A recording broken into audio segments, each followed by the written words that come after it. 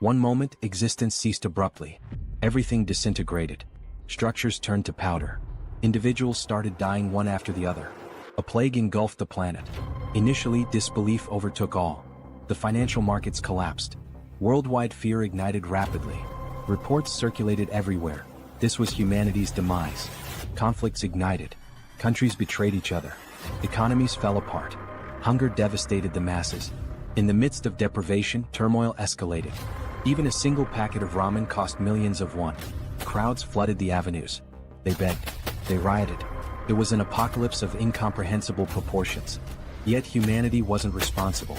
Abruptly, mythical beasts invaded Earth. And that marked the end of humanity. Like a fable, as soon as these beasts emerged, people began acquiring extraordinary talents. They transformed into superhumans. Digital alerts started materializing, providing resources to confront these entities. At first glance, it mirrored a recognizable scenario. But here was the deviation. Despite newfound skills, the creatures were pure nightmare fuel. The soul-labeled superhuman abilities were nearly ineffectual. The beasts annihilated humans as if they were insignificant. In under 72 hours, the planet was nearly eradicated. 3 days after the beginning of the apocalypse, the scene shifts to the introduction of a building amidst destruction, surrounded by rubble but intact. The building stands out, a solitary structure amid the wasteland, bearing witness to the chaos that has unfolded. Inside this building there is a man, the protagonist, who is eating some snacks. He reflects while eating that the world has not completely ended, and that is the reason he is still living normally. The taste of the snacks is a small comfort, a semblance of the mundane in a world turned upside down. However, he also reflects that, despite being alive, he is alone in his apartment, without the company of any other survivor, locked in an environment of 100 square meters. The silence of the apartment is deafening, reminding him constantly of his isolation. His mother, father, grandfather, and grandmother are all outside, somewhere in the vast expanse of the destroyed world. He also thinks about the high cost of acquiring the building he is in, stating that it cost 200 million wons, arising from the bank account, and another family belongings totaling 200 million wons. The memories of the sacrifices made to secure this refuge weigh heavily on his mind. The reason he is in this apartment now and alone is explained as being the need for someone to live in the apartment for 2 years to benefit from the purchase taxes. This seemingly trivial bureaucratic requirement now feels like a cruel twist of fate. This is the reason he is living there and ended up being suddenly locked inside due to the apocalypse. While lamenting, he also realizes, to his greater sadness, that his internet connection is very weak. The weak connection is a frustrating barrier, cutting him off from what little interaction he could have had with the outside world. He takes a deep breath, trying to relax, but a strange noise catches his attention. The sudden sound is jarring, pulling him out of his thoughts and back into the harsh reality of his situation. When he looks, he sees a creature flying towards the building and making noises. The sight of the creature fills him with a mix of fear and curiosity. Then, as soon as it gets close to his apartment, the creature violently crashes into the window with enough force to knock down the protagonist even without hitting him. The impact shakes the building and he feels the vibrations through the floor. The creature soon attempts another strike against the structure, and the protagonist protects himself. He braces for impact, his heart pounding in his chest. While he tries to defend himself against a possible monster invasion, the system informs him that it has denied the entry of the creature trying to penetrate the demarcated area. The cold, mechanical sound of the system is a stark contrast to the chaos outside. Thus, the ultimate shut-in system is presented, showing the declaration of the house, stating that no one can enter without the permission of the owner and said perimeter rules. The protagonist, then relieved, remembers that this condition is not new to him. As he gets up, he recalls that this is the reason he is alive and safe. The ability protects him from any creature invasion. The sense of security, however, is fleeting. However, he also remembers, while trying to unlock the door, that not only is the entry blocked but also the exit of anyone within the perimeter of the apartment. The realization hits him like a ton of bricks. Enraged, he tries to open it with brute force, kicking the door. Each kick echoes in the empty apartment, a futile attempt to break free. On this third day, where the world succumbs to destruction, he is grateful for the ability protecting him but also laments being completely trapped inside the apartment. Sometime later, sitting and watching the system window, he continues to reflect on this condition of being trapped. The cold glow of the screen is his only company. Irritated, he laments not having the power to do anything about it. The feeling of helplessness is overwhelming. As he looks to the side, he notices that all his supplies are running out and that his refrigerator has lost power since the previous day. The ticking clock of his survival is a constant reminder of his predicament. His only source of energy is some food cooked in pans, which will not last much longer. The realization sets in, deepening his sense of urgency. Suddenly, the system shows a new notification. The unexpected beep of the notification is a jarring interruption. He has hunted a Calican, level 23, and gained a significant amount of XP, and some new skills have been added. The notification is a glimmer of hope in the darkness. His attention is entirely focused on the system as he analyzes the reason for this unexpected notification. The details on the screen are a puzzle he needs to solve. Looking out the window, he sees the ground floor, where the bird that had hit his window is lying on the ground lifeless and being attacked by goblins. This makes him realize that the death, even not caused by the animal's impact on the window, made him gain experience after the monster's life ended. The macabre scene outside is a grim reminder of the new rules of this world. The system continues to notify him, saying that a new skill has been unlocked, and resources have been acquired from the surroundings, and these resources are being calculated. The protagonist also notices a change in the goblin's behavior and wonders why. The shifting dynamics of the creatures are yet another uncertainty to navigate. Now, in desperation, the goblins face the monster's death, while they desperately try to scavenge something else. The system completes the resource calculation and informs him that 2,203 wands have been deposited in his wallet. The number on the screen seems surreal. This generates confusion about how this should work. The new reality of his resources is a puzzle he needs to piece together. Suddenly, the apartment's power returns, to the protagonist's surprise. The sudden return of power is a shock, a small miracle in a world gone mad. Everything was now working normally, and the house declaration evolved to level 3. The sense of normalcy, however fleeting, is a balm to his frayed nerves. With the XP gain, the dignity preservation ability was also unlocked, and this is the reason why all the basic resources of the house have been restored. The acquired money is now in his wallet, and the protagonist reflects on the return of the house functions with joy. Running to the refrigerator, opening it with great happiness, and also going directly to the sink to check the water supply, finally going to the electric stove to test its functionality, the protagonist kneels and cries with much joy, saying that everything is normal, just as it was before the beginning of the end of the world. The sense of relief washes over him, a precious moment of victory in the midst of chaos. However, when he picks up his cell phone and tests his internet connection, he notices that the phone is not working. The broken connection is a bitter reminder of his isolation. In frustration, analyzing the place, he notices a flash drive lying on the floor. The small object is a spark of curiosity in his otherwise dreary existence. Quickly, he goes to the computer and analyzes its content. There were photos of his mother holding him as a baby, taking him to school, and also photos of the united family. The images are a bittersweet trip down memory lane. In parks, at birthdays, making him reflective and planting in his head the idea of having to bring his family back no matter the cost. The determination hardens in his heart. Determined, he gets up and goes to the window when he is surprised by another notification. The persistent system, always ready with another twist in his journey. The system informs him that he now has a warehouse, where he can buy items listed at original prices. Intrigued by this new development, he decides to investigate further.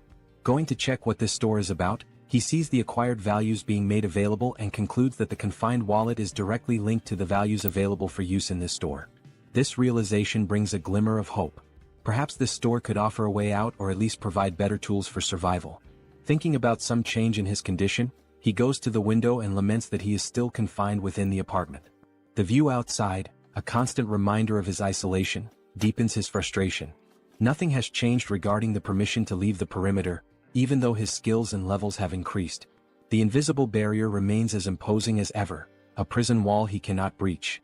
However, one thing is certain, increasing levels can unlock skills that may help him get out of this condition. This thought fuels his determination.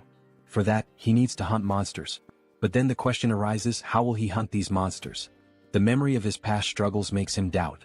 It will be very difficult for something like before to happen again, where simply a monster hitting the window, falling, and dying would allow him to gain experience and the rewards related to the monster's death.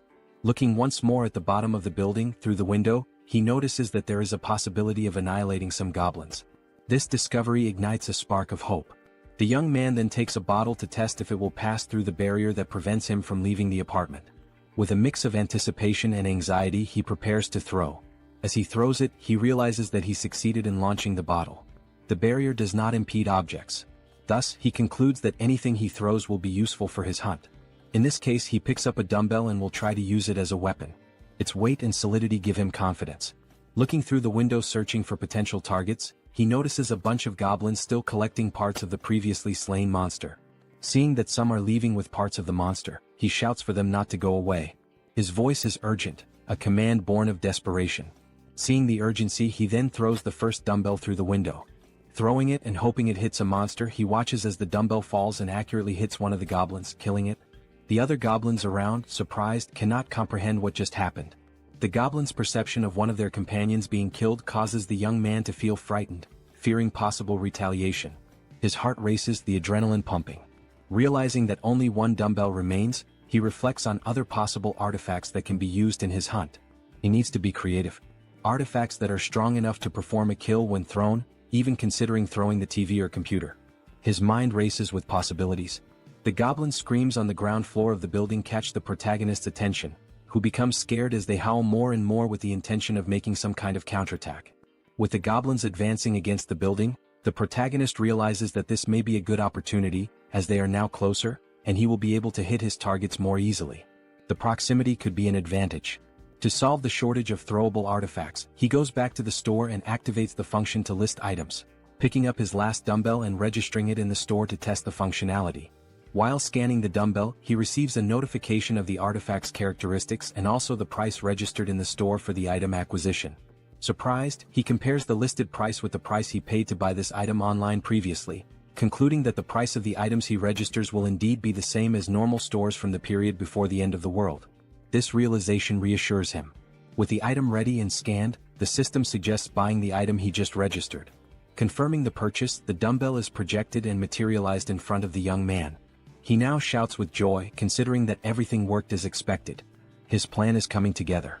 Now the second part, testing the purchased items by throwing them through the window to hit more targets. In the first throw there is already success as the dumbbell hits a goblin. The thrill of the successful hit fills him with confidence. The system confirms the hit by showing the EXP obtained and the ones from the goblin's death. Meanwhile, the group of goblins watch the lifeless body. Not having much time to lament, they are surprised by more dumbbells falling from the sky, literally, a rain of dumbbells. Some, now smart, try to run to avoid being hit, causing the protagonist to become irritated with the situation and decide to take other strategies. He cannot afford to waste any more time. Buying now 3 dumbbells at once, he quickly uses them, generating more hits and gaining more XP and more one. Now happy, the protagonist is surprised by another notification from the system. The messages keep coming. Now the store would also function as a warehouse, where he can store items for later use. While opening his warehouse, he activates the function to store one of his acquired dumbbells. The ability to store items opens new tactical options. Realizing the perfect functioning of the tool, he rejoices and then thinks of a new strategy to make kills in a more optimized way. His mind races with new ideas. He can now summon items from his warehouse and place them anywhere he wants. Soon, a brilliant idea comes to mind. He will summon the dumbbells outside to fall directly on the goblins. The precision and efficiency of this method are compelling. Opening the warehouse with a large quantity of dumbbells, he watches as all the dumbbells fall towards the goblins, performing an absurd sequence of hits and a flood of system messages with all the kills and ones acquired. The system notifications are a testament to his success. Shortly after finishing his hunt, the protagonist had already acquired and allocated various items in his warehouse. Several of them are food and drinks so that he can stay healthy for as long as needed.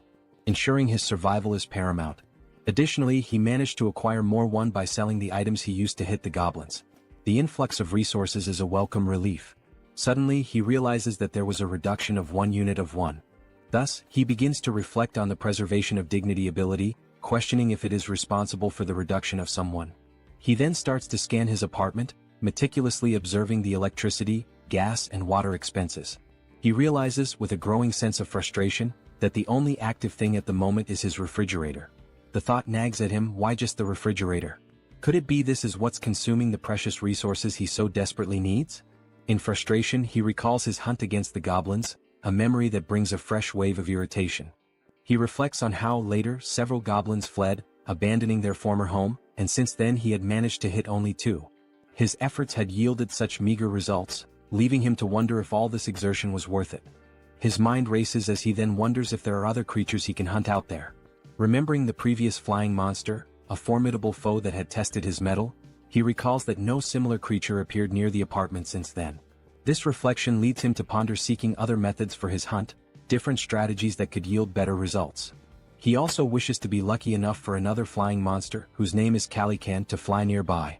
A beast that had once promised a bounty of rewards if only he could master the tactics to bring it down. Then, almost like a miracle, he notices a Calican flying around the area. His heart races with a mixture of fear and excitement. This could be the opportunity he has been waiting for. Seeing the monster's presence, he then begins to act quickly, thanking God for not abandoning him in this dire time of need.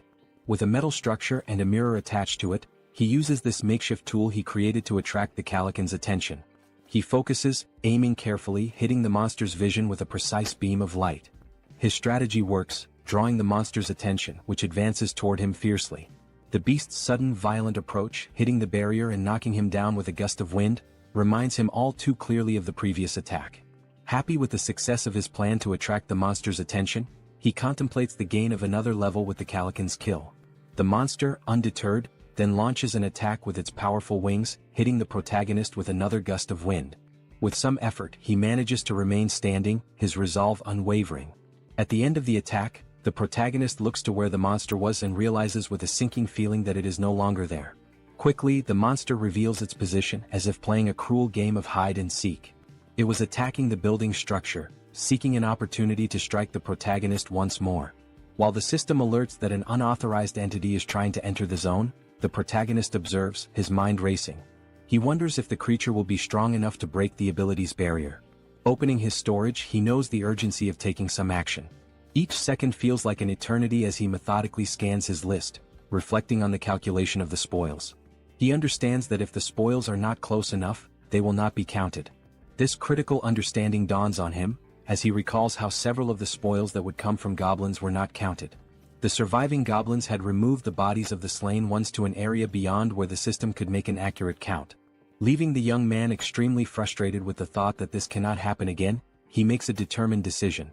Reflecting on the possibility of killing the monster with just one strike, he scrutinizes his list of available items and storage. His attention turns to the canola oil, an unconventional choice but one that sparks a cunning plan. He immediately acquires 10 bottles, thinking through each step meticulously. After the system delivers the bottles, he quickly grabs them and heads to the kitchen, his pace quickening with purpose. He picks up a pan and fills it with the liquid from the bottles, setting it to heat. His goal is to heat this oil sufficiently.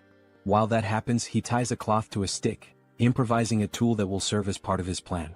Bathing the stick with the cloth in the boiling oil, he then stores the pan with enough heated liquid in the storage. He knows that timing and preparation are crucial. After pouring all the oil into the storage, the system confirms the listing of the item, and the protagonist goes in search of a lighter, which he uses on his stick to ignite it. His weapon is ready. Now at the window, observing the Calican, the protagonist waits for a good opportunity to invoke the canola oil on the bird. He watches, his pulse quickening as the bird starts flapping its wings against the hot oil. Once it begins to descend, the protagonist sets the monster on fire. The flames engulf the creature almost immediately, a sight that fills the protagonist with a sense of grim satisfaction. The protagonist is pleased with the success of his plan while observing the Calican in its final moments. As the flames do their work and the Calican is indeed dead, the system returns the results to the protagonist. It indicates a level increase in abilities and also the unlocking of a new skill while calculating the spoils. With the calculation complete, an additional 9,347,487 won is directed to the confined person's wallet. He, surprised by the large amount of won, did not expect to receive 10 million in a single kill. This unexpected fortune catches him off guard. Now turning his attention to the gain of the new skill called territory expansion, the protagonist suffers changes in his body, making him wonder what is happening. Now, with black eyes and everything around him being seen differently, almost like an X-ray, he tries to adapt to the change. He notices that his eyes scan the entire building structure, revealing the hidden intricacies and finally leading him to 4 survivors in a room in the building. Clearly a surprise to him, as he did not imagine that there would be surviving neighbors so close. This revelation opens new possibilities and uncertainties, his mind racing with potential outcomes. Attempting to understand the situation, the young man, still with his eyes blackened, is overwhelmed by feelings of despair, confusion, and doubt. Suddenly, his eyes perceive the presence of people inside the building in a strange manner, leading him to a single question. What is happening?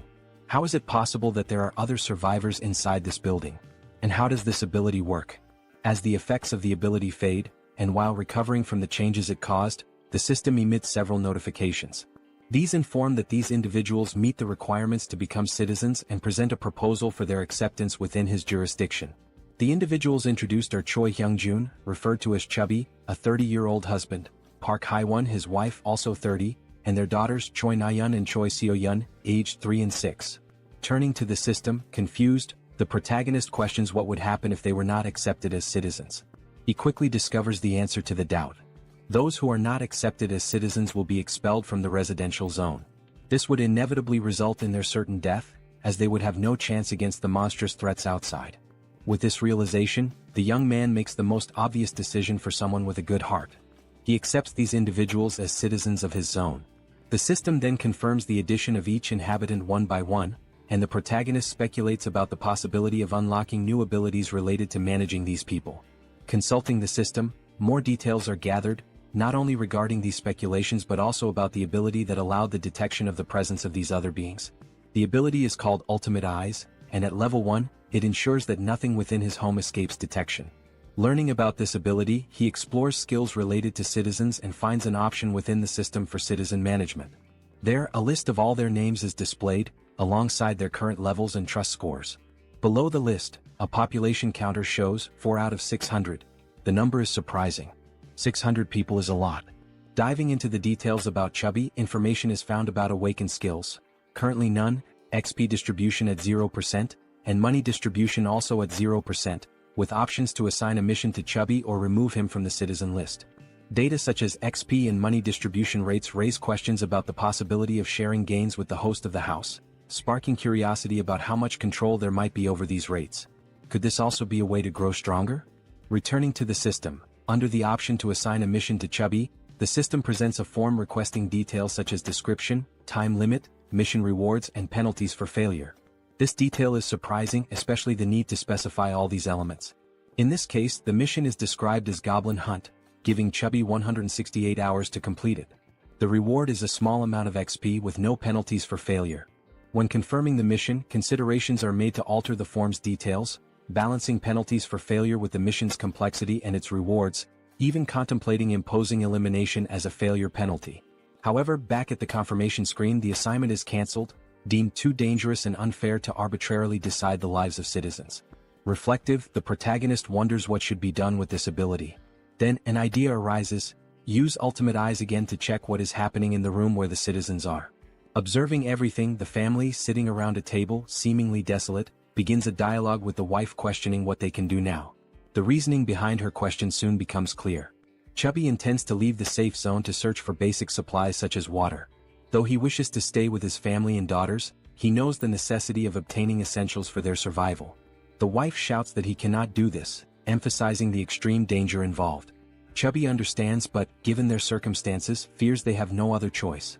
He wonders aloud if there might be any place with at least water. He answers that even if there isn't, it is necessary to try the nearby convenience stores, mentioning one particularly large store that will surely have something usable. Before much reflection, one of the daughters exclaims, "I'm thirsty." The mother, realizing this is not a good time to voice concerns, tries to hush the child, knowing such a statement would act as a trigger for Chubby's decision. Confident, Chubby takes his wife's hand, asking if she trusts him and assuring her he will definitely return safely with something for their family. Saddened, the wife finds no further arguments to stop him. Back in his room, the protagonist ends the ability and reflects on the family's situation. The decision is then made to open the store and check the list of items. It appears that the maximum item storage capacity is limited, and it is wished that this could be expanded. While navigating the skill window, information is noticed showing storage at level 1, dignity preservation also at level 1, and the store at level 1 as well. Observing the levels of each item, there is a sense of relief. If there are levels, there must be a way to increase them and, consequently, enhance the capacities of these abilities. With points available for immediate upgrades, the store's level is raised to 2, increasing its capacity by 20 items. Additionally, the system applies a 10% discount to the total price of all used items. The protagonist, with enthusiasm, evaluates the given data and wonders what to do with the 2 remaining points. He considers investing in the shop or in the preservation of dignity, recognizing that these skills might help him encounter more citizens in the future. His shop, now at level 3 with a maximum capacity of 40, also has a new function: item recovery. This function enables him to restore old items and turn them into new ones. This was undoubtedly an excellent choice. Without further ado, he visits his shop again to acquire water and some fruits. With the remaining points, he decides to allocate them to other skills, particularly the preservation of dignity. Still at level 1, the choice to upgrade is based on the ability to request various things in return if he provides energy and water. With the preservation of dignity skill at level 2, he can now register vassals, leaving the protagonist puzzled about what vassals might be. The scene shifts to the living room where the family is gathered, and Chubby is seen preparing for his journey. Looking back, his wife and daughters appear distressed, wishing he would reconsider before it's too late. However, Chubby responds with a display of affection and protection, promising that he will return and asking the children to protect the house while he is away. The children ask if he really plans to go, and he responds as if it's a simple task, saying he is merely going to fetch some food and water. He also requests that they obey their mother in the meantime. The eldest daughter, however, knows it won't be that simple. She cries and screams about the monsters outside. Her memories take over, revealing details of day 1 of the apocalypse. The children had been playing in a sandbox in a park when monstrous creatures suddenly appeared, catching their attention. Terrified, the children stood up and started running in panic. While running, their father grabbed the youngest in one arm, desperate to survive, while their mother carried the other child so they could all reach safety faster, pursued by goblins. Now determined, the father swallowed his apprehensions, resolute in his decision. The mother tried to comfort the children to stop them from crying, making the father's decision even harder. He reflected on the possibility that this might be the last time he would see his daughters, trying to remain strong in front of his family. Suddenly, the doorbell rang, startling everyone and preparing them for a potential confrontation with monsters. Gathering his courage, the father cautiously checked the situation while hearing someone on the other side of the door asking to be let in. The voice from the other side caused surprise and doubt. Could it really be a person? Chubby wondered, but he didn't rule out the possibility of a cunning monster. As the voice continued from the other side, he prepared for a potential confrontation, noticing a sudden silence. Pondering whether the monster had left, he was startled when the door suddenly opened. Quickly, he turned to his family, holding them in hopes of protecting them from a possible threat. Everyone screamed, and the father begged for mercy for his wife and daughters. Amid the cries, a calm voice asked for permission, completely breaking the tension and prompting everyone to finally look at the one who had knocked. It was the protagonist holding a bag of items, creating a pleasantly surprising moment for everyone. The question, "Who are you?" arose naturally. Then the protagonist's real name, Kim Jae-hyun, was revealed, although he would henceforth be known as June. After introducing himself, he explained that he lived nearby. Handing over the bag of items, he informed them it contained water and fruits, requesting a small conversation once everyone was settled. Both happy and apprehensive, the father looked at his family, seeing the worry in their eyes, and declared that there was no reason to refuse, given June's sincere demeanor. He then invited June into the house. Once everyone was seated, the children stared at the visitor with a mix of curiosity and suspicion. June wondered if the children were shocked by his arrival but quickly turned his attention to the dark curtains covering the windows. He considered this an intelligent choice, as it significantly reduced the risk of monster attacks. However, the darkness necessitated light. To address this, June activated his skill, restoring power to the room where they were conversing. While organizing items in his bag, the family, still in shock, was astonished by the return of power to their apartment. June then decided to interact with the family by offering water to everyone, starting with the children. Chubby expressed gratitude and distributed the water bottles to his daughters, who eagerly quenched their thirst. Shaun, the youngest, drank her bottle so quickly that she choked, briefly worrying her mother. June observed and promptly offered the little one a tangerine, which she accepted with slight hesitation. The mother stepped in, requesting that Shaun hand over the tangerine so she could peel it. Taking a piece of the fruit, the mother returned it to her daughter, who quickly devoured it, expressing immense joy as she savored it. The mother asked if it was good and Shaun enthusiastically confirmed. The elder sister then asked the mother for a piece as well, which she also enjoyed, showing similar delight. For June, the system notified him that the citizens' trust levels had increased. It reported that Shaun's trust score had reached 50 points and her loyalty level had exceeded 30 points, meeting the requirements for her to become a vassal. Now at level 2, Shaun, with 57 trust points, no skills and no XP or money allocated, had new options available for missions to be assigned by June. He then reflects that this little girl has met the requirements. However, she is still too young to receive missions. Another thought that crosses June's mind is that the number of registrable vassals is highly limited compared to the number of citizens. Therefore, he needs to be very cautious in selecting vassals to avoid filling these slots carelessly. Looking at Chubby, whose trust level is at 31, June realizes that this score must be raised further. While contemplating, he is interrupted by Chubby, who asks if there is a way to repay June for his actions toward the family. June invites Chubby to talk in the hallway. Surprised, Chubby agrees and both move outside the room. Once outside, June asks Chubby if he received the invitation to become a citizen. Chubby checks his notification window and confirms that the entire family received this notification about 30 minutes ago. June then inquires if anything strange or unusual occurred during that time. Chubby confirms, explaining that they were immobilized for a short period. June understands the situation and assures Chubby that soon his life will return to normal. Shocked by this statement, Chubby questions whether such a thing is possible. June confidently replies that it is entirely possible, thanks to his ability. Chubby processes this information and then remarks that he knows such actions would never come without a cost. He asks what he should do. June explains the possibility that while on the mission given to him, Chubby might lose his life, and he asks if Chubby is truly willing to proceed with what is being asked. After a brief moment of reflection, Chubby firmly confirms his readiness to do whatever is necessary, stating that he had already been considering stepping out of his comfort zone to seek food and water before June's arrival. Chubby declares that he was already prepared to risk his life. Suddenly, June interrupts to ask about the golf club Chubby is carrying, curious about its cost. Confused, Chubby replies that the club cost around 400,000 to 500,000 won.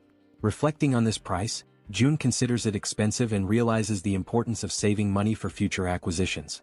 Chubby, still puzzled, questions the abrupt inquiry. June dismisses it as unimportant and shifts the conversation, asking if Chubby remembers the day the monsters first appeared. Chubby recalls the weekend when the monsters emerged, chasing them, and recounts the horror of that moment. June reflects that those who stayed inside their homes might have survived the attack. Considering that goblins are not very strong and their conditions are unfavorable compared to those of an adult man, June notes their primary advantage lies in their strategy of always attacking in groups. However, humans also have the strategic capacity to form armies, and an army is precisely what June intends to build from this point forward. Starting with Chubby, who will be the first member and will join June in finding other survivors. Sometime later, back in his apartment, June analyzes the system, which notifies him that his trust level with Chubby has risen further.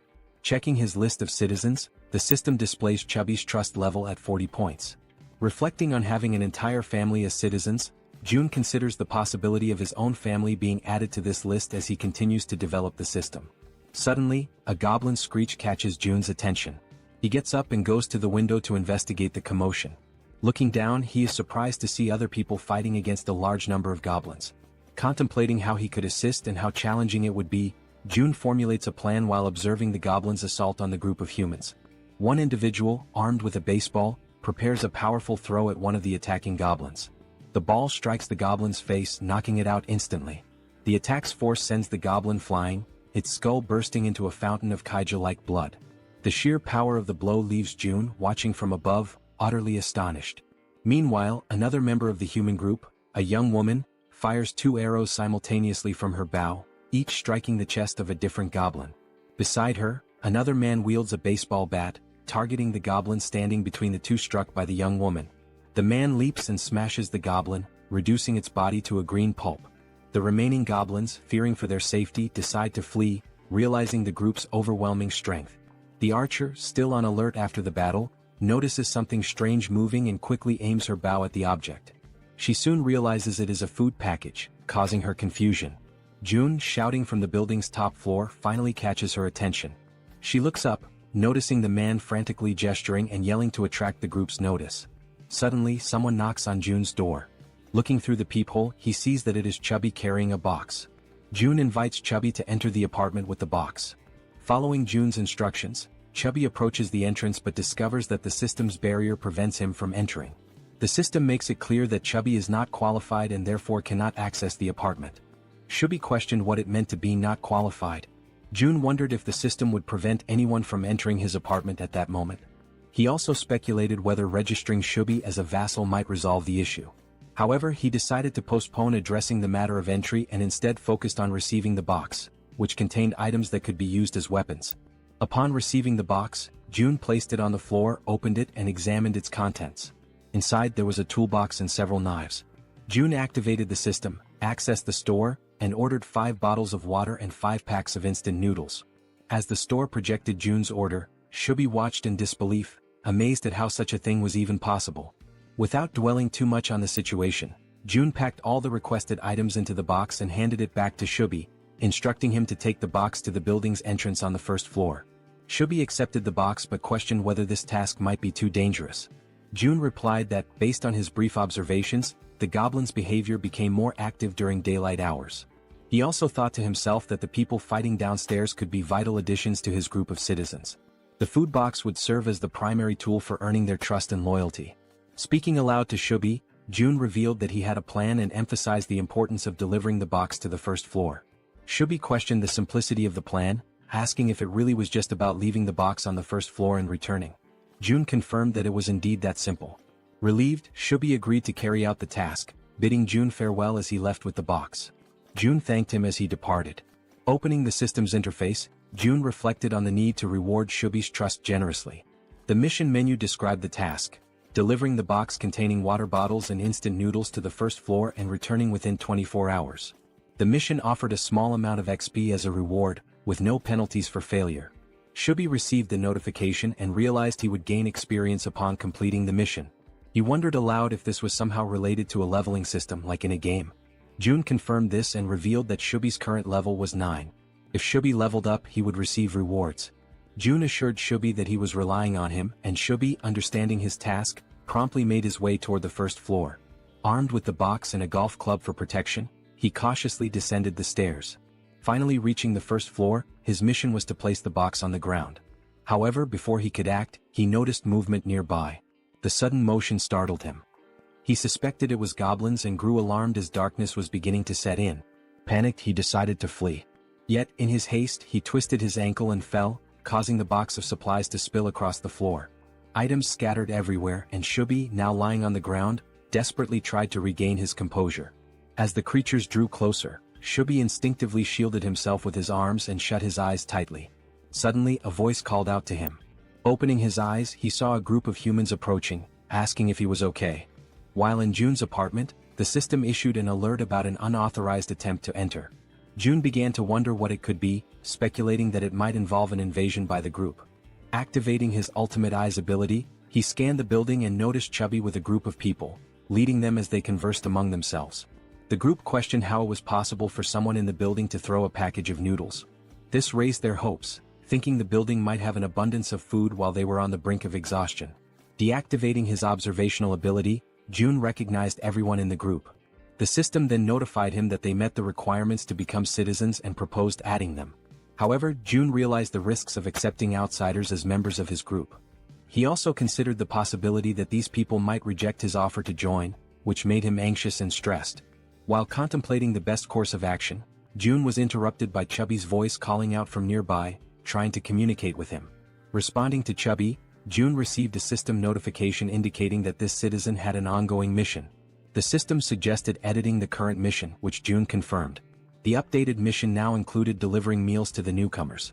After confirming the changes, June and Chubby exchanged updates on the situation.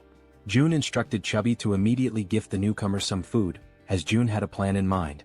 Chubby agreed and followed the plan.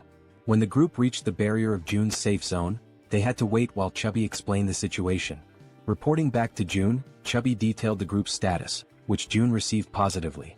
He then accessed the system and initiated invitations for the group to become citizens. The system sent invitations to Ha Donggan, Kang Diaksu, Kim Gaeong, Yu Hyerin, Kim Jian, and Moon Byung-go. Once permission was granted, all new group members entered the safe zone. The system announced that the citizen count had increased to 10, granting a 10% bonus to XP and monetary rewards. June felt a surge of gratitude toward the newcomers, knowing their presence would be crucial for future monster hunts. The system updated the trust scores and levels for the new members.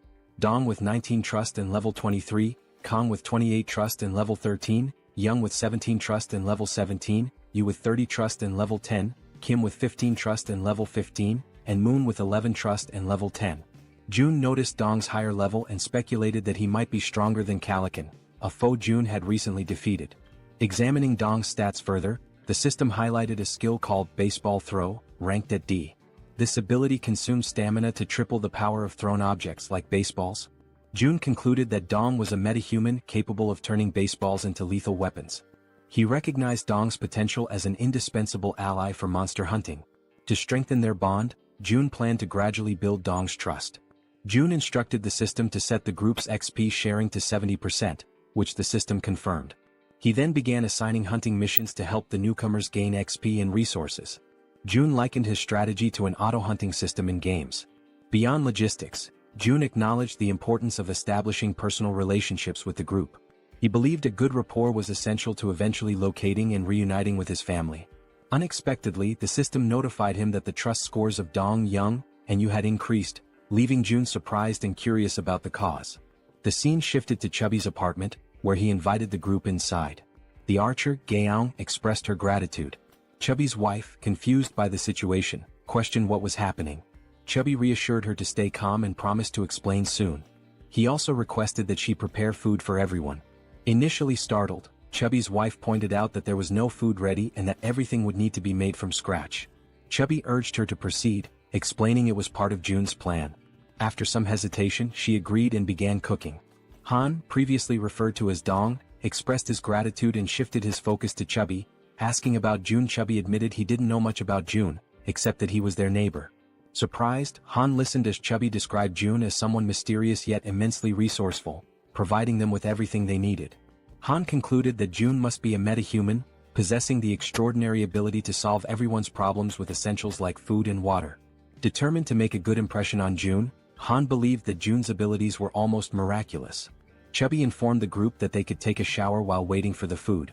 The female members were stunned by the idea of taking a shower amidst the chaos.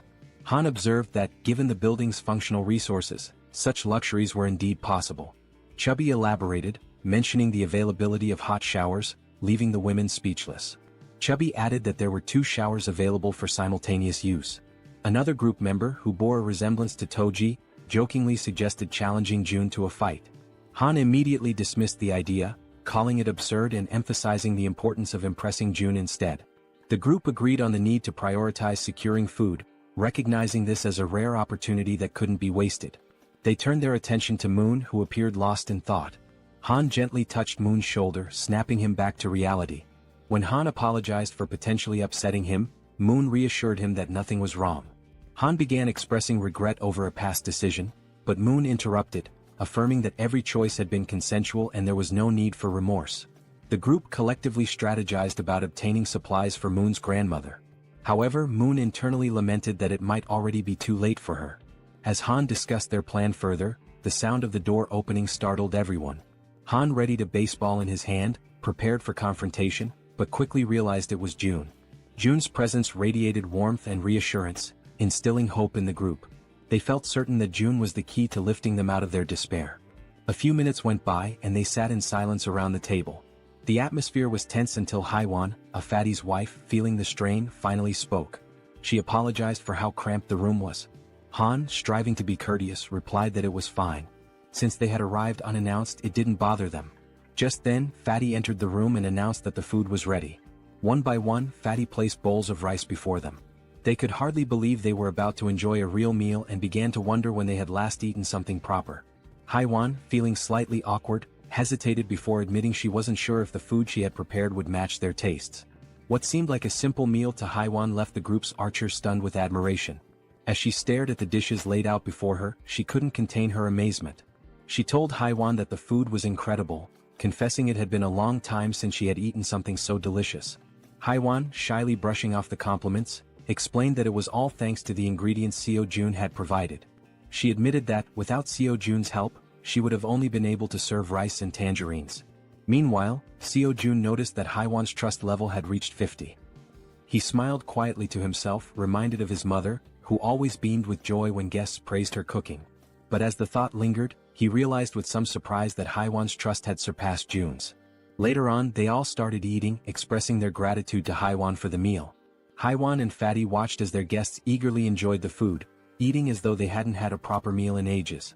The archer couldn't stop complimenting the egg roll, while another girl remarked to Haiwan that the style of the egg seemed Japanese. Haiwan smiled warmly, agreeing and politely encouraging her to enjoy the meal. At that moment, Haiwan's youngest daughter called out to her, capturing her attention. The little girl wanted to eat the egg rolls too, but Haiwan gently explained that she would make more for her after the guests left. This made her daughter a bit sad. Noticing this, the archer asked Haiwan's daughter if she'd like to share the egg rolls with her. The child's face lit up immediately, her excitement brightening the room.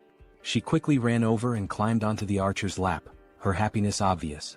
The archer smiled warmly, delighted by the little girl's enthusiasm. The child eagerly announced she was ready, and the archer picked up a piece of egg roll, softly asking Seoyin to open her mouth. As the archer fed her, Seoyin beamed with joy, her smile lighting up the moment. Seo Jun then suggested that Fatty and Haiwan join them, assuring them there was enough food for everyone. The two exchanged a hesitant glance, unsure at first, but eventually smiled and agreed, happy to join the gathering. As they all shared the meal together, the room filled with laughter and cheerful conversation. Seo Jun took a quiet moment to reflect on the warmth of the scene. The lively noise reminded him of how long it had been since he had experienced something like this. His thoughts drifted to memories of his mother and the care she had always shown. A soft smile spread across his face as he silently hoped his family was safe and well. Time passed and soon the food was gone, leaving behind only empty dishes. Haiwan's youngest daughter, now tired, mentioned she wanted to rest. Haiwan gently lifted her and asked her eldest daughter to follow her to their room for bedtime before leaving the table. Moments later, Seo Jun decided it was the right time to get back to business. He turned to the guests and suggested they continue their earlier conversation, questioning why they couldn't reach the grandmother's house despite its close proximity. Han, his expression serious, explained that it was due to the goblins.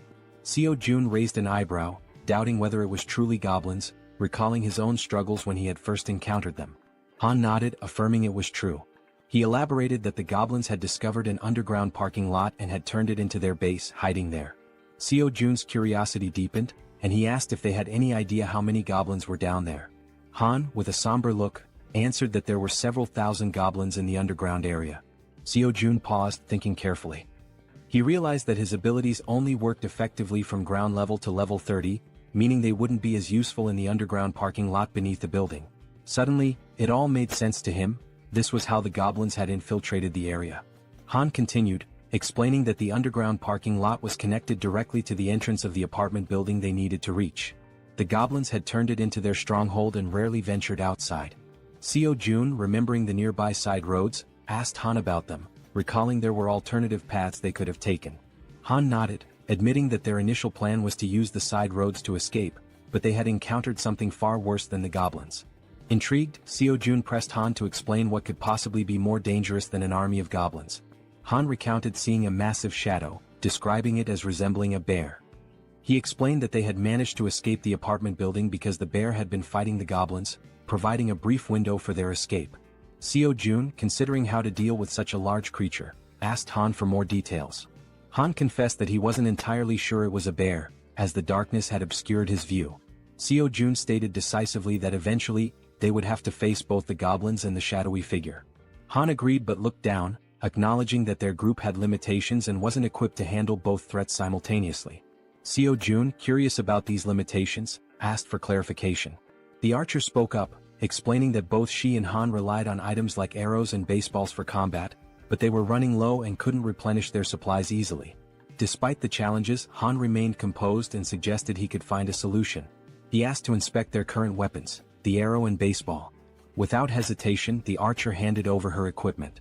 The system then prompted Seo Jun, asking if he wanted to list the new items. Seo Jun agreed and the system began scanning them. Moments later, it displayed the cost to replicate the items. When asked if he was certain, Seo Jun confirmed. Seo Jun glanced around the table and asked if everyone could use the archer's weapon. The group nodded silently, understanding there was only one available. Seo Jun took their silence as agreement. Turning back to the system, he requested 5 sets of the archer's weapon and arrows. The newly created items appeared on the table, and Seo Jun addressed the group, encouraging anyone unfamiliar with weapons to take this opportunity to learn. These will be your primary weapons from now on, he stated firmly. As the items materialized, the system notified Seo Jun that several members of Han's group had increased their trust in him. Meanwhile, Moon's gaze was fixed on the weapons. He couldn't help but marvel at Seo Jun's resourcefulness, realizing that with Seo Jun on their side, they might actually save his grandmother. The system confirmed that Moon's trust in Seo Jun had grown significantly. Han broke the silence, commenting that with Seo Jun's support, their hunting speed would improve dramatically.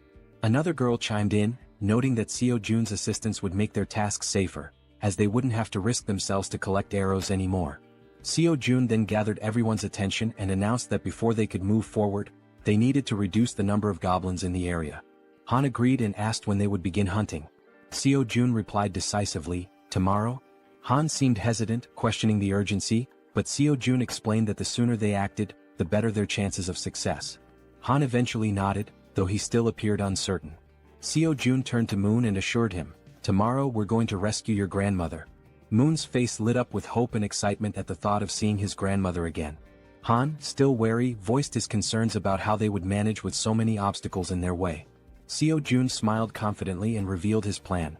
"We'll use a bait strategy to lure the goblins out." After Seo Jun spoke, everyone at the table turned their attention to him, waiting for more details about his plan. Han and the archer girl remained pensive, wondering if the idea could truly work. The boy with glasses voiced his concern, saying the plan would only succeed if everything went exactly as planned. As they deliberated, the system notified Seo Jun, revealing that the mission previously assigned to Fatty had been completed. Along with the notification came a reward of 30,000 won. Reading the message, Seo Jun was surprised. He hadn't realized that payment was given for every completed mission. To be certain, he read the notification again and it was confirmed. Seo Jun quickly realized that, with money, he could assign missions to his citizens, allowing them to level up. In other words, the more money he had, the more power he could accumulate. Closing his eyes, he thought about how, while this seemed like a strong long-term strategy, he hoped not to rely on it too heavily for now. The system also informed Seo Jun that Jun's trust had increased to a total of 50 points, unlocking a new status, loyalty, which surpassed 30 points. Meeting the minimum requirements, Fatty transitioned from being a simple resident to becoming a vassal. The system displayed Jun's updated stats and attributes. He was now at level 9 with a trust level of 51 points and loyalty at 62. However, he had no awakened skills and 0% shared XP or money.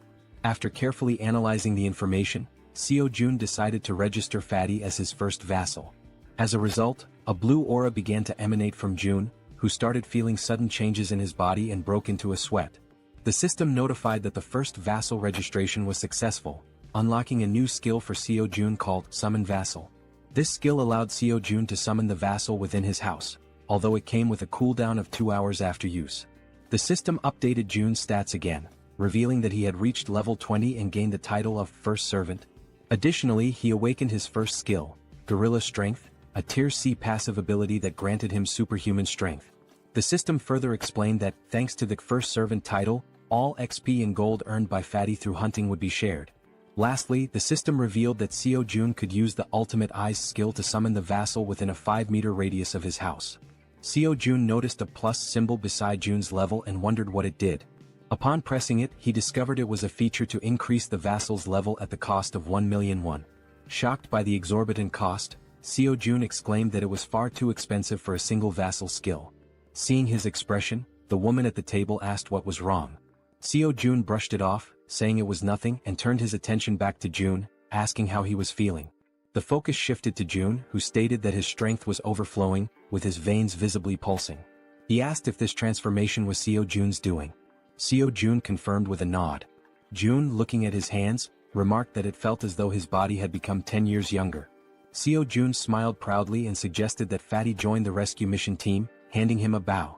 Fatty looked confused by the gesture. Seo Jun explained that the mission was assigned because vassals earned double the rewards of regular citizens. In a commanding tone, Seo Jun instructed Fatty to defeat as many monsters as possible. Fatty nodded in agreement, prompting Seo Jun to smile and express his trust in him. Outside the house, on the first floor, the rescue team began their search for survivors. The boy holding a baseball bat questioned whether it was necessary to search the first floor, but Han reminded him that it was Seo Jun's order. The rescue team embarked on their first mission, to locate all survivors in the building and lead them to the 30th floor. The crucial part of the mission was to draw out a large number of goblins for elimination while rescuing as many survivors as possible. The boy with the baseball bat acknowledged the plan, and the group pressed forward. Han, shouting to keep the team alert, emphasized that goblins could appear at any moment or from any direction. As they continued their search, they had yet to encounter any survivors or goblins. While guiding the team, Han noticed something unusual. Some members of the group couldn't believe their eyes. Several lifeless bodies were sprawled across the floor, victims of the goblins. The sight filled the team with sorrow and rage, intensifying their hatred for the goblins. But they couldn't afford to stop. Determined, they pushed on to the second floor. On the second floor, the situation was catastrophic. Lifeless bodies lay scattered across the ground, leaving the team horrified as they continued to the third floor. Upon reaching the third floor, everything appeared to be calm. The team leader knocked on the doors, calling out to see if anyone was inside. The rest of the team followed suit, hoping to find survivors. After several unsuccessful attempts, the team lowered their heads, burdened by a sense of sadness. However, the boy with the baseball bat refused to give up, encouraging the team to press on to the next floor. On the fourth floor, they resumed knocking on doors, announcing themselves as the rescue team. Suddenly, a door creaked open, revealing a man with a tired expression. He asked if they were truly part of the rescue team, mentioning that he was extremely thirsty and begging for water. Han quickly pulled out a bottle and handed it to him. The man, still skeptical, asked again if they were really from the rescue team. Han reassured him, confirming their purpose and explaining that, as a resident of the building, he was helping to lead all survivors to a safe location. The man seemed surprised to hear this. He closed the door momentarily but reopened it shortly after, revealing two others inside the apartment. Introducing himself as Hong Yong-soo, he stated that he would rely on the team. Han introduced himself as well, expressing his hope for good cooperation between them. Han then introduced the girls on the team and instructed them to escort Hong Yong-soo and his group to the 30th floor before returning to continue the mission. Hong Yong-soo hesitated, questioning the safety of the 30th floor and expressing his reluctance to leave. His son, however, admitted he had been hoping for a rescue and suggested there might even be a helicopter waiting for them. The girl clarified there wasn't a helicopter but assured them there was hot food and the chance to take a bath. Hearing this, Hong Jung-soo's daughter became excited, marveling at the idea of taking a bath even in the midst of the apocalypse. The girl chuckled and confirmed it would be a warm bath. The daughter eagerly turned to her father, urging him to stop hesitating and go with them. Reluctantly, the man gave in to his children's wishes. Shortly afterward, the system notified Seo-jun that the total number of citizens had increased to 40. Along with this, their XP and gold had increased to 90%. Sometime later, it is shown that the mission was a success, and they managed to rescue several people. The elderly and children were taken to Fatty's house, where everyone seemed happy. The younger members stayed in the hallways. Han confidently confirmed that there were now a total of 40 people, with no one missing from the search. Seo-jun thanked everyone for their excellent work. Seo-jun then activated his skill, Absolute Eye, causing his eyes to turn black as he carefully observed every movement his citizens were making. He saw them carrying chairs, working with cables on the stairs, hauling ropes, and even climbing the stairs with a very heavy object. After ending the skill, his eyes returned to normal, and smiling he told Han it was time to begin phase 2 of the goblin hunting operation. Now in the hallway, Han, alongside the other members, called for focus and explained the plan and how it would work. Everyone listened patiently as Han detailed how they would lure out all the goblins hiding in the basement. Initially, they would start on the first underground floor, B1. The group would divide into two teams with the goal of attracting and clearing out the goblins on B1. Afterward, they would proceed to B2 to eliminate all the goblins there as well. A boy with glasses raised his hand and voiced a question. He asked what they would do if more goblins appeared than anticipated. He also mentioned that if the goblins counterattacked, the bodies on the floor might obstruct their escape. The archer and Han, confident, assured him they could handle all the goblins on their own since they now had plenty of arrows, unlike before.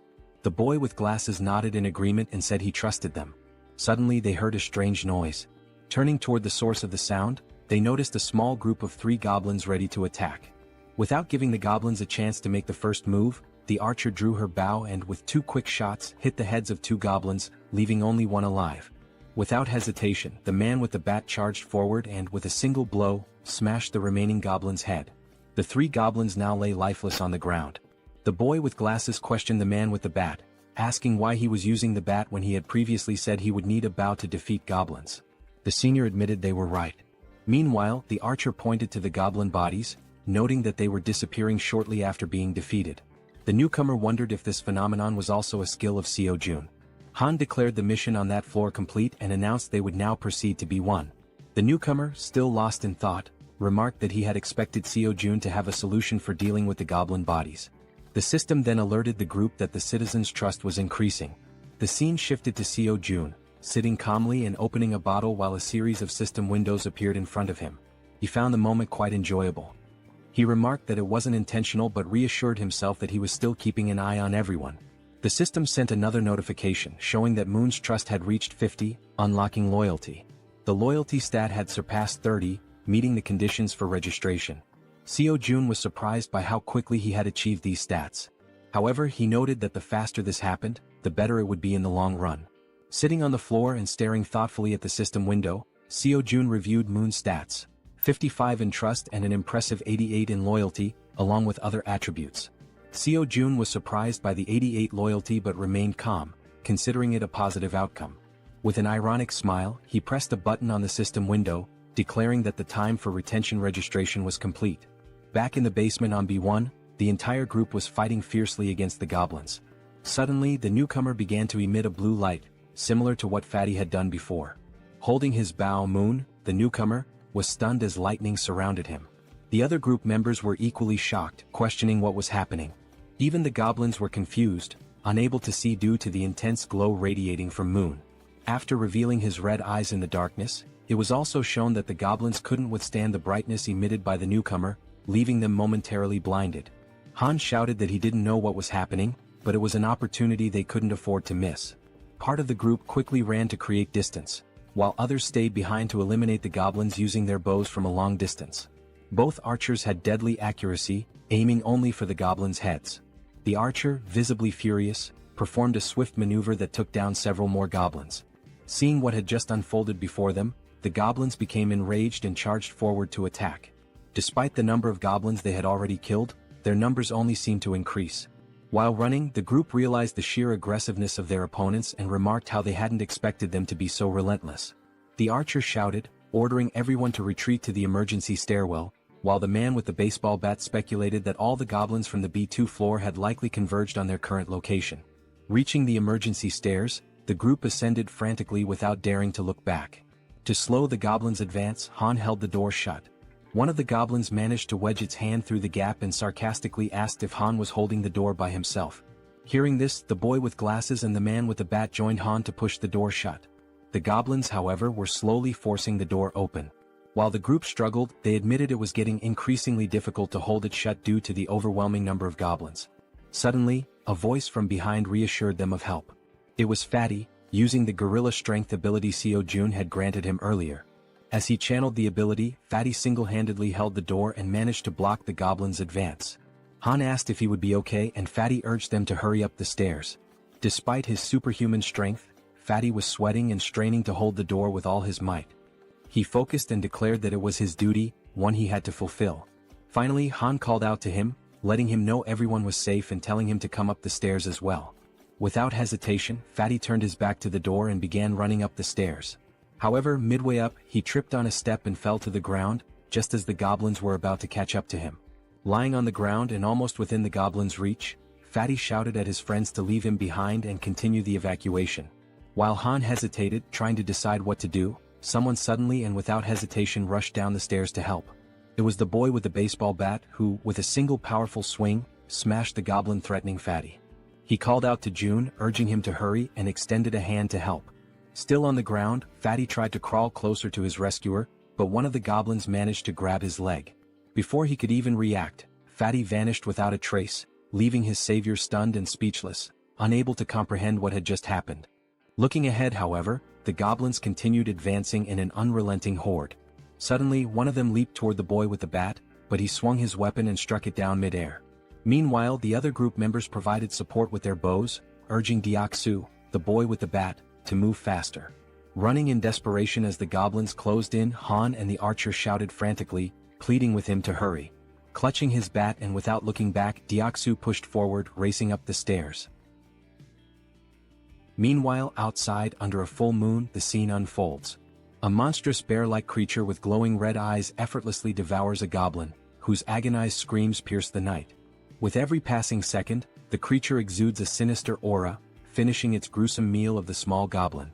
Its sharp fangs and blazing eyes make it clear that its hunger is far from sated. It growls, declaring it wants more. From behind the beast, eerie screams echo, a sound that should not exist in the stillness of the night. Turning around, the creature notices the noise is coming from a massive building behind it. Coincidentally, the top floor of the building is still illuminated. The creature's bloodlust intensifies as it snarls, proclaiming that it will devour everyone in that building. In a sudden twist, Fatty is seen falling from a swirling purple portal. Don't worry, our Fatty didn't die.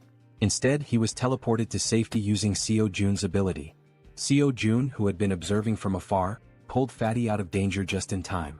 Fatty lands on the ground in a clumsy hero's pose, feeling relief despite his confusion about what just happened. Seo Jun, standing nearby, remarks, "That was close." Fatty rubs his eyes to make sure he's not imagining things and sees Seo Jun offering his hand to help him up. Seo Jun explains that, just in case, he kept an eye on the situation using his absolute eye ability. He's glad to see that the vassal summoning ability worked perfectly. As Fatty tries to stand, he notices a sharp pain in his leg. It's then that he realizes the goblin had managed to cut him when it grabbed hold of him earlier. He hadn't even noticed how fast it happened, given the brief struggle. Seo Jun immediately asks if Fatty is okay, but Fatty brushes off his concern, insisting that the wound will heal faster than he thinks. Seo Jun, however, notices a shortage of medical supplies in his inventory and mentions that he should register some medicine to the system as well. He asks Fatty not to overexert himself and to wait for a moment. Though confused, Fatty agrees. Inside, Seo Jun searches for medical supplies and finds a first aid kit. Looking at it, he recalls how essential medicine is in situations like this. The sight brings back memories of his childhood with his mother, leaving him momentarily deep in thought. Opening the kit, he discovers it contains far more than he expected. Sitting on the floor, he examines the items and mutters that his inventory has only 40 slots left, but there's still so much to register. After a brief moment, he has an idea. He decides to register the entire kit instead of the individual medicines. The system initiates the registration process, scanning the kit. A system notification pops up, confirming that it's a standard first aid kit valued at 77,331. Without hesitation, Seo Jun accepts.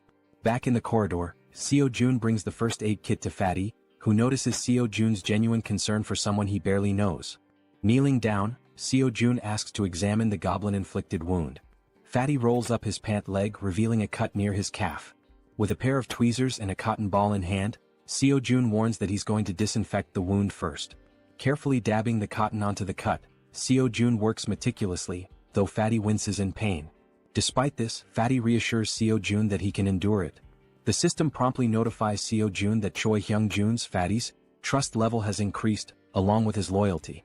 After partially cleaning the wound, Fatty thanks Seo Jun for his care. Seo Jun, while packing the first aid supplies back into the kit, expresses his concern for the others. He stands and instructs Fatty to rest, explaining that he has something important to attend to. Fatty nods and agrees to follow his boss's orders. Seo Jun closes his eyes, focuses, and activates his ultimate eyes ability. His eyes darken as he scans the building, allowing him to see everything happening within.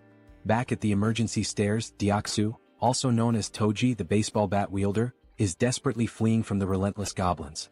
The archer, with her impeccable aim, provides support, taking out goblins with perfect headshots that would make anyone envious. Han and the guy with glasses try to help Deoksu create distance from the goblins but shout in frustration that they can only handle one goblin at a time, urging Deoksu to run faster. Toji sprints as fast as he can, but the goblins remain undeterred, chasing him with tireless persistence.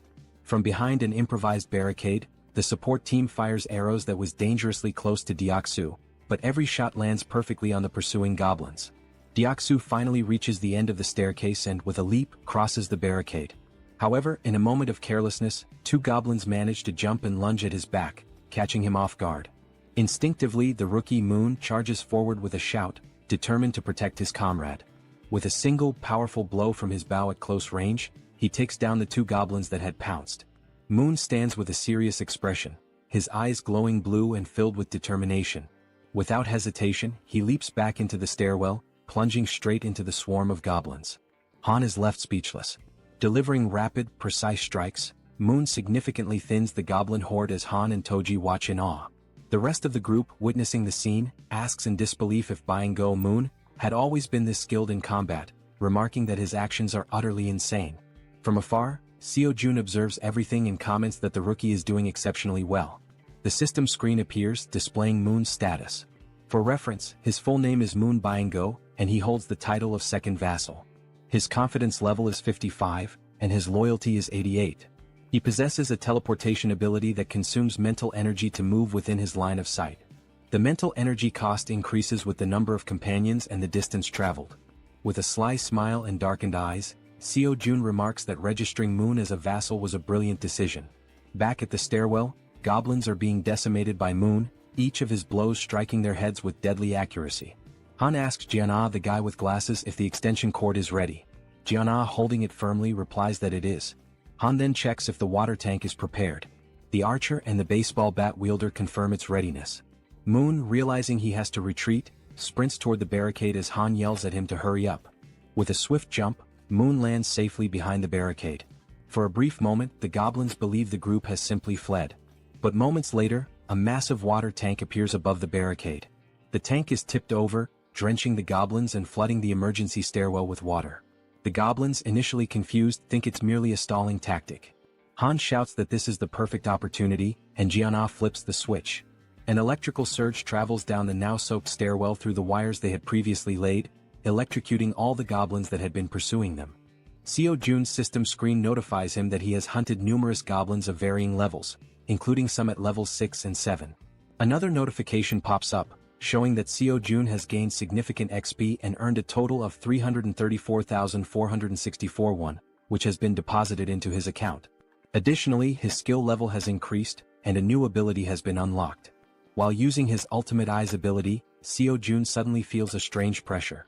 A sharp pain begins to spread through his body, causing him to writhe in agony. Upon closer inspection, a purple wave expands outward from him, covering an increasingly large area.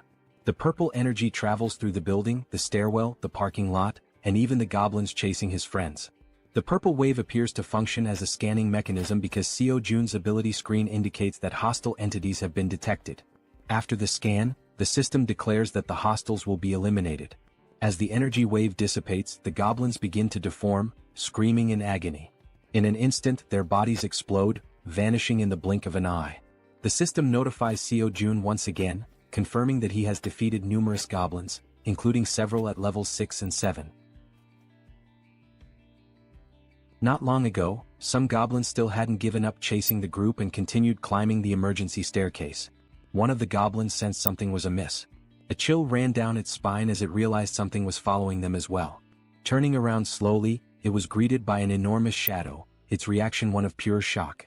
As it focused, it saw the silhouette of a massive bear approaching from behind. Before the goblin could even think, the bear, with sharp fangs and glowing red eyes, let out a deafening roar. In the blink of an eye, before the goblin could react, the bear attacked, biting near its neck.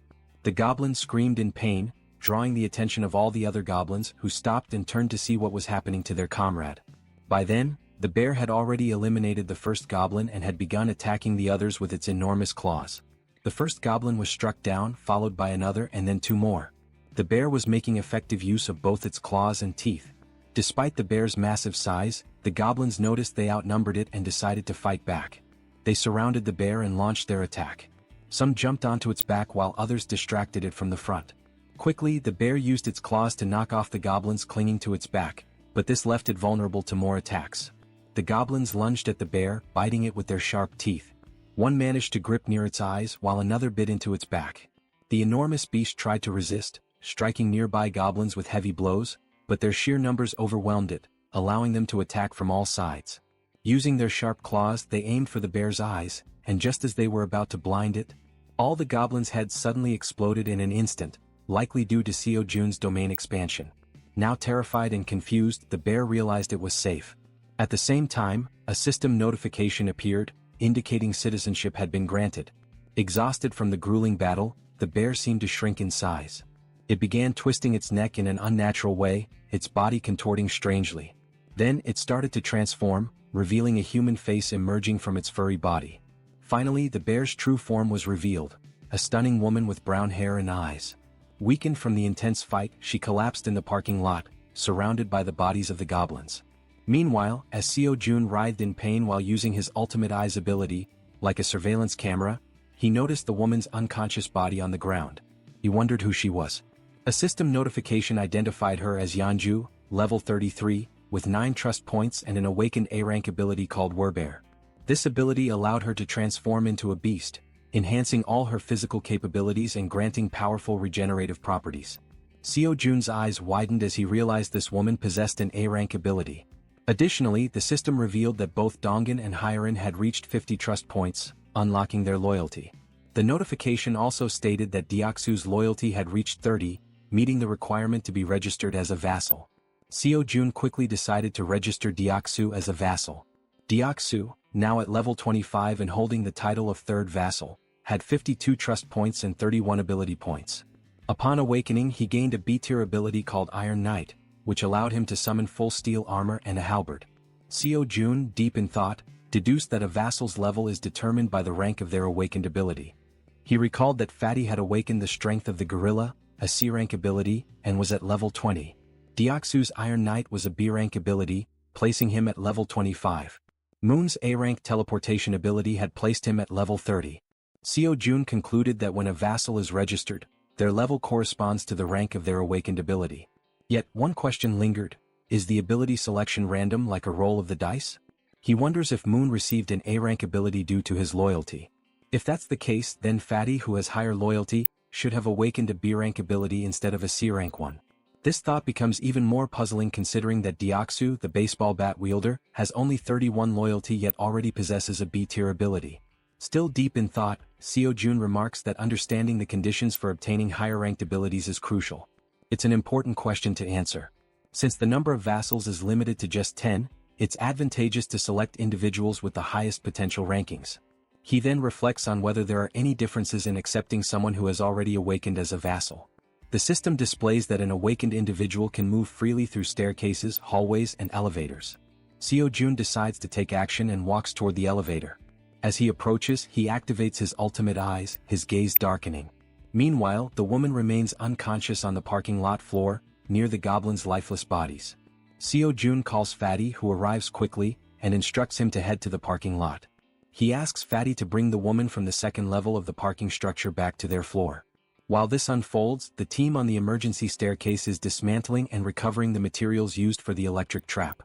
Deoksu, feeling relieved by the goblins' sudden defeat, asks his friends if they know why the goblins exploded so suddenly. The bespectacled man speculates that it was likely someone's doing. Han, sweating nervously, realizes that such a powerful skill could only belong to one person.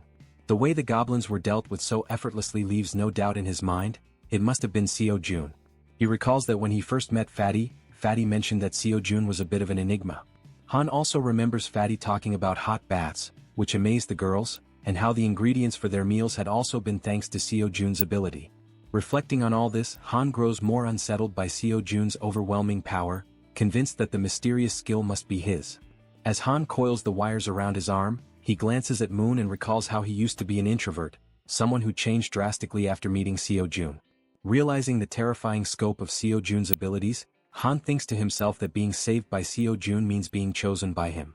Back in the parking lot, as the elevator reaches the ground floor, Fatty dashes toward the unconscious woman. He quickly picks her up and heads to the 30th floor as instructed. All of this is observed by Seo Jun through the surveillance-like view of his ultimate eyes, while Han silently contemplates how being saved in this world seems to hinge on being favored by Seo Jun. A flashback is revealed showing a small toy car. A child was playing with it in a park while being watched. The boy was filled with joy, calling out to his mother to watch what he could do. The woman from the parking lot, Yanju, was his mother. She smiled at him genuinely, encouraging him. As the child stood up and waved to his mother, something appeared behind him. The genuine smile on the mother's face turned into an expression of horror. She froze, overcome with terror. A group of 3 vile goblins surrounded the poor boy, who was innocently waving at his mother. She tried to act, summoning all her strength, but she wasn't fast enough. The goblins attacked the boy, leaving her helpless to stop them. All she could do was weep as the sight of her son's final moments was burned into her memory. All that remained was the toy car the boy had been playing with. Trapped in a nightmare, Yanju suddenly woke up, startled by the painful memories. She looked to her side and saw Seo Jun, who called her by name. He watched her lying down and she sat up on the bed, her head throbbing. Seo Jun extended his hand and introduced himself, saying it was a pleasure to meet her. Ignoring his introduction, she asked him if he was the one who did it. Surprised, Seo Jun hesitated, unsure what she was referring to. Quickly she clarified, saying he knew exactly what she meant, the thing that made the goblins' heads explode. Seo Jun froze in a moment of hesitation, and his hand began to tremble. Gripping his hand to steady himself, he admitted that, yes, he was the one who had done it. Yanju started thinking, realizing how immensely powerful he must be. Someone with such a neutral expression could wipe out an entire horde of goblins in an instant. Fearful but hopeful, she thought that if he could do something so incredible, then maybe. She began trembling, her thoughts racing. Finally she begged him, pleading for him to save her child. Through her tears she cried out, asking him for just one day to bring her son back. As she finished her plea, Seo Jun looked at her, seeing her face soaked with tears, an expression of unbearable pain. It was the face of someone who had their child ripped away. Still crying, she said she missed her beloved son terribly. Seo Jun clenched his teeth, anger boiling within him as he realized she had lost her son to those wretched goblins. Yeonju sobbed so hard, trembling and unable to speak coherently through her hiccups. Seo Jun stood there, frozen, wondering if there was truly nothing he could do. He decided to try issuing a mission through the system. Hunt down 1,000 goblins with no time limit and no penalty for failure. The reward would be the resurrection of her child. Lost in thought, he wondered if such a thing was even possible. The idea filled him with apprehension. But then the system notified him that the mission couldn't be issued. Frustration surged through him as he realized resurrection was beyond his current capabilities, even with his powers. The system explained further, stating that a resurrection required a tremendous amount of power and resources. Then another notification appeared. There weren't enough funds to cover the resurrection mission's reward. It suggested trying again after increasing his funds. Seo Jun was stunned, his jaw dropping in disbelief as he read the message. Resurrecting someone might actually be possible if he had enough money. Overwhelmed with excitement, Seo Jun shouted at the system, demanding confirmation. Could he truly bring someone back to life if he had the funds? Returning to the room, he saw Yeonju still crying. He realized he had no idea how much it might cost to resurrect someone, nor could he even begin to guess. But knowing the possibility existed, he decided to act. He called out to Yeonju, who quickly looked up, wiping her tear-filled eyes. With a serious expression, Seo Jun told her that he thought he might be able to help her. He explained that there might be a way to bring her son back. Upon hearing this, Yeonju feels a sense of relief. Though not a certainty, the idea that there might still be hope offers her comfort. Still crying, she grips the bedsheet tightly and asks if what he said is truly real or just a cruel joke. Seo Jun reassures her that he would never joke about something so serious. However, he explains that while it is possible, it cannot happen just yet, and she nods in understanding. He adds that he doesn't know exactly how long it will take, but there is definitely a way. Yeonju turns to him, saying she'll do whatever it takes and asks what she should do to make it possible. Seo Jun considers the situation. With Han's group, which now includes Moon, Toji and Fatty with their awakened abilities, they already have a strong team. Adding Yeonju, a level 33 fighter, would make them capable of handling most monsters. He thinks the best course of action is to transform all 7 of his minions. Changing his expression to a smile, he asks Yeonju to get up, saying he'll introduce her to some people.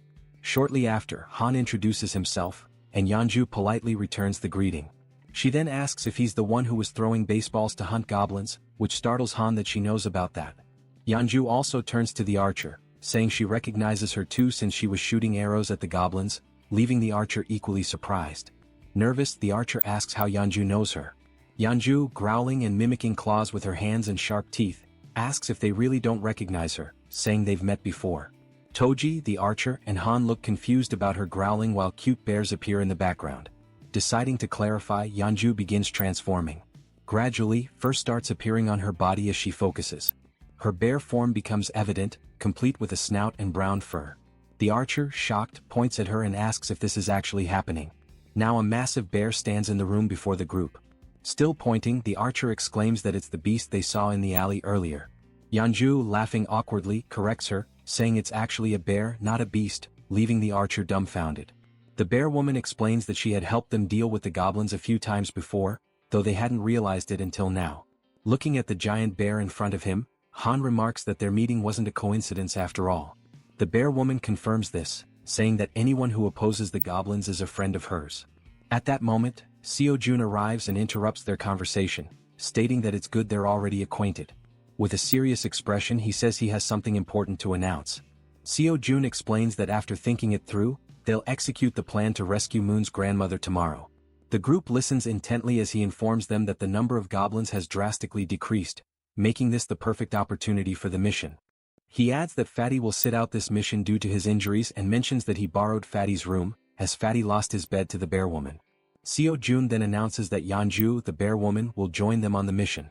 She nervously thanks him for the opportunity and says it's a pleasure to meet everyone. Concluding the meeting, Seo Jun tells them to prepare for tomorrow morning. The group, filled with determination, agrees to the mission without question. Afterward, Seo Jun calls Toji and Moon aside for a private conversation in the hallway, leaving them feeling uneasy. He reassures them not to worry, saying it'll only take a moment. Under the full moon in the hallway, Seo-jun asks if they know why he called them there. Both Toji and Moon look startled, unsure of what he's referring to, though deep down they might have an idea. The two were caught off guard by the sudden question and visibly startled. Toji hesitated and admitted he wasn't sure, while Moon spoke up, asking if it had something to do with the powers they had recently acquired. Jun smirked sarcastically and replied, "Yes, it's about your powers." He went on to explain that both of them had awakened abilities this time, leaving them shocked at how perceptive their leader was. Seo-jun explained further, revealing that Moon's newly obtained ability was teleportation. This excited Moon, who was eager to learn how to use it. As for Toji, his ability was named Knight of Steel, which left him curious about what it could do. Jun's expression shifted to one of seriousness as he considered the situation. He realized he needed to understand how both their abilities worked before they embarked on the mission the next day. Deep in thought, he opened the system screen to analyze their progress. He issued a mission to both of them: demonstrate their newly awakened abilities within 1 hour. The reward for success was increased strength, while the penalty for failure was having to sleep in the corridor. The system confirmed the mission parameters, and Jun found himself intrigued by these team-oriented challenges. As Jun mulled over the situation, Toji, unable to contain his enthusiasm, called out, asking if it was true that he had awakened a new ability. Jun confirmed with a nod. Toji's excitement was palpable.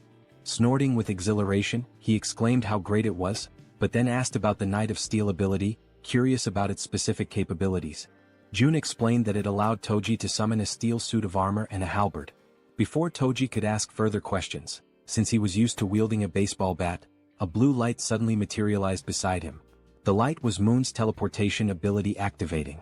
In an instant, Moon vanished, leaving Toji stunned by how quickly he had picked up the skill. For a few seconds, Jun and Toji exchanged wide-eyed, speechless glances, both trying to process what had just happened. Moments later, Moon reappeared in the corridor, slightly wobbly as he landed. Looking down at his hands, Moon's face lit up with excitement as he marveled at the functionality of his power. Clenching his fist, he declared, "With this power, rescuing my grandmother will be a breeze." The system notified Seo-jun that Moon's confidence had increased, along with a rise in his loyalty. Overcome with gratitude, Moon bowed deeply to Jun, thanking him for everything he was doing. The gesture took Jun by surprise. After a moment, Jun urged Moon to pause and carefully assess the situation. "Even though you've managed to use your powers," Jun explained, "going to your grandmother's house right now is impossible." Moon, puzzled, asked why that was the case. Jun patiently elaborated that there was no guarantee he could fully control his ability, even though it had worked once. "It's possible you just got lucky," Jun said, causing Moon to lower his head in disappointment at the realization that rescuing his grandmother would have to wait. Jun reassured him, saying, "For now, we'll figure out the maximum range of your teleportation and determine if there's any penalty for using it multiple times." Moon nodded silently in agreement. As the conversation continued, they noticed something unusual happening down the corridor. Turning to investigate, they saw a knight clad in gleaming steel armor wielding an enormous halberd. Toji's eyes widened in amazement as he realized the sheer magnitude of his power. Ecstatic, he couldn't help but comment on how well the ability suited him. The system then notified Jun that Toji's confidence and loyalty had also increased. While Toji celebrated, swinging the halberd to test its weight, Jun called Moon over. Pointing toward a nearby building, Jun asked if Moon could test his teleportation by attempting to reach it. Moon studied the building carefully, gauging the distance and calculating the effort it would take to make such a leap on only his second try. Finally, he turned to his leader and said, "I'm not sure I can make it, but I'll try." The system presented a new mission: teleport to the rooftop of Building 113 within 3 minutes. The reward was an improvement to Moon's teleportation ability, while the penalty for failure was having to sleep outside. While focusing intensely, Moon positioned his hands in a stance resembling a Kamehameha to channel his energy for teleportation. In the background, Toji cheered him on enthusiastically, offering words of encouragement and telling him he could do it. After aligning his thoughts and gathering his energy, Moon opened his eyes. In that instant he vanished once again, enveloped by a burst of blue light. The force of his ability was so intense that Toji instinctively shielded himself from the shockwave. Moon reappeared on the rooftop of the other building, landing in a dramatic superhero pose. However, his face contorted in pain, and his eyes turned completely white. From his new vantage point, Moon felt a wave of relief knowing the teleportation had worked. Looking across at his friends, he waved to ensure they saw him and shouted that everything went as planned. The system notified June, confirming that Moon had successfully completed the mission. Seo Jun let out a sigh of relief and smiled, praising Moon for his impressive and quick mastery of the ability. Moon, still waving happily, basked in the moment. But suddenly, without warning, Moon's strength gave out. His eyes rolled back and he collapsed unconscious on the rooftop, leaving him vulnerable. Both June and Toji froze in shock, their previous excitement quickly replaced by concern. Everything had been going so well, until it hadn't. Acting swiftly, June used his ability to summon a servant, bringing Moon's unconscious body back to their corridor. Moments later, they laid Moon down in one of the beds to let him recover. "Is he going to be okay?" Toji asked anxiously. June, studying the system's readout, reassured him, "Yes, he's just unconscious. The teleportation ability took a lot out of him." He explained that with enough rest, Moon would be fine. The system confirmed that Moon was healthy and in a deep sleep. June added, "This probably happened because he's not used to using the ability yet." Relieved, Toji sighed and said he was glad to hear it. June then shifted the focus. "Now it's your turn," he said, surprising Toji with the sudden declaration. "Wait, my turn?" Toji asked, caught off guard. The system displayed Toji's mission: perform 100 push-ups and 100 squats while wearing the steel armor. The time limit was 10 minutes and the reward was increased strength. The penalty for failure? Sleeping outside. Without hesitation, Toji began the exercises, starting with the push-ups. Clad in his heavy steel armor, every movement required an incredible amount of effort. Sweat poured down his face and dripped onto the floor as he pushed himself to the limit. Determined, he moved on to the squats, completing the second half of the mission with gritted teeth and unwavering resolve. When he finished, Toji stood tall, exhausted but triumphant, shouting, "Mission accomplished. I did it." The system confirmed his success, notifying June that Kang Deoksu, Toji, had completed the mission. Breathing heavily, Toji leaned against the wall to catch his breath while June observed him, impressed. With a body like his, so athletic and resilient, it's no wonder he has such endurance, June thought to himself. Suddenly, the system displayed a new message, something June had never seen before. "What's this?" June muttered, his eyes narrowing at the unexpected notification. As he studied the screen, Toji asked, "Is that really all for the mission?" June nodded, smiling warmly. "Yes, great job. You can go rest now." The system finished calculating and displayed a notification. Toji's strength had slightly increased. Turning to June, Toji expressed his gratitude. "Thanks for taking the time to help us. I really appreciate it." June, surprised by the sudden notification and watching Toji feel the changes in his body, noticed a new sense of energy radiating from him. Looking at his own hands, Toji clenched them into fists, feeling the power coursing through his veins. "This reward changes everything," he said with a confident smile. The next day, somewhere in a dark alley in Busan, Han screamed in desperation, urging everyone to run. The group scattered, fleeing for their lives as a ferocious horde of goblins pursued them. Toji, however, stopped running and turned around, his fury evident. Assessing the situation, he decided to act. The goblins, focused on their chase, were suddenly blinded by a brilliant light shining in front of them. As they adjusted their vision, they saw a towering figure clad in a steel suit of armor wielding a massive halberd. Without hesitation, Toji charged forward and struck the nearest goblin, impaling it with his halberd in one swift, powerful motion. Then Toji unleashed a flurry of diagonal strikes in rapid succession, cutting down goblins one after another. But the goblins, fueled by rage, refused to give up and surged forward with a determined attack. Expecting a direct assault, Toji braced himself, but the goblins cunningly outmaneuvered him, slipping past to target the more vulnerable backline. In an instant, arrows struck the goblins' heads in swift succession, ending their rampage permanently. Toji turned to see what had happened and spotted Moon wielding a bow and arrow.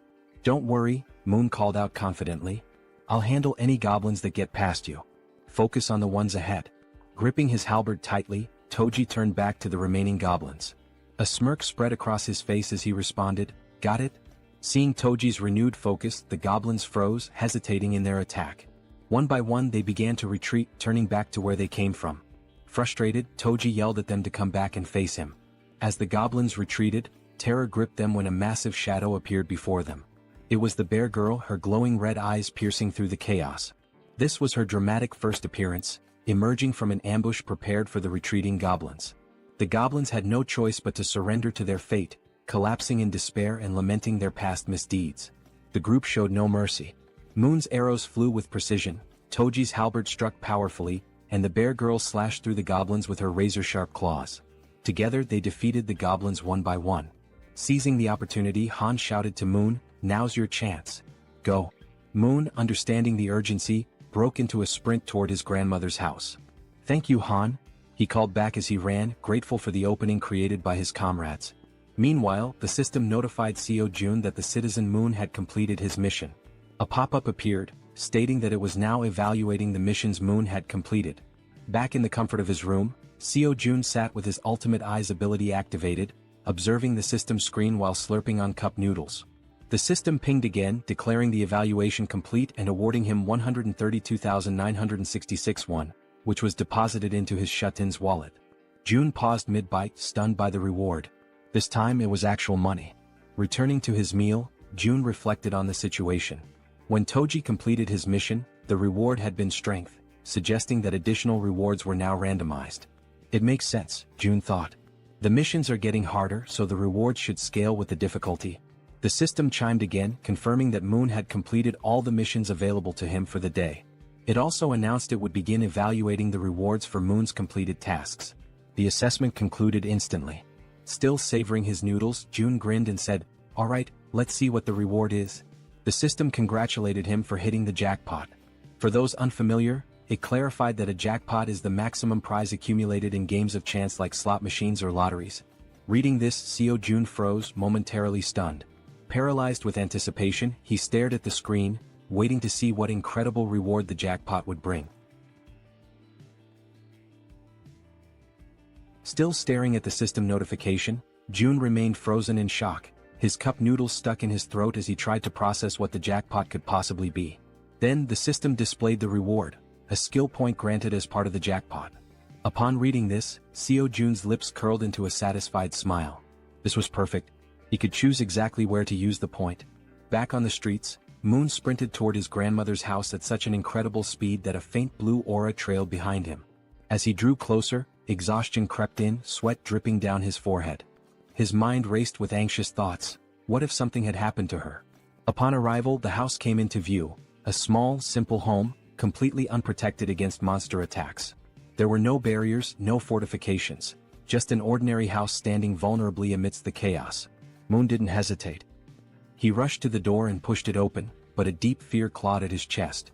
Frantically, he dashed through the house, checking every room as he called out, "Grandma, where are you?" Then he reached the bedroom. His eyes widened in shock. There she was, lying on a futon mattress, peacefully asleep, far calmer than Moon had ever imagined she would be. Cautiously, he approached, gently placing a hand on her shoulder. "Grandma," he whispered, shaking her lightly, hoping for any sign of response.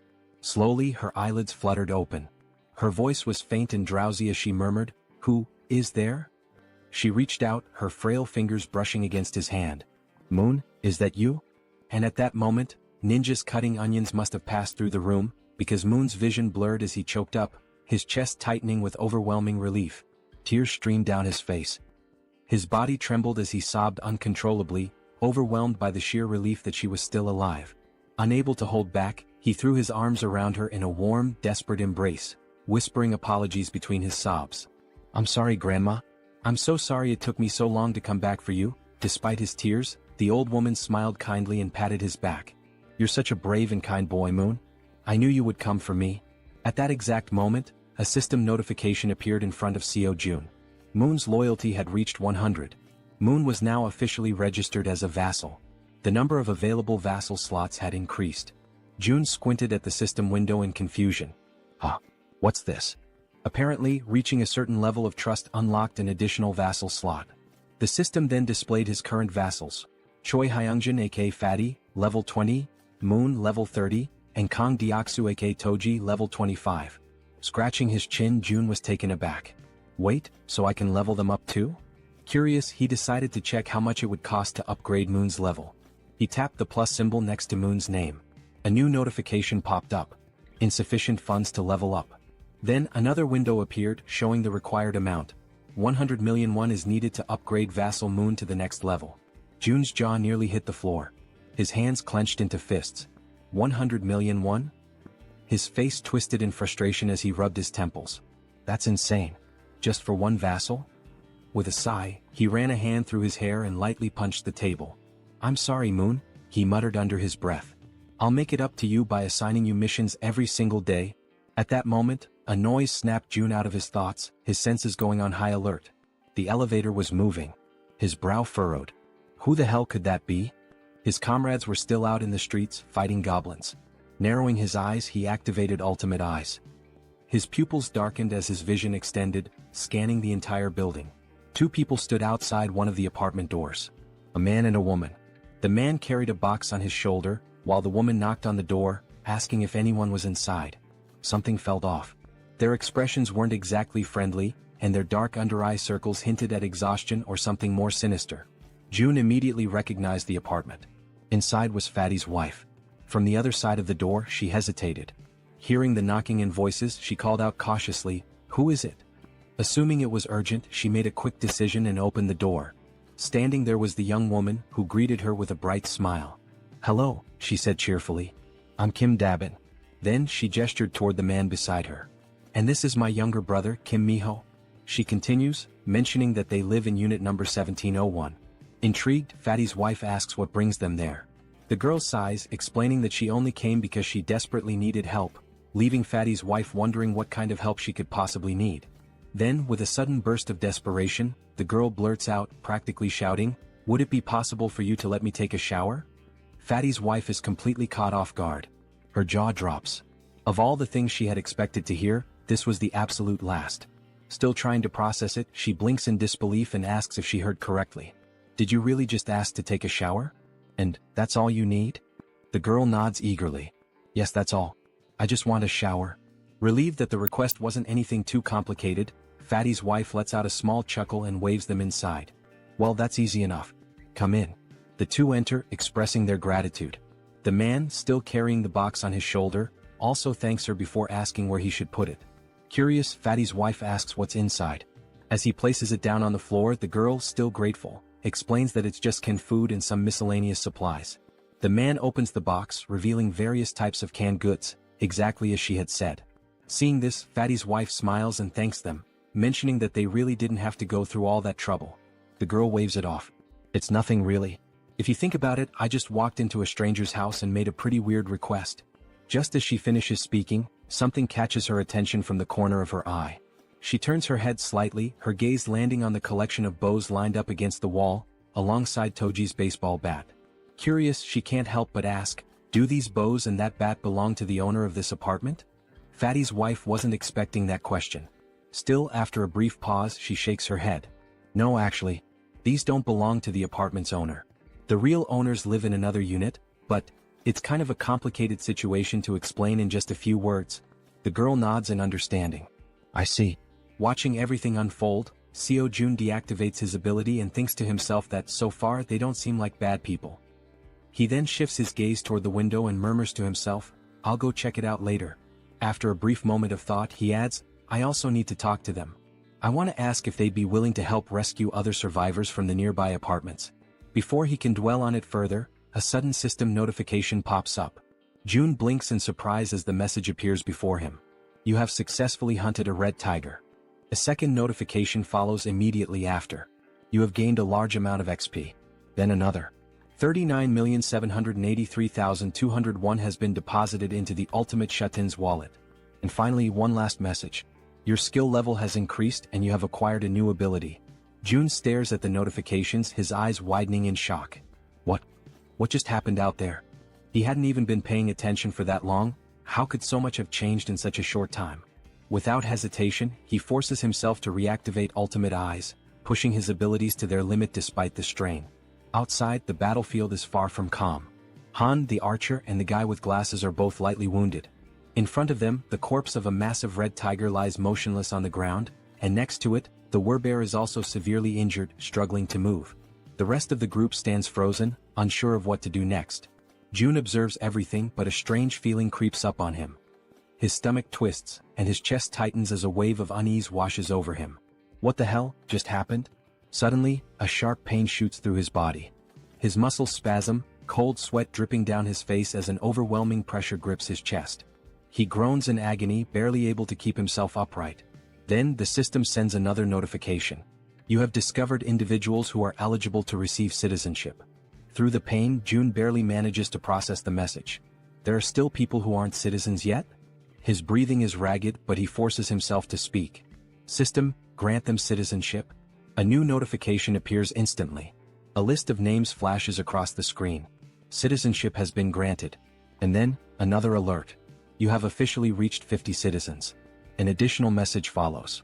The amount of XP and money that citizens can earn has increased by 100%. But the surprises don't stop there. A final notification appears on the screen, revealing something unexpected. As the number of citizens has reached a specific threshold, all citizens have unlocked a new ability, Power of Trust. June stares at the words mind racing. Power of Trust? What does that even mean? Despite his lingering confusion, his thoughts drift back to the battlefield. He clenches his jaw. Did anyone get seriously hurt? Back on the streets, we see Moon, slightly injured and gasping for breath, making a tremendous effort as he carries his grandmother on his back. Everyone else is also wounded, running desperately while providing cover for Toji, who is carrying the injured werbear woman.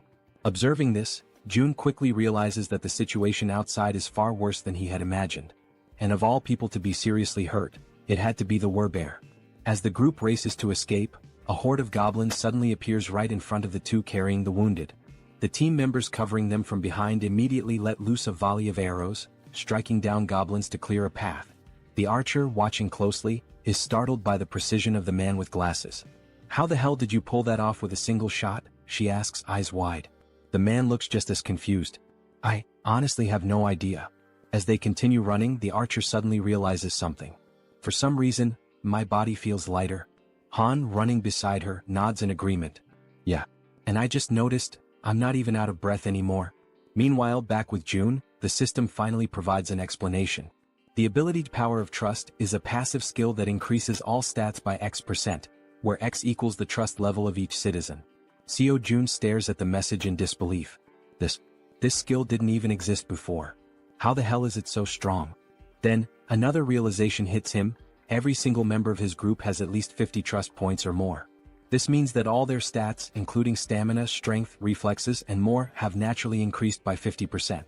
At that very moment, Moon's expression shifts as if something suddenly clicks in his mind. He has a hunch. This must be another one of June's new abilities. The system then notifies June of something else. Both of the girls have now surpassed 30 loyalty points. As a result, they are now eligible to be registered as vassals. Without hesitation, Kim immediately commands the system to register both of them. The moment it happens, the two women suddenly stop in their tracks, their bodies tingling as an overwhelming power surges through them. The system follows up with an update. Kim Gaeong, now at level 20, has acquired the piercing ability. Yu Hyerin, now at level 25, has awakened the skill Poisonous Mist. Now, brimming with their newfound power, the two turn back, ready to face the goblins chasing them. The archer steadies herself, drawing her bow. She fires an arrow straight at the goblins. Normally, her shots always land as headshots, every single time. But this time, something is different.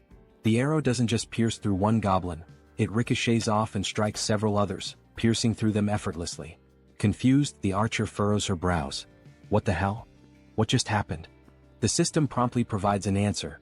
The ability Piercing is a Tier C skill that uses mental strength to fire a penetrating arrow. June, standing with his arms crossed, watches as the information unfolds before him. Now that he knows what the ability is, he immediately issues a command to the system. Create a mission. A new quest pops up. The archer must use Piercing to hunt 10 goblins within a 10-minute time limit. Reward: increased piercing proficiency. Penalty for failure: fatigue. As he processes this, June shifts his attention to the other ability.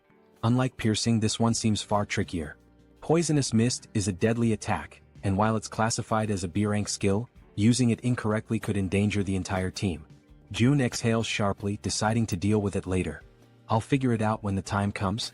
Just then, the system sends another notification. The archer has successfully completed the mission.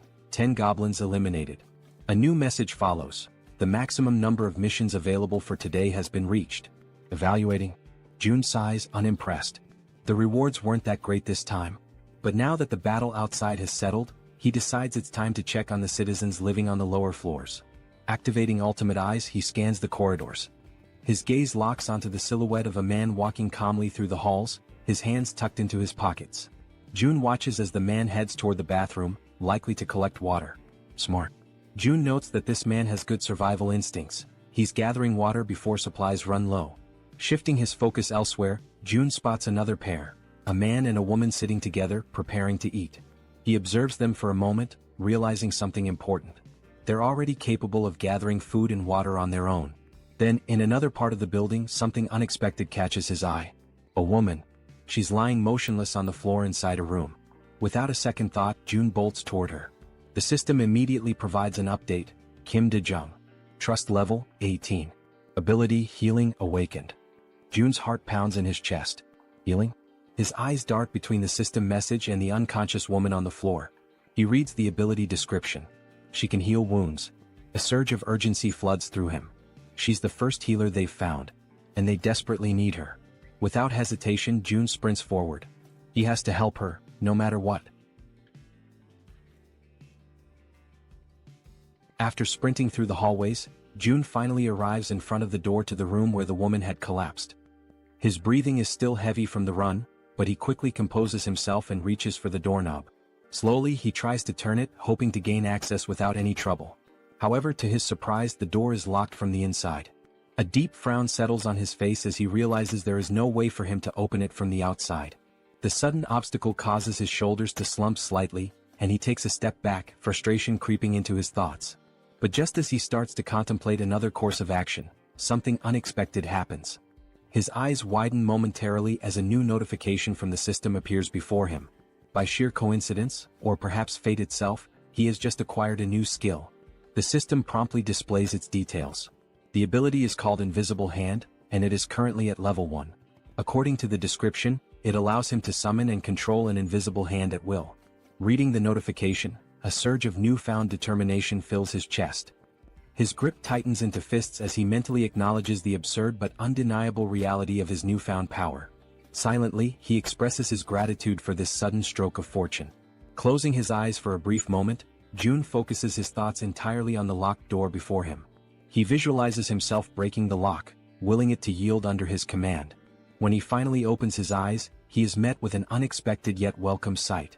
Right before him, materialized out of shut-in energy, is a lock-breaking tool, a sturdy bolt cutter formed entirely of the same strange energy he has come to rely on. Without hesitation, he reaches forward, taking hold of the newly formed tool. The cold sensation of the manifested object in his grip confirms its existence. Without wasting another second, he positions it against the lock and applies pressure. A sharp snap echoes through the quiet hallway as the lock gives way effortlessly. With a swift motion, he pushes the door open and rushes inside. The moment he steps into the dimly lit room, his gaze immediately lands on the unmoving woman lying on the floor. Now that he is seeing her up close, the eerie stillness of her body makes the entire scene feel unsettling. June quickly kneels beside her, concern evident in his expression. Reaching out, he gently nudges her shoulder, his voice calm yet firm as he speaks. He asks if she can hear him, if she is all right, urging her to wake up. There is no response. A deep sense of unease washes over him. He carefully observes her condition, scanning for any visible injuries. But what he notices instead sends a wave of worry through him. Her face is unnaturally pale, her lips dry and cracked. Severe dehydration. His mind races. Dehydration this extreme could be dangerous. She needs help, immediately. He quickly shifts his attention to the surroundings, searching for anything that might assist in stabilizing her condition. His eyes dart around the room, taking in every detail. Then, something catches his attention, something that makes him pause, confusion flickering across his face. There is water in the room. Yet, despite the presence of water, she is still in this critical state. It makes no sense. The contradiction unsettles him, sending a cold shiver down his spine. Glancing back at the woman, he forces himself to push aside the troubling thoughts. Now is not the time to question the situation. The priority right now is saving her. A sudden idea forms in his mind. Without hesitation, he opens the system interface. There is a chance this might work. June quickly assigns her a mission, a simple yet crucial task. The mission objective, breathe. The reward, immediate recovery from dehydration. The system processes the command, deducting 10,001 as the cost for activating the mission. Almost instantly, a soft blue aura begins to envelop the woman's body. June watches intently, his pulse quickening as the energy works through her. Then faint sounds escape her lips, a weak, breathy noise, but a clear sign that she is beginning to stir. Relief floods through him. It worked. Slowly, her eyelids flutter open, her gaze hazy and unfocused. A blurred silhouette of a figure stands before her, a voice reaching her ears, asking if she is awake. Her mind struggles to process the situation. Her voice, weak but laced with confusion, manages to form a question. Who is he? And why is he in her room? June straightens slightly, meeting her dazed gaze. He introduces himself, explaining that he lives in a unit just above hers in the building. She blinks, her expression still foggy with exhaustion. The information doesn't seem to register right away. Still lying on the floor, she questions him again, her voice laced with uncertainty. How did he get inside? June, seeing no reason to hide the truth, states it plainly. He tells her that he saw she was unwell and decided to enter, by force breaking the door open to reach her. A moment of silence lingers between them. Then her breath hitches. Her expression shifts as realization dawns.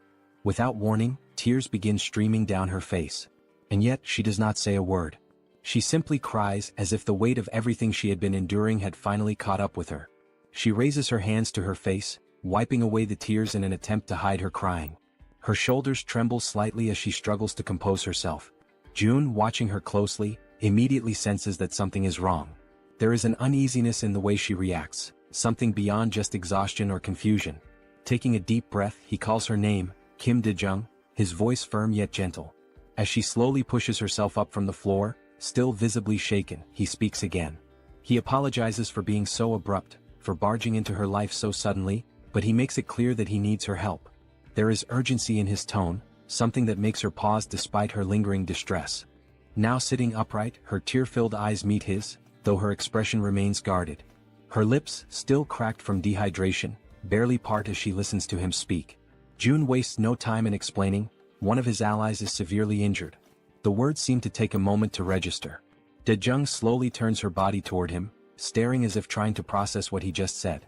Silence stretches between them. She blinks, her mind racing, trying to make sense of his words. His ally? Someone severely injured? Why is he telling her this? She doesn't understand, she doesn't even know this man. Panic begins to rise in her chest. He wants her to save someone? Why her? Doubt and fear intertwine within her thoughts. Her hands tremble slightly as she lowers them to her lap. It seems impossible, an absurd request thrown at her out of nowhere. He's putting his faith in the wrong person. And then another realization strikes her like a bolt of lightning. How does he know she's a nurse? Her breath catches. She has never told him that. No one in this building should even know. A wave of unease washes over her, yet at the same time, something about the way he speaks, the way he asks for help, doesn't feel threatening. There is no malice in his words, no ill intent in his eyes. Still hesitant, still uncertain, she makes a decision. She has to see for herself. Slowly she turns to face him completely. Though suspicion lingers in her gaze, she swallows down her doubts and agrees to help. Her voice, though weak, carries a firm resolve as she asks where exactly she is supposed to go. June doesn't answer right away.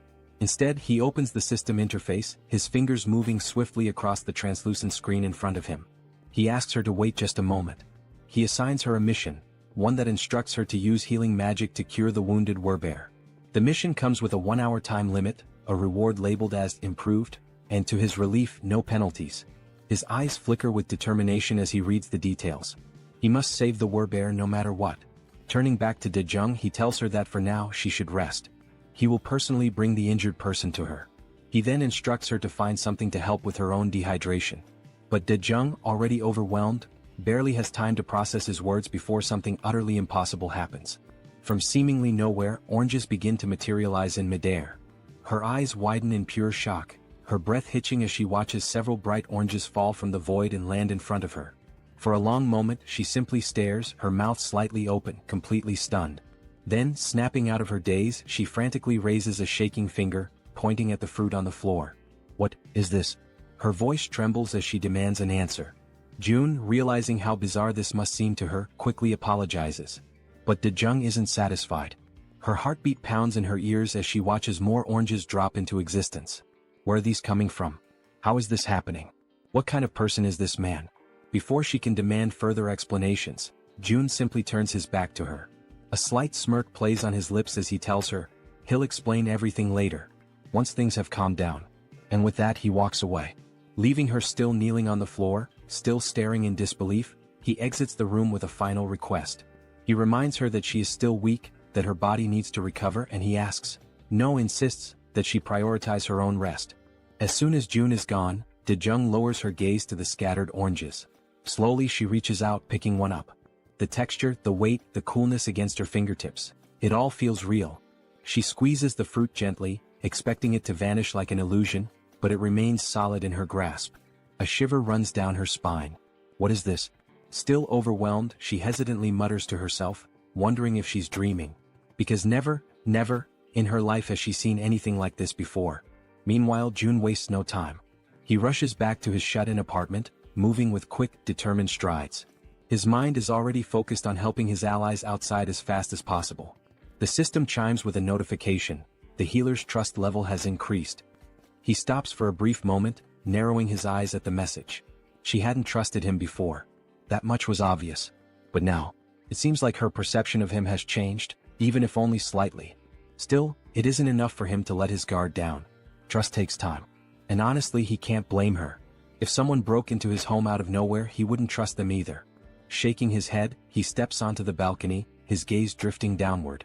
His thoughts remain heavy, but as he looks out toward the streets below, something makes his entire body freeze. His blood runs cold. A massive, ferocious red tiger is charging through the streets, its powerful limbs propelling it forward with terrifying speed. And it's chasing his allies.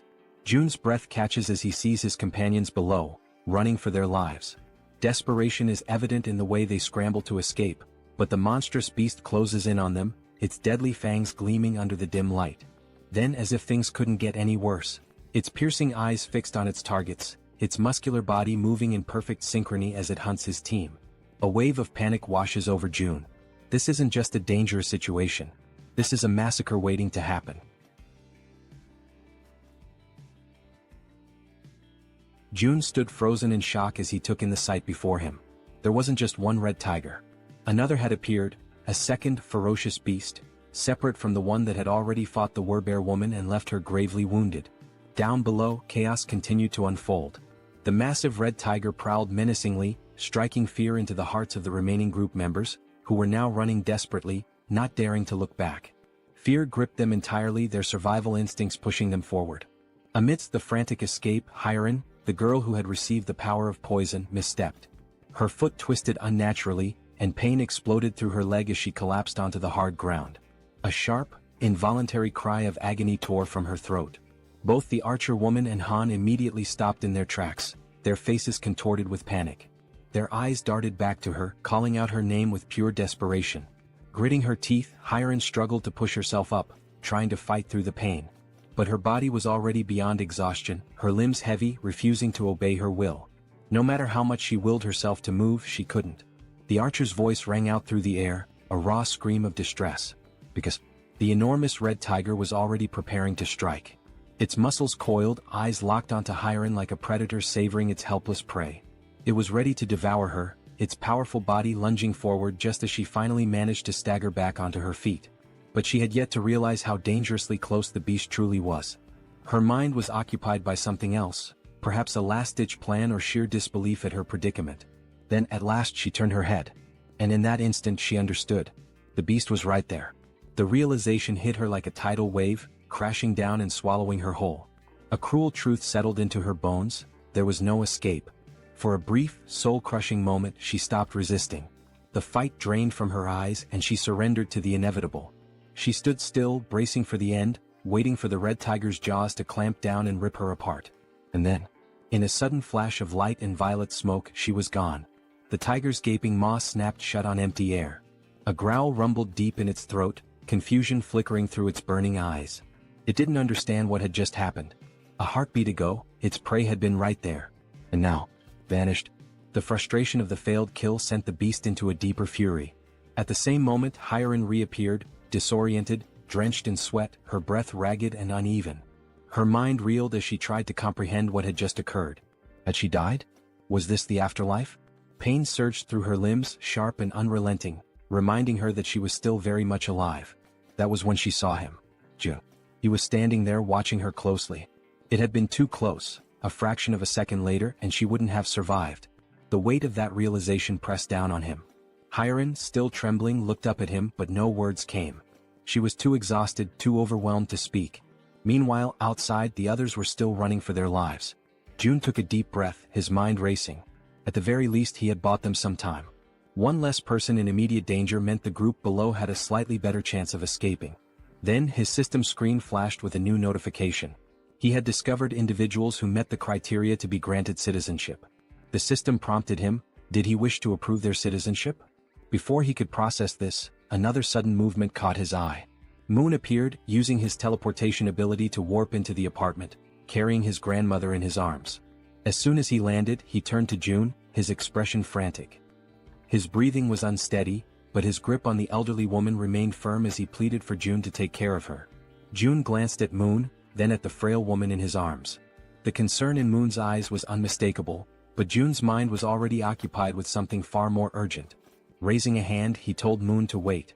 There was a bigger problem right now. Moon parted his lips, ready to argue, ready to demand an explanation. But then he looked at June's face, at the seriousness in his expression, and he understood. Whatever June was dealing with, it was far worse than he had realized. Without another word, Moon nodded. He could tell that, at this moment, his grandmother was not the priority. Down below, the relentless red tiger was still in pursuit, refusing to let up. It chased the remaining group members without mercy, its predatory instincts fully awakened. June clenched his fists, forcing himself to focus. He needed to act. Activating his new ability, Invisible Hand, he made a decision. That tiger needed to die, and he had to find a way to kill it. Down in the streets, the archer, Han and Togi, who was still carrying the injured warbear, kept running. But no matter how hard they pushed themselves, the red tiger was catching up. Han risked a glance over his shoulder, his stomach twisting with dread. If this continued, they were all going to be devoured. He had to do something. Instinct took over. Without a second thought, Han skidded to a stop, planting his foot firmly on the ground. His fingers tightened around one of his baseballs. His heart pounded in his chest as he raised his arm, channeling everything he had into one throw. A faint blue glow began to radiate around him, intensifying with each passing second. He poured everything into it. Then, he hurled the ball with all the force he could muster. It soared through the air, cutting through the night like a bullet. For a moment, hope flickered. Maybe, just maybe, it would hit. But in the blink of an eye, the tiger dodged. The ball shot past it, colliding uselessly with the ground. A low, guttural growl rumbled through the air. Then, the red tiger threw back its head and roared, a deafening sound that reverberated through the city streets, a declaration of its dominance. The archer's voice rang out in terror as she screamed for Han, begging him to run. But it was too late. The red tiger, eyes gleaming with lethal intent, lunged at him. Teeth bared. Claws outstretched. Han gritted his teeth, knowing he was out of time. There was nothing he could do to stop it. But there was one thing he could still do. A single desperate choice. He turned his head and shouted for his friends to keep running. Then, without hesitation, he broke into a full sprint in the opposite direction. If he could lead the tiger away, even if it cost him his life, then at least the others might make it out alive. His chest heaved. His legs burned. Every step was fueled by sheer willpower. But deep down he knew. This could be the end for him. And still he ran. As he approached a parking lot, hoping against all odds that goblins or some other kind of monster would appear to distract the red tiger, Han continued to run with all the strength he had left. But once again the relentless beast was far too close behind him. It was undeniable now, this was truly the end for him. While sprinting, he risked a glance over his shoulder, his breath catching in his throat as he took in the sight of the enormous glistening fangs of the red tiger. They were massive, sharp, and deadly, a testament to the inevitable doom that awaited him. At that moment, his gaze locked with the tiger's, and an unspoken understanding passed between them. This was it. There was no escape. His fate was sealed. Just when all hope seemed lost, when every fiber of his being prepared to accept his tragic demise, something unexpected happened. A strange, pulsating purple force suddenly materialized and coiled tightly around the red tiger's neck. It appeared out of nowhere, wrapping around the beast with a speed and intensity that defied comprehension. In an instant, the force pulled downward with such overwhelming strength that the tiger's head was violently slammed into the ground. The impact was so powerful that the very pavement beneath them cracked and shattered, sending debris flying in every direction. The tiger let out a guttural snarl of frustration, struggling against the mysterious force. Its powerful limbs instinctively clawed at the ground, attempting to regain stability, but the unseen energy was relentless. Slowly, its paws began to lift off the ground, its body suspended as if an invisible hand were hoisting it up. The purple force continued to constrict, tightening mercilessly around the tiger's throat, squeezing the life out of the monstrous creature. It was unmistakable. This wasn't a natural occurrence. This was someone's doing. And Han, still frozen in shock from witnessing the impossible, knew exactly whose work this was. There was no doubt in his mind, this was Jun's power. Moments later, the archer woman and the bespectacled man arrived at the scene, their breaths ragged from the exhausting chase. They had rushed there, fearing for Han's safety, but what they found left them momentarily speechless. Their eyes widened in disbelief as they beheld the red tiger, still writhing in agony, its body dangling helplessly as the mysterious force continued to choke the life out of it. As the archer took in the scene, a system screen suddenly appeared before her, glowing softly in the dim light. She hesitated for a brief moment before focusing her attention on the text displayed before her. Her expression shifted almost instantly. Her eyes widened in shock as she absorbed the information. Then, as though gaining a newfound sense of understanding, she took a deep breath, regaining her composure. With a newfound calmness, she turned to her companions and without hesitation, stepped forward. High above, watching the events unfold from his vantage point, Jun observed everything with sharp, calculating eyes. There was no need for him to intervene any further. He had already done what was necessary. Now, as long as Gaeong, the archer, landed the final blow, he would receive 4 times the loot. Below, the red tiger, still trapped and gasping for air, thrashed desperately in a futile attempt to escape. But its fate was already sealed. The archer, understanding the significance of this moment, took her time, preparing what would be her most crucial shot yet. The tiger's fiery gaze turned to her, desperation evident in its glowing eyes. It was pleading for mercy, seeking even the faintest glimmer of hope for survival. But the woman standing before it held no sympathy. Her expression was one of cold resolve. Mercy was not an option, not for this wretched beast. She pulled back the string of her bow, channeling an intense blue aura into her arrow. The pressure emanating from the charged shot was immense, causing the very air around them to tremble. Then with a swift, decisive motion she released the arrow. A powerful gust of wind exploded outward as the arrow soared through the air, its force cutting through the night like a spear of vengeance. The instant it found its mark, a system notification flashed before Jun's eyes. You have successfully hunted a level 28 red tiger. You have gained a significant amount of experience points. 62,311,776 one has been deposited into your shut-in wallet. As the tiger's body collapsed lifelessly onto the ground, another notification appeared, this one highlighting the growing dynamics among the group. Team trust and loyalty levels have increased. Another notification followed shortly after. Han's loyalty level has exceeded 30. He now meets the requirements to be registered as a vassal. A satisfied smile played on Jun's lips. Everything had gone exactly as planned. He nodded to himself before selecting the prompt to accept Han's registration as his vassal. A few moments later, the scene shifted to another part of the building where someone was being healed. It was the healer, the woman who had previously collapsed in exhaustion within one of the rooms. Now fully conscious, she focused her energy, her hands glowing faintly as she tended to the wounded. The injuries of the others faded rapidly under her care, not even leaving scars behind. The first person she prioritized was the Werbear woman, whose body had suffered severe damage during the brutal encounter with the red tiger. Jun, watching from afar, reflected on the sheer luck they all had, him included, in having found a healer in a situation like this. Han approached, still catching his breath. Without wasting any time, Jun turned to him and asked what had happened below, particularly why the red tigers had suddenly appeared. Han, his voice still carrying traces of exhaustion and gratitude, explained that the location where Moon's grandmother's house had once stood was likely a territory belonging to the red tigers. They had managed to take one down, but another had soon appeared, proving that the area was far more dangerous than they had initially assumed. Hearing this, Jun processed the information carefully. It made sense. There was no reason to believe that only goblins would inhabit this region. And now that he thought about it, there hadn't been any goblins in this area. That meant the goblins had probably already invaded the buildings nearby. If that was the case, Moon's grandmother wouldn't have been safe if she had remained inside. Despite everything, the only reason she had survived was that she had unknowingly been within the red tiger's territory. Jun exhaled slowly, shaking his head. The sheer luck involved in this entire ordeal was truly something extraordinary. Just then, another system notification appeared before him. Healer's performance is being evaluated. 73,312 one has been deducted for the mission. The healer let out a relieved sigh upon realizing that her task had been successfully completed. Seeing her reaction, Jun stepped forward and acknowledged her efforts, telling her that she had done a great job. However, she quickly waved off his praise and instead asked if she could finally return home. Before anyone could respond, a voice interrupted. "Wait a moment. It was Fatty, who had finally reappeared after spending some time resting and recovering from the ordeal. Scratching the back of his head, he looked around awkwardly before addressing the group. I know this might not be the best time to bring this up, but are you guys seriously planning on gathering in my apartment all the time?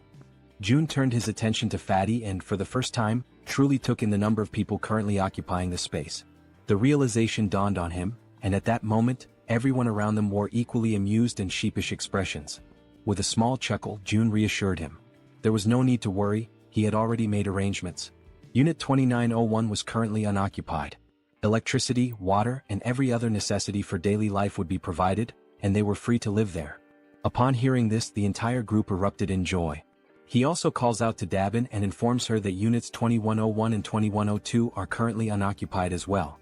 June states that he will ensure that electricity is supplied to those units and requests that she notify the other survivors, letting them know they can use the bathrooms and showers in those apartments. Upon hearing this, Dabin and her brother exchange glances before nodding in agreement, assuring him that they will take care of it.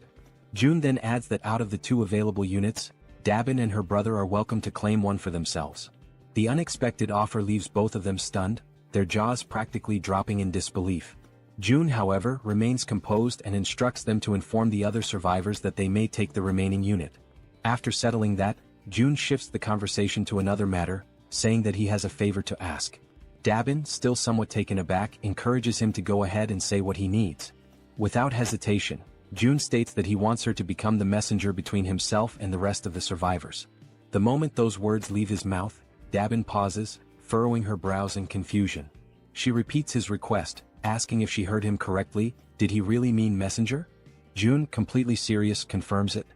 He then lays out the details of his plan, instructing her to inform everyone that whichever team manages to eliminate 100 goblins the fastest will be rewarded with an empty unit of their own. Furthermore, he emphasizes that in addition to securing a place to live, the winning team will also receive essential supplies, unlimited electricity, running water, gas and food, ensuring their survival and comfort. But there's more. June goes on to clarify that if the team agrees to take in 10 additional survivors, those individuals will also be granted access to the same benefits. For a brief moment, the atmosphere in the room grows heavy with tension. The weight of June's words settles over them, and everyone seems to grasp the implications of what he is proposing. Then, as if anticipating concerns, June adds one final note. He instructs Dabin to make sure she informs them that the distribution of these benefits may take longer depending on which floor their new residence is located. As he watches their reactions, June contemplates his next move. From this point forward, he realizes, every decision will be like moving pieces in a strategic game of chess. Only those who prove their worth will receive the resources they need. At that moment, a system notification appears before him. A new quest materializes, an official mission to hunt down goblins. The quest has a strict time limit of 168 hours, a modest reward of experience points, and a harsh penalty for failure, being barred from using any shared facilities. A final message flashes before his eyes. Will you grant this quest? Yes or no?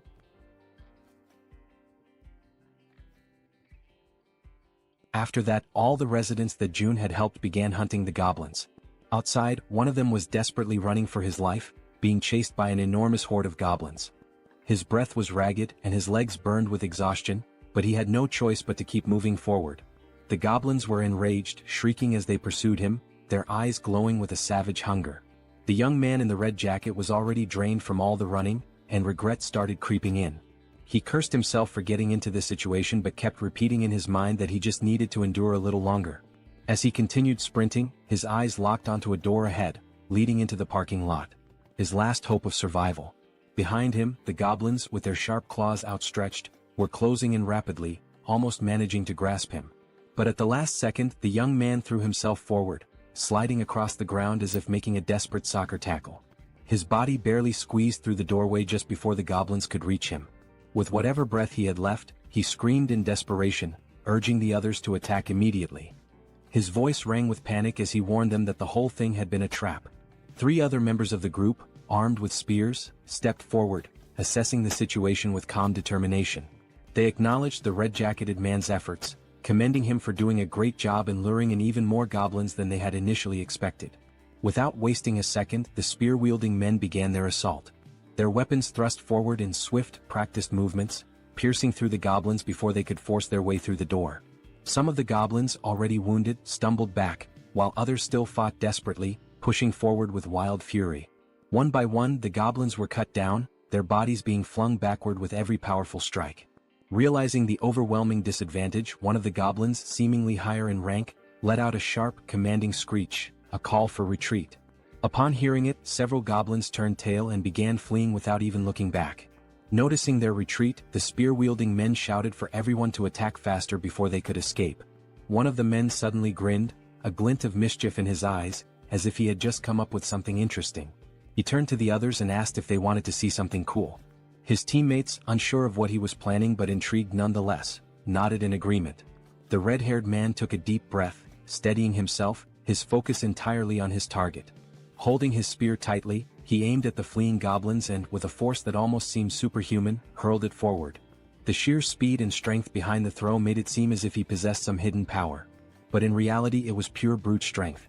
The spear flew past the twin brothers, slicing through the air at an incredible speed, heading straight for the escaping goblins. One of the goblins, foolishly thinking it had made it to safety, was struck squarely in the back. Its body convulsed for a brief moment before falling lifelessly to the ground. The red-haired man turned back to the twins, a triumphant grin spreading across his face as he asked if they thought that was amazing. The twins, eyes wide in awe, immediately agreed, saying it was absolutely badass. Stretching his arms as if shaking off the tension, the red-haired man then casually asked how many goblins each of them had managed to kill. The twin on the left proudly declared that he had taken down 22. The twin on the right smirked and smugly announced that he had won, having slain 23. Hearing this, the red-haired man grinned even wider and stated that they had officially completed their mission of defeating 100 goblins. After all, between just the three of them they had already slain over 100. The twins exchanged glances, surprised at how quickly they had achieved their goal. They had initially thought it would take an eternity to eliminate that many goblins. Just then Min, the man in the red jacket, stormed up to them, clearly irritated. He wasted no time in complaining, reminding the red-haired man that he had said there would be only about 10 goblins. Yet Min had barely escaped with his life. The red-haired man immediately bristled, veins bulging on his forehead in frustration. He snapped back, demanding to know what Min was whining about this time. Min, still seething, shot back that there was no way anyone could have mistaken that many goblins for just 10, and he had nearly died because of it. Rolling his eyes, the red-haired man brushed off his complaints, saying that the results had turned out well. Thanks to their success, they were about to get a brand new place to live, so Min should quit complaining. Irritated, he then told Min to pay attention and called him bro, which suggested they might actually be siblings. Then, with the veins on his face bulging even more, he reminded Min that he had come up with this hunting strategy himself, so there was never any chance of failure. He also pointed out that it was his idea to use the spears, which had been crafted by the twins. All Min had to do was run, something he was already confident in doing. With an exasperated sigh, the red-haired man then offered Min a way out. If he was that dissatisfied, he could simply leave the team. At this point, his presence wasn't even making much of a difference anymore. Sensing the tension between the two brothers, the twins quickly intervened to prevent the argument from escalating into an actual fight. One of the twins calmly asked the red-haired man to relax, reminding him that Min had put in effort as well. The other twin turned to Min and, with a playful grin, told him that he had done an excellent job acting as bait, pointing out that he had been running incredibly fast. The red-haired man clicked his tongue in irritation, saying that Min always managed to find a way to get on his nerves. He then demanded to know how Min dared to talk back to him like that. One of the twins, still grinning, urged Min to just apologize and get it over with. Realizing that arguing would get him nowhere, Min let out a sigh and begrudgingly muttered an apology. The red-haired man huffed in response, then turned his back on him. Dismissing the whole ordeal, he stated that it was time to move on, as they needed to head to the 21st floor to claim their new home. However, upon arriving at the 21st floor, ready to receive their reward, they were met with unexpected news. Dabin, looking somewhat apologetic, informed them that another team had already beaten them to it and claimed the reward first. The entire group froze in disbelief, their excitement immediately turning into shock. In their minds, they had been incredibly fast. There was no way another team had completed the mission before them. The red-haired man's face darkened, his irritation flaring up again. He demanded to know if there was really another team that had managed to slay 100 goblins faster than them. Dabin nodded, confirming it. Still unable to believe what he was hearing, the red-haired man furrowed his brows and told Dabin to stop joking around. In a protesting tone, he once again asked Dabin to stop joking around and to just hand over their house already. Dabin, maintaining a serious expression, insisted that it was no joke, she was telling the truth. Then she revealed that the group who had finished the hunt even faster had just arrived. The group that had killed the goblins first. Seeing who they were made the red-haired man even more irritated. The group consisted of Dabin's brother and an elderly couple, both of whom were smiling cheerfully as if nothing had happened. Dabin turned to her brother and asked how things went with June. In response, her brother explained that they had made a deal. In exchange for giving up the new house, his own home and the elderly couple's home would now have electricity, food and other necessities. On top of that, their daughters would no longer have to take part in missions. Upon hearing this, Dabin immediately pointed out that the elderly couple's daughters were minors, meaning they should have already been exempt from missions in the first place.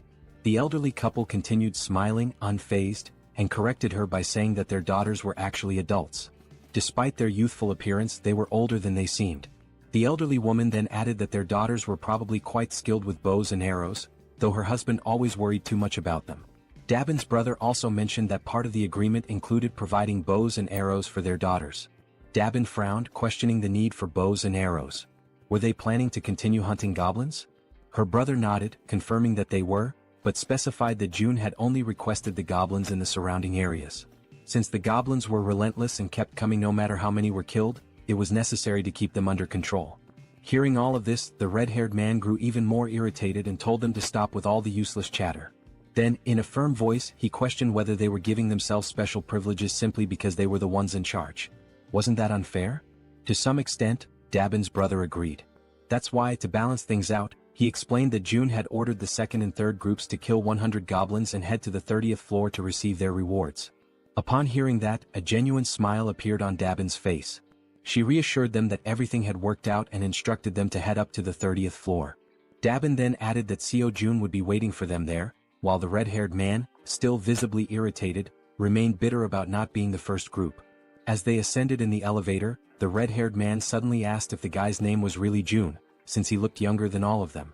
Then, laughing with clear sarcasm, he commented on how ridiculous it had been to hear Dabin speak so respectfully about this June. One of the twins joined in on the sarcasm, joking that maybe Dabin saw June as some kind of god or something. The other twin laughed as well and scoffed, saying, "God my ass. At most, he's just the leader of some cult." Then, as if pondering the idea, he questioned whether this Seo Jun guy was even sane in the first place. Min, who had been listening to all of this quietly, murmured under his breath that all of them were being protected thanks to Jun's abilities. Therefore, he suggested that maybe they didn't have the right to speak about him like that. The moment those words left his mouth, the atmosphere inside the elevator changed. Everyone else became visibly irritated. The red-haired man, looking more annoyed than ever, questioned if all of them were just trying to get on Jun's good side. That single remark filled the elevator with a tense silence. Everyone was now staring at Min. As expected, the red-haired man, frustrated beyond belief, cursed at Min under his breath. Then, glancing over his shoulder with a menacing expression, he warned Min that they would have a little talk later. At that moment, the twins noticed something strange. Jun was approaching, walking at a calm and leisurely pace, one hand tucked casually into his pocket. As he neared them, he gave them a small, relaxed smile and simply said, "Hello." That simple greeting, combined with the way Jun carried himself, sent a wave of shock through all four members of the group. Feeling a sudden nervousness creeping over him, the red-haired man extended his hand hesitantly, introducing himself as Baek Sunjiab. Jun shook his hand in a firm yet casual manner, acknowledging him before commenting that he had observed how Sunjiab and his team had hunted. He noted that they had made excellent use of the barrier and that their strategy had been quite effective. Hearing that sent another chill down Sunjiab's spine. His voice slightly unsteady, he asked how Jun could possibly know that. Jun completely ignored the question. Instead, he simply smiled and stated that from now on, he would be providing electricity, water, and gas to Units 1301 and 1502. Sunjiab, still trying to make sense of what was happening, managed to thank him but couldn't hold back another question. How was any of this possible? Once again, Sunjiab asked how Jun was doing all of this, how exactly he was making it happen. And yet, for the second time, Jun ignored him. Instead, he casually reminded them that since they had successfully hunted 100 goblins, they were now qualified for these benefits. Then, as if the entire situation wasn't unsettling enough, Jun's expression shifted into a disturbingly eerie smile. With a tone that sent chills down their spines, he added, "By the way, I'm not some cult leader." His eyes glinted with amusement as he continued, "And I certainly don't have any intention of becoming a god." The weight of those words left the entire group frozen in place, completely paralyzed with fear and unable to react. Then, with that same eerie and slightly devilish smile, June raised his hand near his mouth, as if about to share a secret. "There's just one more thing." His voice carried an unsettling undertone as he announced that he had a request to make of them. Sometime after that, the new group is seen running at full speed, desperately fleeing from something. When the scene shifts to a front view, the 4 members are revealed to be escaping, but this time, it's not from goblins, it's from massive, bloodthirsty orcs. Their feet move swiftly as they turn a corner, frantically trying to put more distance between themselves and the monsters. As they round another street, they shout desperately for someone to hurry up and throw things at the orcs. Standing in front of them is Han, holding several spears in his hands. With a subtle smirk, Han tells them they did a good job. As the orcs remain distracted by the fleeing group, Han channels his energy into one of his spears, causing a blue aura to radiate from its blade. A system notification appears, displaying Han's stats. Level 33, holding the title of the 6th Knight, with 70 points in trust and 78 in loyalty. His awakened ability is throwing.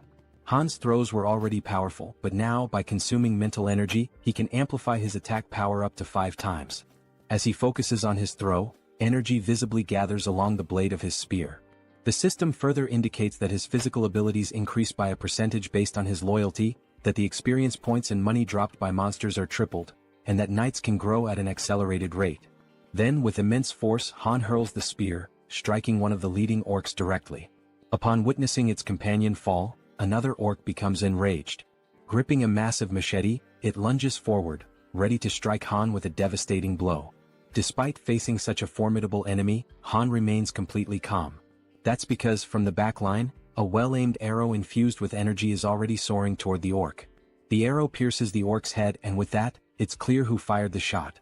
The archer had been providing cover from the rear all along, and that was precisely why Han could remain so composed. As the second orc collapses, Han swiftly draws another spear and hurls it toward the third orc. The moment it lands, Han finally exhales and says that it's all over. At that moment, a notification appears for June, informing him that he has successfully hunted a level 19 orc and earned wands as a reward for the mission to eliminate 100 orcs. With the mission now complete, 3 people who had been hiding from the orcs in that region are rescued. Han approaches them, reassuring them that there is a safe place they can go. As they move toward the main group, the system suddenly issues an alert. Unauthorized individuals are attempting to enter. The system then prompts Seo Jun, asking if he would like to grant them citizenship.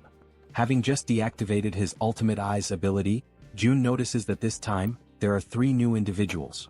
When he looks at the system's interface, he realizes that by accepting them, the total number of citizens under his care has now reached 200. A new system notification appears, confirming that citizenship has been granted to the 3 newcomers, bringing the total to 200. The system further reveals that as the number of citizens reaches certain thresholds, new abilities are unlocked. This time, the ability Tax Collection has been activated. This newly unlocked ability allows him to collect 10% of all the money his citizens possess. However, it comes with a cooldown period of 30 days. Realizing this, Jun understands that the tax collection ability essentially returns a portion of the citizens' money to him.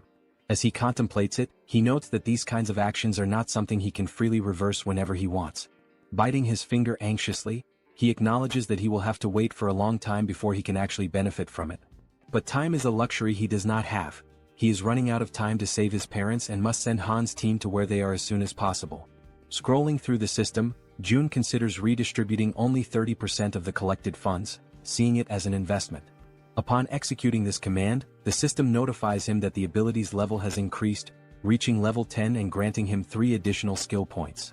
At that moment, Jun feels a sharp tightness in his chest, accompanied by an intense pain. A deep purple domain expansion begins spreading beyond the building. Another system notification appears, displaying a congratulatory message. It states that with this expansion, an official declaration has been made across every corner of the apartment complex. Additionally, a fund of 1 billion wands has been deposited into his wallet. Furthermore, the construction function has been activated. Still clutching his chest from the lingering pain, Jun looks at the system screen, reading the new notification.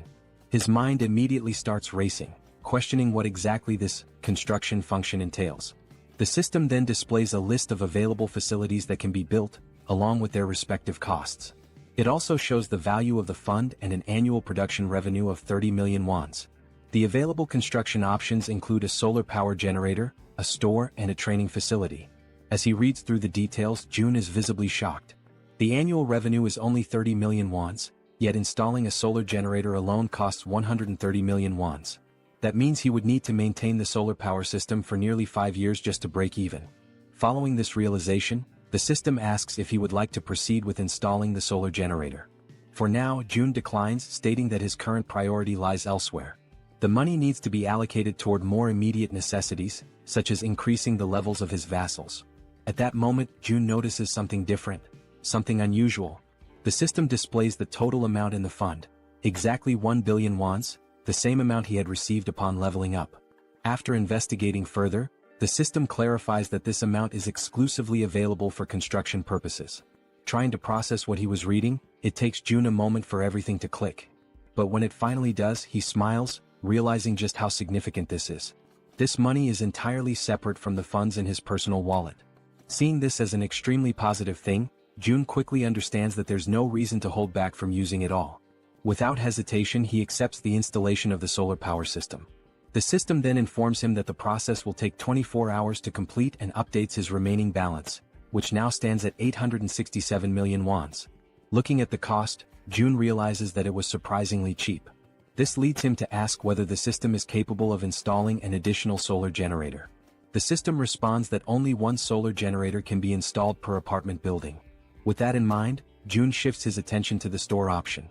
As he selects it, he is met with an unexpected but pleasant surprise. The feature is far more impressive than he had initially thought. This store is directly linked to the one he already owns, allowing him to sell registered items to his citizens. However, what truly makes this ability unique is that it is not a physical store. Instead, the system produces items in real time, and as long as there are funds available, the system itself will handle the transactions. Up until recently, managing and distributing supplies had been a tedious and time-consuming task, with Dabin having to handle most of the distribution. But now, with a system-operated store in place, the citizens will be able to purchase what they need on their own. As he reflects on this, Jun realizes that he can personally set the prices, increasing overall liquidation rates even further. Without hesitation, he issues the command to install the store immediately. The system prompts him to select a location for the store's installation. He carefully considers the available locations before deciding to place it on the 101st floor. The system then displays the remaining construction time, 48 hours until completion. Finally, the third option, the training facility. The system notifies him that this training facility will allow citizens to improve their strength and endurance through basic training exercises, with a 200% efficiency boost. Additionally, for those below level 15, an extra 300% efficiency bonus will apply. Reading this, Jun feels a surge of excitement. He already knew that leveling up through training was possible, but with these additional boosts, progress would be significantly faster, making it even easier to reap mission rewards. The system also prompts him to choose a location for the training facility. Jun decides to install it across the entire second floor, converting the entire level into a dedicated training center. The system then updates, displaying a 72-hour countdown for its completion. Lastly, there are also the 3 skill points he had acquired. However, something new has also been unlocked, the itemization feature. This allows registered products to be purchased in different sizes and quantities. Intrigued, Jun taps on the system interface to learn more details. Until now, package deals were available, but individual purchases had only just become possible. Looking through the list, he sees various liquid-based items and notes that while not everything is there yet, the range of available options has expanded significantly. There are now different types of food and additional product variations. Now, with a slightly mischievous smile and a new plan forming in his mind, Jun realizes just how useful this could be. Meanwhile, back on the battlefield, Toji is clad in his knight armor, engaged in combat against an orc wielding a large knife. The orc lands a strike, but Toji's armor absorbs the impact, leaving him completely unharmed. Spotting an opening, Toji seizes the moment and delivers a decisive blow, eliminating the orc with a single strike. After defeating his opponent, Toki sighs in relief, muttering that it was a close call and that this battle is far more exhausting than expected. From behind him, Han calls out to Toji and poses a question. What would happen if he threw the halberd he was holding? Looking down at the weapon in his grip, Toji admits that he has never actually considered that possibility before. Han then asks him to hand over the halberd for a moment, wanting to try something. As soon as Han takes hold of it, a familiar blue aura begins to radiate from his hands. Focusing intensely, he prepares himself before hurling the weapon with all his might. The halberd soars through the air at an incredible speed, vanishing into the distance with overwhelming force. Toji, wide-eyed in shock, watches in disbelief before finally speaking. He had assumed Han was joking when he mentioned throwing the halberd. Now, however, the weapon was far beyond their reach. Crossing his arms, Han simply responds that he has already thrown it. Now he suggests that Toji deactivate the weapon's summoning and call it back again. Only then does Toji finally understand what Han had been thinking when he proposed the idea. Focusing, Toji channels his energy and cancels the summoning of the halberd before reactivating it. Instantly, another halberd materializes in his hands. Toji stares at the weapon in awe, his surprise quickly turning into exhilaration. Overcome with excitement, he turns to Han, calling him a genius. Han, however, remains modest and tells him not to exaggerate. Just then the female archer arrives looking somewhat tense. She informs them that they need to leave as her supply of arrows is running low. However, just as she finishes speaking, something completely unexpected catches her attention. Glancing down at the ground, the archer spots something unusual. Confused, she asks what it is, because right before their eyes, a fresh quiver filled with new arrows is materializing out of nowhere. It was as if the Jun himself was telling them that they were meant to continue the mission. Retreat was not an option. The system displays a new ability called Omni-Focus, which allows the user to activate another ability while observing an area using the Ultimate Eyes ability. After collecting the new arrows, the archer continues hunting creatures alongside the group.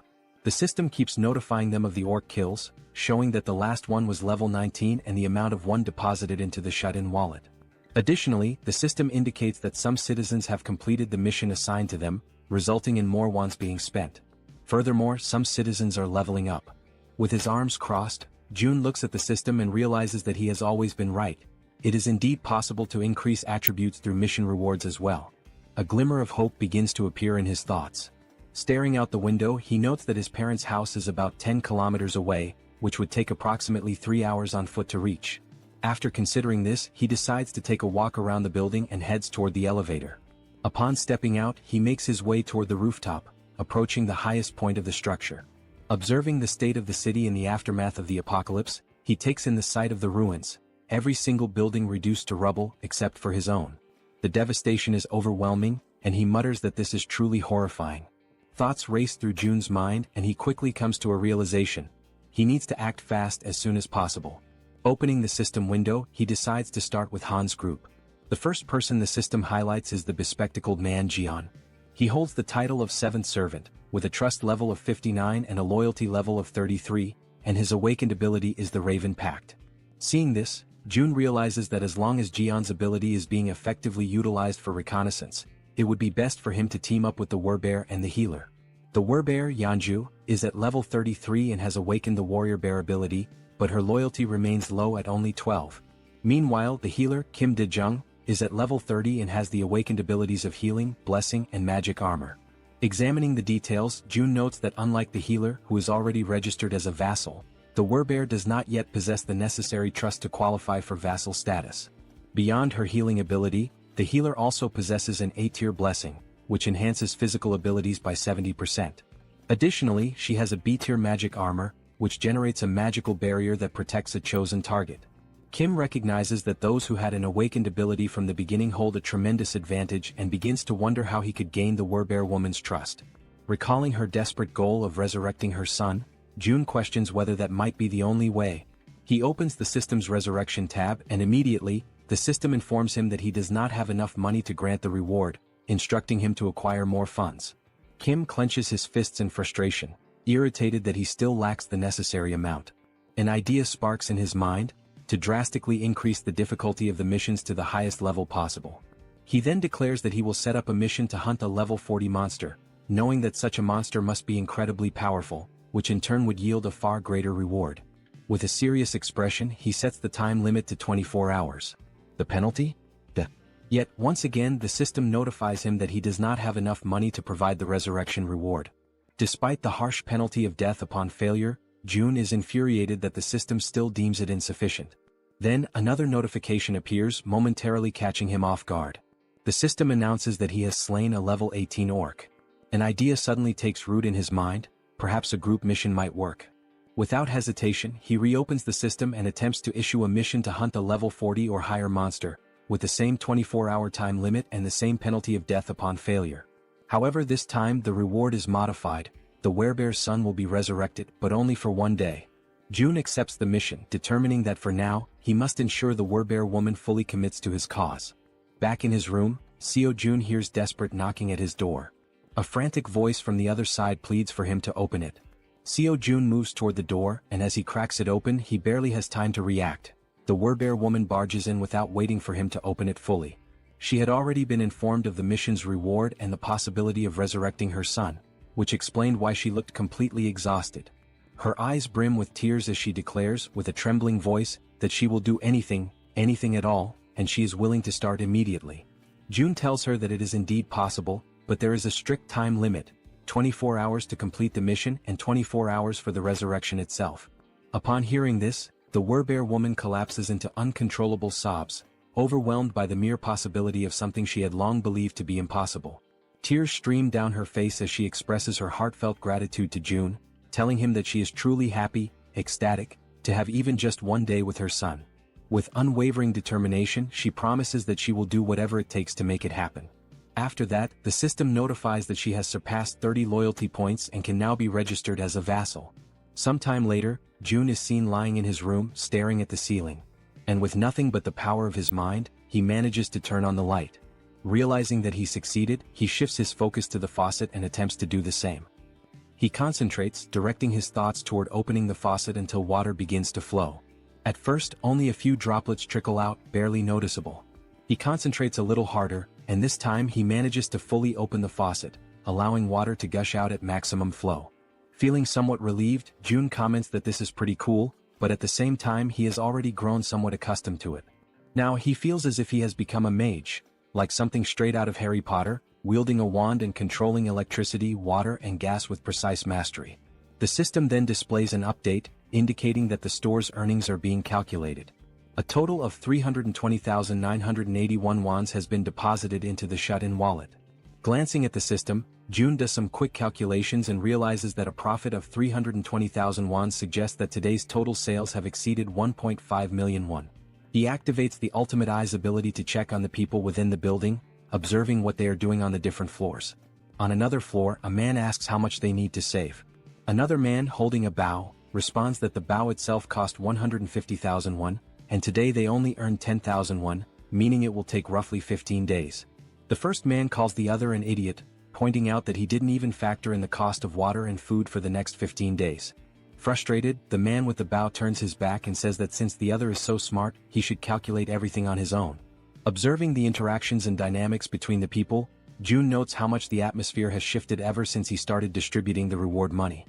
He also realizes that ever since the mysterious place known as the store appeared on the first floor of the building, the small amount of money earned from hunting goblins has begun to ignite a growing desire among the people to hunt even more.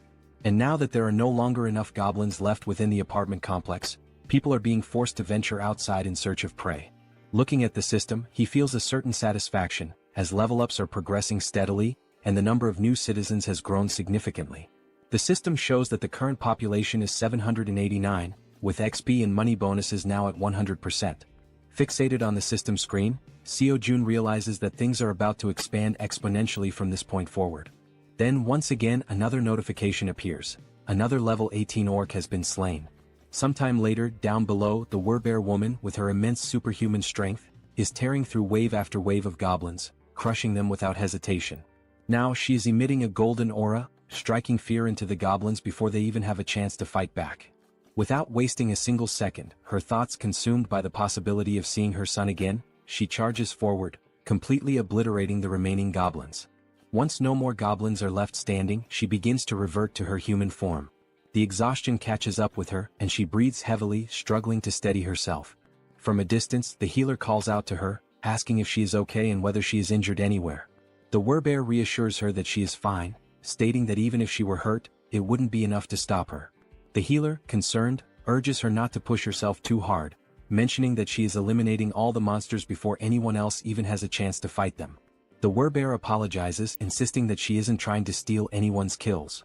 The archer, curious, asks why she is apologizing in the first place, pointing out that by taking down the monsters so quickly, she is making things much easier for everyone.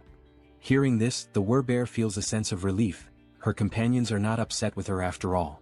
Watching from afar using the ultimate eyes, June acknowledges that forming this team was indeed a good decision. The system then updates, displaying the Werbear woman's status. Her name is Yun, and she has now reached level 40, with her trust and loyalty both rising to 66. She has also acquired new abilities beyond just her Werbear transformation. The newly awakened abilities are Ancestral Vital Blood and Primal Frenzy. These new abilities grant her a 50% boost to melee attack damage. Additionally, whenever she sustains wounds, Vital Blood drastically increases her regeneration. Furthermore, her eyes turn crimson upon witnessing blood, triggering an effect that amplifies her physical abilities by an astonishing 300%. Before she has a chance to process these new developments, the women suddenly hear a terrifying, unfamiliar roar echoing through the air, immediately putting them on high alert. The growls grow louder and closer, signaling that whatever is coming is approaching fast. Then, out of the shadows, a monstrous figure appears, stopping just a short distance in front of them. Without hesitation, the archer swiftly pulls back her bowstring, while the Werbear instructs the healer to fall back slightly. Standing before them is an orc, its presence alone exuding an overwhelming aura of menace. Its crimson eyes gleam ominously, and its body is riddled with deep scars, evidence of countless battles. In its massive hands, it grips a weapon resembling a giant club, and it begins to speak in a language that none of them can understand.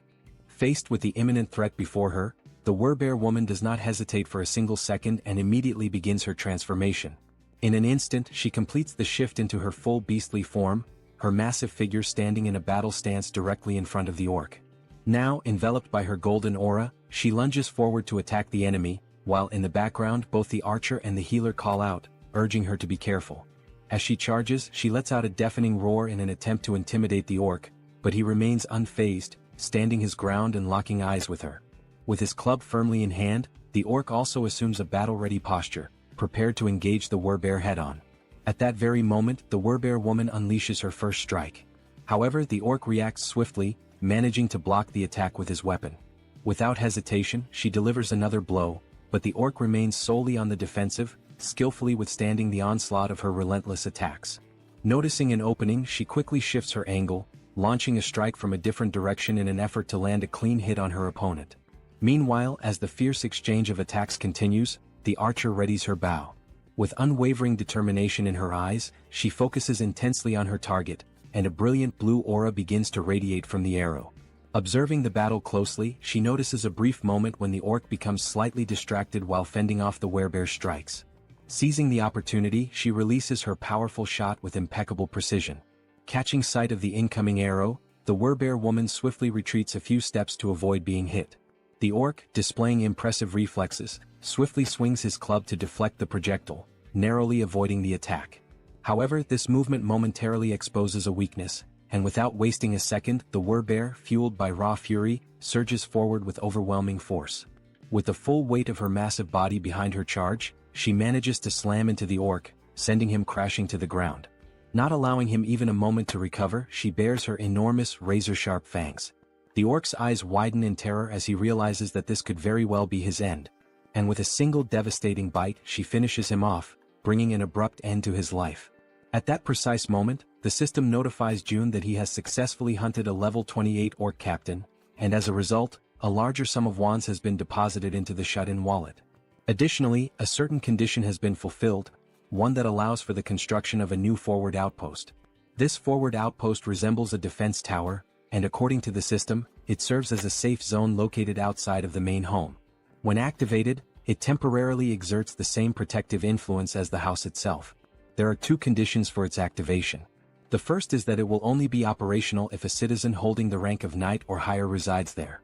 The second condition states that if an unauthorized individual remains inside for more than a day, the outpost will automatically be destroyed. Reading this information, June is caught off guard, surprised by the realization that he now has the ability to construct something entirely new. A grin spreads across his face as he remarks that, despite the staggering cost of 1.3 billion wands, his bank account has more than enough funds now that all the orcs have been dealt with. He decides that this forward outpost is well worth the investment. The system also displays additional details, revealing that the construction process will take 7 full days and will require 3 citizens of knight rank or higher to be stationed there. With that in mind, June realizes that his only option is to wait for those 7 days while the 3 necessary members return to occupy the outpost. As various thoughts race through his mind, the one that troubles him most is the sheer amount of time that will be lost. an entire week spent waiting. Deep in thought, he acknowledges that he cannot afford to waste too much time. Furthermore, most of the monsters near the outpost site have already been eliminated thanks to the efforts of his citizens. Understanding this, Seo Jun decisively presses the button on the system to initiate the construction of the outpost. Even though it will take 7 days, he realizes that it is not a bad option at all. If he can build this within the main house's territory, it will at least provide him with some peace of mind. As these thoughts occupy his mind, he finds himself recalling memories from his childhood, moments of pure happiness spent with his family. And now, by strengthening his domain, he believes he will be able to protect his family more effectively. Staring out the window at the ruined city beyond, he feels a deep sense of unease, knowing that bringing his grandparents here will not be an easy task. Closing his eyes, he silently wishes for his family's safety. When he opens them again, his resolve strengthens. Since things have reached this point, he decides that tomorrow he will send Han's group to begin the rescue mission. The following day arrives and once again they find themselves back at the train station. A bespectacled man watches the events unfolding before him in absolute disbelief. At the front lines, the werbear woman is tearing through enemies, completely unstoppable, while he observes in utter shock from the sidelines. Witnessing her eliminate the monsters one by one, he struggles to comprehend how a single person could possibly be capable of taking down an orc with nothing but her bare hands. With every orc she slaughters, the realization dawns on him: she is no ordinary human. She is a werbear. Even though he is still overwhelmed by everything happening before his eyes, he acknowledges that it all makes sense. After all, she was already incredibly powerful even before receiving Jun's blessing. As she continues her relentless rampage, crushing orcs with ease, one thought refuses to leave the bespectacled man's mind. How the hell did Jun manage to win her over? After all, not too long ago this werbear woman was utterly obsessed with hunting goblins. The bespectacled man then considers the possibility that she may have acquired new abilities, despite already being incredibly strong. At that moment, the system displays a notification indicating that there is a mission with a strict time limit of 1 hour. They must complete the mission and return home within this time frame, though there is no penalty in case of failure. Back at the station, the bespectacled man takes position at the front to scout the area, carefully scanning his surroundings. Not far from him, he spots the rest of the group who had accompanied him on this mission. Han calls out to him, suggesting that it would be best to head back home. The bespectacled man turns around, briefly considering the suggestion, and ultimately nods in agreement. As he waits, his raven, an extension of his newly acquired ability, returns from its reconnaissance flight. The bird lands gracefully on his arm, having completed its task, and the bespectacled man gazes at it with pride. Gently stroking the raven's sleek feathers, he decides to name it Black and expresses his gratitude for its good work. Han steps closer, placing a firm hand on his shoulder before asking if he can now take the lead in patrolling ahead, given his new ability. The bespectacled man turns to Black, instructing it to be cautious before sending it forward on a new scouting mission. The raven, its dark eyes filled with an eerie intelligence, silently observes its surroundings before taking flight once more. With a powerful beat of its wings, Black soars high above the station, climbing as high as possible among the towering buildings to gain a broad vantage point of the area. It moves in calculated circles, carefully surveying the entire perimeter. Thanks to the bespectacled man's new ability, he is able to access everything the raven sees as if their visions are linked, distance proving to be no obstacle to their connection. Once he fully processes the information relayed by Black, the bespectacled man turns to Han and reports that the area outside appears to be clear, confirming that it is safe to proceed. Han acknowledges the report with a nod and promptly signals the rest of the group.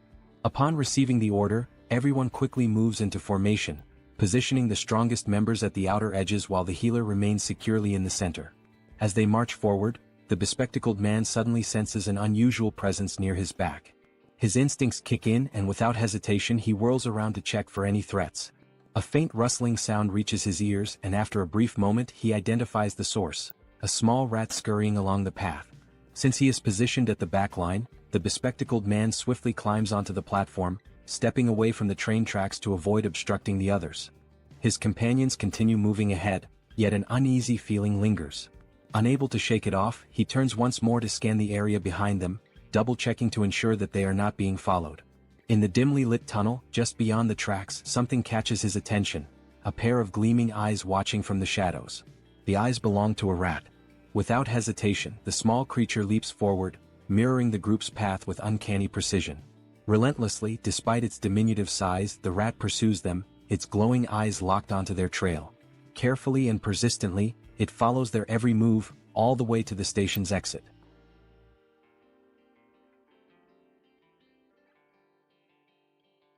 A short while later, back at the apartment, Seo Jun expresses his desire for everyone to help him. Lowering his head slightly, he humbly asks for a favor and begins to explain the situation regarding his family. The other members of the group exchange glances, silently processing his words without uttering a single response. Jun continues, acknowledging that the chances of his family being alive are slim, given the current state of the world. Han then asks if his relatives are also within the apartment complex, to which Jun replies that it is difficult to say for certain. At that moment, Moon steps forward and without hesitation, exclaims that they will help rescue Jun's family. The sudden outburst catches everyone's attention, and all eyes turn to Moon as he fervently insists that they should be allowed to assist with this. Han, with a faint but genuine smile, nods in agreement, stating that all of them have only managed to survive up until now thanks to Jun's efforts. Turning to face Jun directly, Han firmly declares that they will help, but only if Jun provides clear instructions on what needs to be done. Hearing this, Jun lets out a small, relieved smile and expresses his heartfelt gratitude for their willingness to assist him. With everyone watching attentively, he explains that now that they have successfully eliminated all the orcs occupying the station, their next move should be to follow the subway tracks leading to the next station. He then elaborates further, saying that this station is the closest one to his home. However, they can exit through exit number 2, and once outside he will provide them with more specific instructions. Jun reassures them that he is not asking them to go there immediately in one direct mission, as that would be too selfish on his part. Instead, he clarifies that their current objective is simply to secure the station first. Once again, he bows his head slightly in gratitude, asking everyone to rest well for today, as the operation will commence the following day. At that moment, the Werbear woman respectfully asks for permission to speak. She then poses a question, wondering why Jun cannot simply use the abilities he has displayed so far to bring his family to him. A flicker of frustration crosses Jun's face as he admits that he has already tried. He has attempted teleporting a target as a mission reward. Furthermore, he had been excited when Moon awakened his teleportation ability, thinking it might allow them to bring his family back instantly. However, the system immediately indicated that such a reward was impossible, leading to a complete failure. Jun speculates that the reason his abilities do not work might be due to his family being outside of their effective range.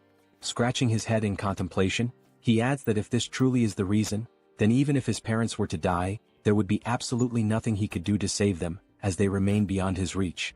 As the group listens, Jun acknowledges that, despite his powers, he is not capable of everything. Even with the abilities he has gained, there are still things beyond his control.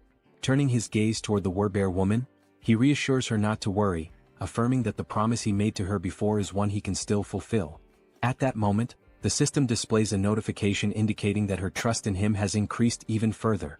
She smiles warmly and thanks him for his honesty, appreciating that he has been straightforward from the very beginning. Jun in turn thanks the entire group for their honesty as well, and once more urges them to rest for the day. One by one, they begin dispersing to prepare for the much-needed rest ahead. As Han steps away, he pauses briefly, turning back to remind Jun that he should get some rest as well. At that precise moment, something catches Jun's attention, making him instinctively glance to the side. The system suddenly notifies him that someone is attempting to enter, and that this individual meets the necessary requirements, prompting the system to ask whether he wishes to grant them citizenship. Without hesitation, Jun activates his Ultimate Eyes ability and commands the system to approve the citizenship request. The system displays the name of the individual as Yi Jin, a level 31 being with an awakened ability titled Queen of Rats. Upon using his ability to verify the identity of the applicant, Jun's eyes widen in shock, a wave of disbelief washing over him as he realizes that the one he had just granted citizenship to was, in fact, a rat. 1 hour earlier, while they were still inside the subway station, the rat had been observing the group closely, curiously wondering who these people were. These individuals were so powerful that they had managed to eliminate the orcs with remarkable ease. As the group ascended the stairs, the rat pondered whether their strength was due to the fact that they all had awakened abilities. But at the same time, it questioned if such a thing was even possible. Hiding in the corner of the wall, the rat considered the best course of action. Perhaps it would be wise to simply follow them for now and attempt to make contact later. The thought lingered in its mind that such an endeavor might be challenging, but with its abilities, it should be much easier. Determined, the rat took off in pursuit of the group. Now outside the station, amidst the city's ruined streets, the rat continued tailing them, convincing itself that it was only taking a quick look around. Upon arriving at their destination, The rat's ears twitched as it picked up the sound of human voices, children's laughter and other noises that were incredibly unusual in this world. Looking ahead, it saw children playing carefree, as if untouched by the devastation that plagued the rest of the world. The sight left the rat in complete shock. In a post-apocalyptic world, such a scene was simply unnatural. Turning its gaze to the other side, the rat found itself questioning why so many people were gathered inside that particular building. Fixating on the only structure that remained completely intact, it wondered what in the world that place was. With a deep sense of curiosity, it decided to take a closer look. However, as it attempted to leap up the steps and enter, it slammed its head into something invisible. A dull ache surged through its skull, and a large lump immediately began forming on its tiny head. The sudden pain caused the little rat to let out a pitiful cry. It had collided with a system-generated window that displayed a message stating that entry was prohibited. While rubbing its sore head and trying to make sense of what had just happened, another system window appeared before it, asking whether it wished to acquire citizenship. Still slightly irritated from the unexpected collision, the rat, without much thought, accepted the citizenship offer. Yet, despite agreeing, the system window stubbornly remained in front of it. A flicker of frustration crossed the rat's face as it muttered that such a thing was probably impossible for a mere rat. But in the very next instant, the system confirmed that citizenship had indeed been granted. Overwhelmed with excitement, the rat raised its tiny fist triumphantly, as if celebrating a great victory. A part of it still wondered if this had actually worked. Stepping forward, it entered the building, reassuring itself that everything was fine now. However, the moment it crossed the threshold, panic erupted. The sight of a rat inside sent the people into a frenzy. Instantly, several individuals reacted, attempting to stomp on the small creature to eliminate it. The rat, realizing the danger, frantically dodged their feet, twisting and leaping in desperate evasive maneuvers. It barely managed to escape the chaotic scene, but in the process, it lost its balance, tumbled forward, and ended up rolling into another area entirely. The new location was a training facility, where the group's members were actively working out. Han and Togi were lifting dumbbells, training their biceps. Moon and the glasses-wearing man were performing bench presses. The archer and the poison-wielding woman were working out on the other side of the room. Meanwhile, the healer and the werbear woman were taking turns using the lat pull-down machine. Observing the sheer intensity of the training, the little rat found itself in awe, its tiny mind racing as it marveled at the sight. What kind of place was this? At that very moment, elsewhere, a new figure appeared. A woman, clutching her head, muttered that she was experiencing pain. She had been inside that very subway station earlier, and now she was suffering from a splitting headache. Perhaps this pain was a lingering effect of when the rat had collided headfirst into the system's invisible barrier. Bringing her hand to her mouth, she let out a smile, one that gradually morphed into something filled with twisted excitement. She spoke softly to herself, claiming that now, at long last, an opportunity had presented itself. A low chuckle escaped her lips and soon she was grinning almost maniacally. She had finally found a way to survive. However, she quickly realized that the real challenge was how to actually reach that place. For now, she only needed to make her way to the station where the group had been. As she gnawed at her nails, she considered the possibilities. Perhaps the only viable method would be to traverse the subway tracks. But there was a major obstacle in the way, the monster that currently occupied the station, blocking the path forward.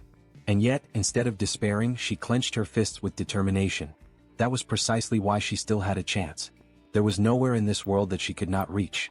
At her command, a swarm of rats began to emerge, flooding the entire area. At that moment, a system notification appeared, indicating that he had hunted a trained level 2 rat and had gained a small amount of XP. The woman's ability was called Queen of Rats, a skill that compelled any rat she encountered to swear loyalty to her, allowing her to share their senses. Observing the notification, June, deep in thought, quickly realized that this woman was controlling the rat's spirit. Without hesitation, he activated his ability, Ultimate Eyes. Someone with an awakened Tire ability had arrived on their own, so no matter the circumstances, he had to accept them. He carefully examined each room, searching for any sign of her, but there was nothing to be found. Turning his gaze outside, he scanned the surroundings, yet there was no trace of her there either. June then considered summoning her through a mission, as she had already been accepted as a citizen. The mission he devised was simple: visit the apartment within a 48-hour time limit, with a reward of cola and a choco bar. However, just before confirming the mission, June paused, realizing he was forgetting something. A memory resurfaced, the conversation he had with the werbear woman, where she had asked if he simply couldn't bring someone there using his abilities. June had tried multiple times before and had never succeeded, But perhaps that was because those people had been outside his sphere of influence at the time. Now, however, things were different. Everyone who had obtained citizenship was undoubtedly under his influence. No matter how far away they were, the system still registered the bodies of the monsters they hunted, calculating them accordingly. This proved Jun's theory. With this realization, he ordered the system to modify the mission. The new objective remained the same: visit the apartment. However, the time limit was now only 10 seconds, and the penalty for failure was immediate summoning to the location. After confirming the changes, Jun felt a hint of surprise that the system had allowed it to proceed without imposing any restrictions or additional penalties. Deep in thought, he considered that this was a worthwhile attempt. If he could successfully summon a citizen from the outside just once, then he could safely bring his own family there in the future. Once the forward base was activated, he would temporarily gain the same authority as his original territory. Only then would Han's group be dispatched. The forward base would be constructed, citizenship would be granted to his entire family, and using the mission system he would finally be able to summon them there. Jun realized that this plan had a real chance of working. However, the real issue was how much it would cost. But ultimately, the cost didn't matter as long as he could save his family. With unwavering determination, he declared that he would begin, pressing the button to start the mission. The countdown started, 10 seconds. The only thing on Jun's mind at that moment was that he hoped this wouldn't cost $1 billion. When the 10 seconds elapsed, the system notification appeared. Mission failed. However, to Jun's relief, the cost was nowhere near what he had feared. Feeling the weight lift off his chest, he placed a hand over his heart, relieved that it had only cost 30 million won. But now, standing at the entrance of the apartment, was Yi Jin, the Queen of Rats. She was on her knees, trembling, her face filled with terror as she frantically questioned where she was. Jun immediately deactivated Ultimate Eyes, confirming that the penalty had indeed worked as intended. Slowly, he began walking toward the woman. The sight of him approaching sent her into full panic mode, her entire body trembling with fear. The monarch of isolation finally spoke, calling her by name. Hearing her name from his lips only deepened her confusion. Without wasting a second, she hastily demanded to know who he was and how he knew her. Jun's response was simple: he was the one who had granted her citizenship. Yijin took a moment to process this information, trying to make sense of the situation. Still in shock, she questioned whether this place was the same location where her little rat had been. Jun, retrieving a can of soda from the system, confirmed that yes, this was the top floor of the apartment she had previously seen through the rat's eyes. As he offered her a chocolate bar and a soda, he apologized for summoning her so suddenly, fully aware that she was overwhelmed and terrified. Then, in a calm and composed manner, Jun introduced himself, stating his name and expressing that it was a pleasure to meet her. Still wary, Yijin hesitated for a moment before extending her hand to accept the chocolate and soda. She took a deep breath, gathering herself, before asking if he was the one who had summoned her here and if he was also the one responsible for that strange search at the subway station earlier. Jun confirmed both. Without warning, her expression shifted completely, excitement flashing across her face. Her sudden change in demeanor left Jun puzzled. Then, as if she had just remembered something urgent, Yijin began to speak. She knew it was asking for a lot, but there were people under her care and she wanted to know if he could bring them here as well. Continuing, she explained that she had tried to do it herself, but it had been extremely difficult to bring everyone here. She had been so close to taking a huge gamble to make it happen. Jun, maintaining his composure, asked her how many people she needed him to bring. Without hesitation, Yijin answered, 35 people. Realizing the high number of people involved, Jun hadn't expected that there would be so many others with her. He sighed and apologized, explaining that this would be difficult to accomplish. Yijin, clearly distressed, immediately questioned why. Without hesitation, he stated plainly that with his current power, he simply couldn't bring that many people there. Hearing this, the girl panicked. She grabbed onto his clothes, her fingers trembling as she desperately pleaded with him. Her mother and younger sister were among those people, and she swore she would do anything to save them. Jun observed her carefully, realizing that she needed help too. After a moment of silence, he asked her to give him some time to think. As his mind raced for a solution, he recalled something. Yijin hadn't needed to interact with him directly to receive citizenship. That meant the system had recognized her rat as an extension of herself. If that was the case, perhaps something similar could work again. A system window appeared before Jun, displaying Yijin's current stats. Her trust level was at 37, and she was at level 31. Seeing this, he noted that her trust had already increased, and given her situation and everything she had just said, it was only natural for her to trust him even more. Still kneeling in front of him, her eyes full of desperation, she listened as he called her name. She immediately asked if she really could do anything. Without hesitation, Yijin confirmed that she would do absolutely anything. June took a deep breath before finally speaking. There was a way to make what she wanted possible. But first she had to trust him completely, 100%. He asked her if she understood. Then, speaking in a calm and steady voice, he told her that if she placed her absolute trust in him, he would undoubtedly save them. Hearing those words, the girl's eyes lit up with hope. She clasped her hands together, almost as if in prayer, and shouted that she truly trusted him. With unwavering determination, she declared once more that she would do anything if it meant saving her family. At that moment, the system notification appeared. Yijin's trust level had reached 50, and her loyalty had surpassed 30. This fulfilled the conditions for her to be registered as a vassal. June grinned. This was good, very good. And what came next would be even better. Without hesitation, he pressed the system window, selecting the option to register her as his vassal. At that exact moment, a blue aura surged forth, enveloping Yijin's entire body. For a brief instant, the unexpected sensation startled her. Then another system window appeared. Yijin was now officially recognized as 10th Seed, Knight and Tamer. Her awakened abilities were listed as Queen of Rats, Evolution. June read through the details carefully. The Tamer title granted her the ability to enhance the stats of her tamed creatures based on their loyalty. Additionally, their growth speed would accelerate according to her trust level. On top of that, the Evolution ability was classified as Tier A+. It allowed her tamed creatures to continuously grow, and once they reached a certain threshold, they would evolve.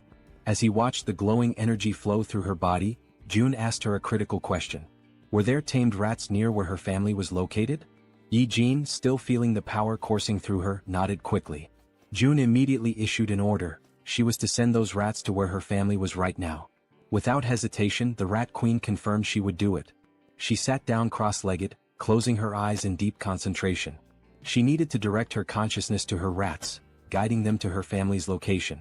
June seized the moment and activated Ultimate Eyes. As soon as he did, his vision expanded and he was able to see through the eyes of the rat. The system recognized it as an extension of Yijin herself. A system window popped up, identifying the creature. Tame Mouse, Level 2. The small rat scurried forward, stopping in front of a group of people. They watched it carefully, recognizing it almost immediately. Whispers spread among them. Was this one of Yijin's rats? Then, to their surprise, a system window appeared above the rat. The unexpected sight made the people uneasy. And then, something even more shocking happened. One after another, various supplies began to materialize from the system. Food, water, necessities, all appearing out of thin air. The people stared in disbelief, struggling to comprehend what they were witnessing. Someone muttered a question. Was this Yijin's doing? With this, the system updated once more. Yijin's trust level skyrocketed, increasing several times over. From a distance, June observed it all. This was exactly what he had anticipated. He continued watching as the rats moved. A realization struck him. Yijin's ability and his absolute eyes were a perfect combination. From this moment on, the tens of thousands of rats crawling through the sewers would now serve as his eyes. June couldn't help but smile. This was insane. And now he had acquired the ultimate scout. The Rat Queen politely asks for permission to speak, her voice calm but firm. She then inquires if the place June wants to know about is the one located near the beach. June nods in confirmation, stating that yes, that is indeed the place he is referring to. A realization dawns upon him. Coincidentally, Yijin had gone to Nambumindong, which happens to be where his family's house is located. Naturally, this puts her in a far better position than Han's team, who are still unfamiliar with the area. On top of that, all she needs to do is send a single rat. Even just one rat alone makes it possible to confirm his family's survival, and now with her abilities, it will also be much easier to send supplies. After June explains the plan to her, Yijin smiles, confidence shining in her expression, and assures him that he can leave everything to her. Right at that moment, the system notifies that both her loyalty and trust have increased. Not wanting to waste any more time, June immediately asks if she can go right now. Yijin, still smiling playfully as she absent-mindedly plays with one of her rats, confirms without hesitation that she can. June then gives her a specific request. He asks if she could follow the subway tracks on her way. Her expression shifts slightly, and she asks if he is seriously suggesting that. June confirms without hesitation. His plan is to use that route for the rescue mission later. However, Yijin's expression changes drastically. A look of sheer panic washes over her face as she quickly exclaims that this will not work. June is momentarily taken aback by her sudden reaction and questions why his plan would fail. Yi-jin, still visibly shaken, explains that a monster lives inside Siamayan Station. June freezes for a moment, completely caught off guard by the unexpected information. In disbelief, he asks her if she is serious. Yi-jin simply nods, her expression grim. June raises a hand to his chin, deep in thought. After several seconds of contemplation, an idea forms in his mind. He then asks Yi-jin if she can send just one rat to where the monster is. Though she is visibly hesitant, no doubt because of her traumatic experiences, she steadies herself, takes a deep breath, and focuses. As the blue aura flows through her body, she confirms that she can do it. The perspective shifts, and now it is through the eyes of a rat inside the subway. The tiny creature scurries forward, navigating the abandoned station. Then, it suddenly stops, completely frozen in place. Something up ahead catches its attention. As its gaze slowly rises, it sees a massive figure lifting the lifeless body of an orc as if it were nothing but a ragdoll. The rat's vision continues to rise, revealing the true form of the creature. It is a gigantic snake. The monstrous serpent effortlessly takes the life of the orc, devouring it with frightening ease. Despite being small and trying to remain hidden, the rat's subtle movements attract the snake's attention. The giant serpent's head snaps in its direction, instantly recognizing something unusual in the surroundings. It swiftly swallows the orc, and without wasting a second, it shifts its focus entirely to the rat. Realizing it has been discovered, the rat trembles in fear, its tiny body shaking as it scurries behind a pillar, desperately trying to stay out of sight. For a brief moment, it feels safe, believing it has managed to hide successfully. But its relief is short-lived. The gigantic snake moves with terrifying speed, heading directly toward the spot where the rat is hiding. The serpent's enormous mouth opens, revealing its razor-sharp fangs, poised and ready to end the tiny creature's life. As the attack closes in, the rat is paralyzed with fear, a cold chill running through its entire body. At the very last second, it manages to leap away, barely escaping the deadly strike. Now, its only chance of survival is to run as far and as fast as possible. However, the snake does not relent. It hunts mercilessly, pursuing the rat with unstoppable determination. For a brief moment, the gigantic serpent appears to hesitate, and the rat uses that single opportunity to flee for its life. Back in the apartment, June watches in complete silence, his ultimate eyes ability fully activated. After seeing just how massive and powerful the snake is, June wonders what level the monster could be. He has a strong suspicion that it is at least above level 40. Yi-jin, her voice trembling slightly, asks June if he saw that thing. Then, without waiting for a response, she states firmly that this is exactly why they cannot use Siamayan Station. She then offers an alternative plan. They should skip that station entirely and move on to the next one instead. Yi-jin adds that she has seen the strength of June's companions firsthand. She is confident that getting to the next station won't be a problem for them. June ponders for a moment and then realizes that Yi-jin is absolutely right. He nods in agreement, thanks her, and states that her idea sounds like a good plan. With a grin, he then tells her that she can head to Unit 2701, which is the next station. From today onward, that will be her base. However, she will need to do some cleaning up first. Yi-jin nods in understanding, then stands up and expresses her gratitude. She asks for permission to leave and informs him that she is heading out now. June reminds her to be careful. As Yi-jin walks away, June finds himself lost in thought. Had it been before he met her, this would have likely been his exact plan. A small smile plays on his lips as he acknowledges this fact. With that, he opens the system interface and gives the command to install solar power generators. The system confirms that the installation process will take 24 hours to complete. Outside, numerous photovoltaic panels begin automatically installing themselves on the rooftops, as the system efficiently carries out the task. Gazing out the window, June watches the progress. This system is impressively efficient, that much is clear. However, even with its current capabilities, it is still not enough to sustain the nearly 800 people under his care. And if they want to raise funds to install more facilities, they will need more people working. At the very least, they must establish a 3-shift system. The same applies to the new common facilities, which include solar energy, the store system, and the training center. Still standing and looking at the system, June says that now is when it truly begins. More hunts. The scene shifts to Han's group, who are running in fear from something chasing them. As they sprint forward, Han quickly glances back and realizes that their pursuers are closing in. Knowing they won't be able to outrun them forever, they decide to stop and prepare for battle. The creatures chasing them are massive bats, flying at incredibly high speeds. The entire group launches their attacks at once, unleashing powerful projectiles. Arrows soar through the air, and as everyone knows, they are infused with a brilliant blue mana. They pierce the bats in multiple places, causing the creatures to screech in agony. After a relentless barrage of attacks, they finally defeat all the bats that had been pursuing them. Once the battlefield falls silent, and none of the bats show any signs of movement, the archer turns to the group and asks if anyone is injured. The group reassures her that they are all unharmed. The poison-wielding woman then shifts the topic, asking the archer about the giant serpent that June mentioned residing in Siamayan Station. She questions whether they truly believe they can take it down on their own. The archer responds confidently, saying that everything should be fine since, if things go south, June can summon them back to the apartment at any moment. The poison-wielding woman nods in agreement, realizing that she is worrying too much.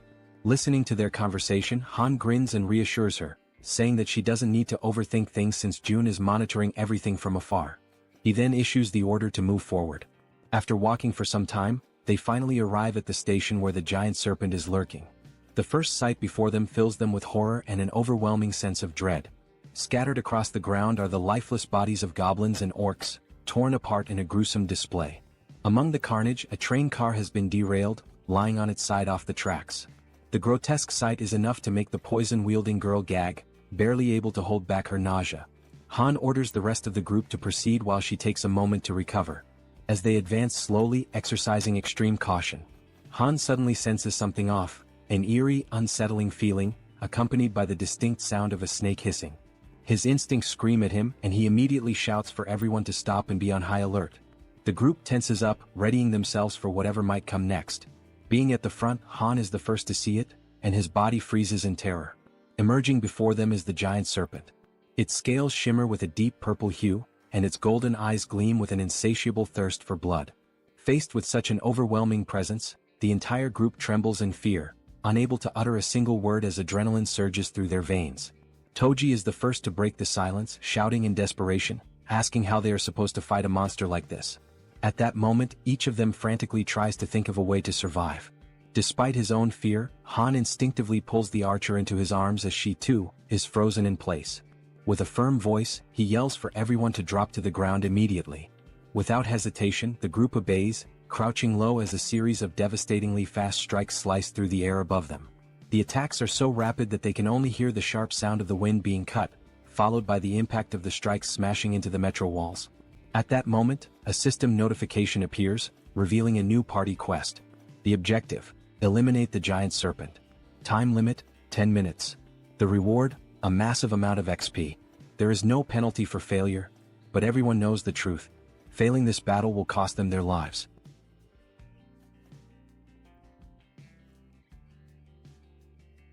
After the possible attack, while still shielding the archer with his body, Han realizes, deep down and with absolute certainty, that this might truly be the end for them.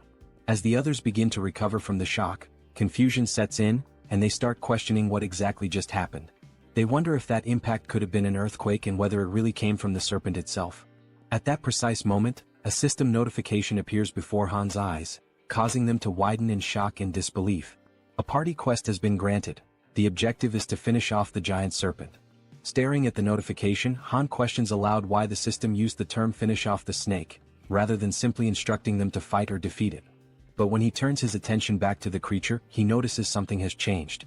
Observing from a distance, with the archer still kneeling by his side, Han wonders aloud what in the world is happening and why the serpent is behaving so strangely. The serpent's scales are soaked in blood, and parts of its flesh seem to be melting, as if it is dissolving from the inside. Han glances over at the werbear woman, and they exchange a meaningful nod, silently agreeing to take initiative.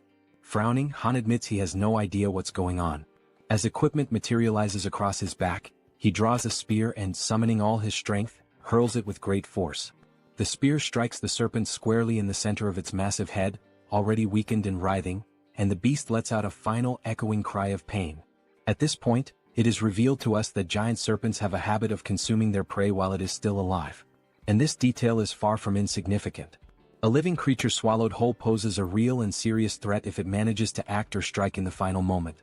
This is precisely why the giant serpent uses venom to completely subdue its prey or strangles it until it suffocates before swallowing. However, this rule only applies to prey of a certain size. Something as small as a mouse, in comparison to its enormous body, is not a concern. Then we see a flashback, how the mouse deliberately and with striking precision leapt directly into the serpent's mouth, allowing itself to be swallowed in less than a second. and this small, calculated move would bring about consequences no one could have ever imagined. However, Jun had been clever enough to come up with such a plan, and now he lets out a quiet laugh while giving the command to open the warehouse. Watching the little mouse with his ultimate eyes ability, he notices two skills that are now available: warehouse and shop. With the mouse already inside the serpent's body, Jun issues the command to summon gas, causing the serpent's belly to bloat and swell. On top of that, he also summons burning papers, already ignited. The combination of gas and fire results in a massive internal implosion. In other words, the serpent explodes from the inside out, unable to withstand the pain and pressure building within. After the blast, the Queen of Rats experiences a sharp discomfort, as if she is directly connected to the pain the little mouse suffered. Jun walks over to her, noticing her unease, and asks if she's alright. She responds that she is. It just startled her a bit. Jun acknowledges her efforts, saying she did a good job, and she exhales in relief, finally relaxing a little. With ultimate eyes still active, he shifts his attention back to the metro and reflects on the fact that he wasn't the one who delivered the final blow to the serpent. Rather, he wants this creature to be slain by his vassals who have earned the title of Knight, Han and the Werbear Woman. By doing this, he knows he will receive 6 times the amount of experience points and profit. We are brought back to the same scene from earlier, just after Han threw the spear at the serpent's head. The Werbear Woman, wasting no time, charges forward while her transformation nears completion. With her powerful claws, she delivers a series of fierce slashes against the serpent, who still struggles to fight back despite its injuries. Finally, the Werbear focuses her strength, leaps into the air, and strikes down with tremendous force, landing a blow directly to the serpent's head. The impact creates a large crater, and once she lands back on the ground, now almost fully transformed, she turns to look over her shoulder, just to confirm that the giant serpent has truly been defeated. Right then, the system notifies them that the king snake has been vanquished, and a substantial amount of experience has been granted. Additionally, since it was a level 40 monster, a large quantity of one has also been deposited into the Shutin's wallet.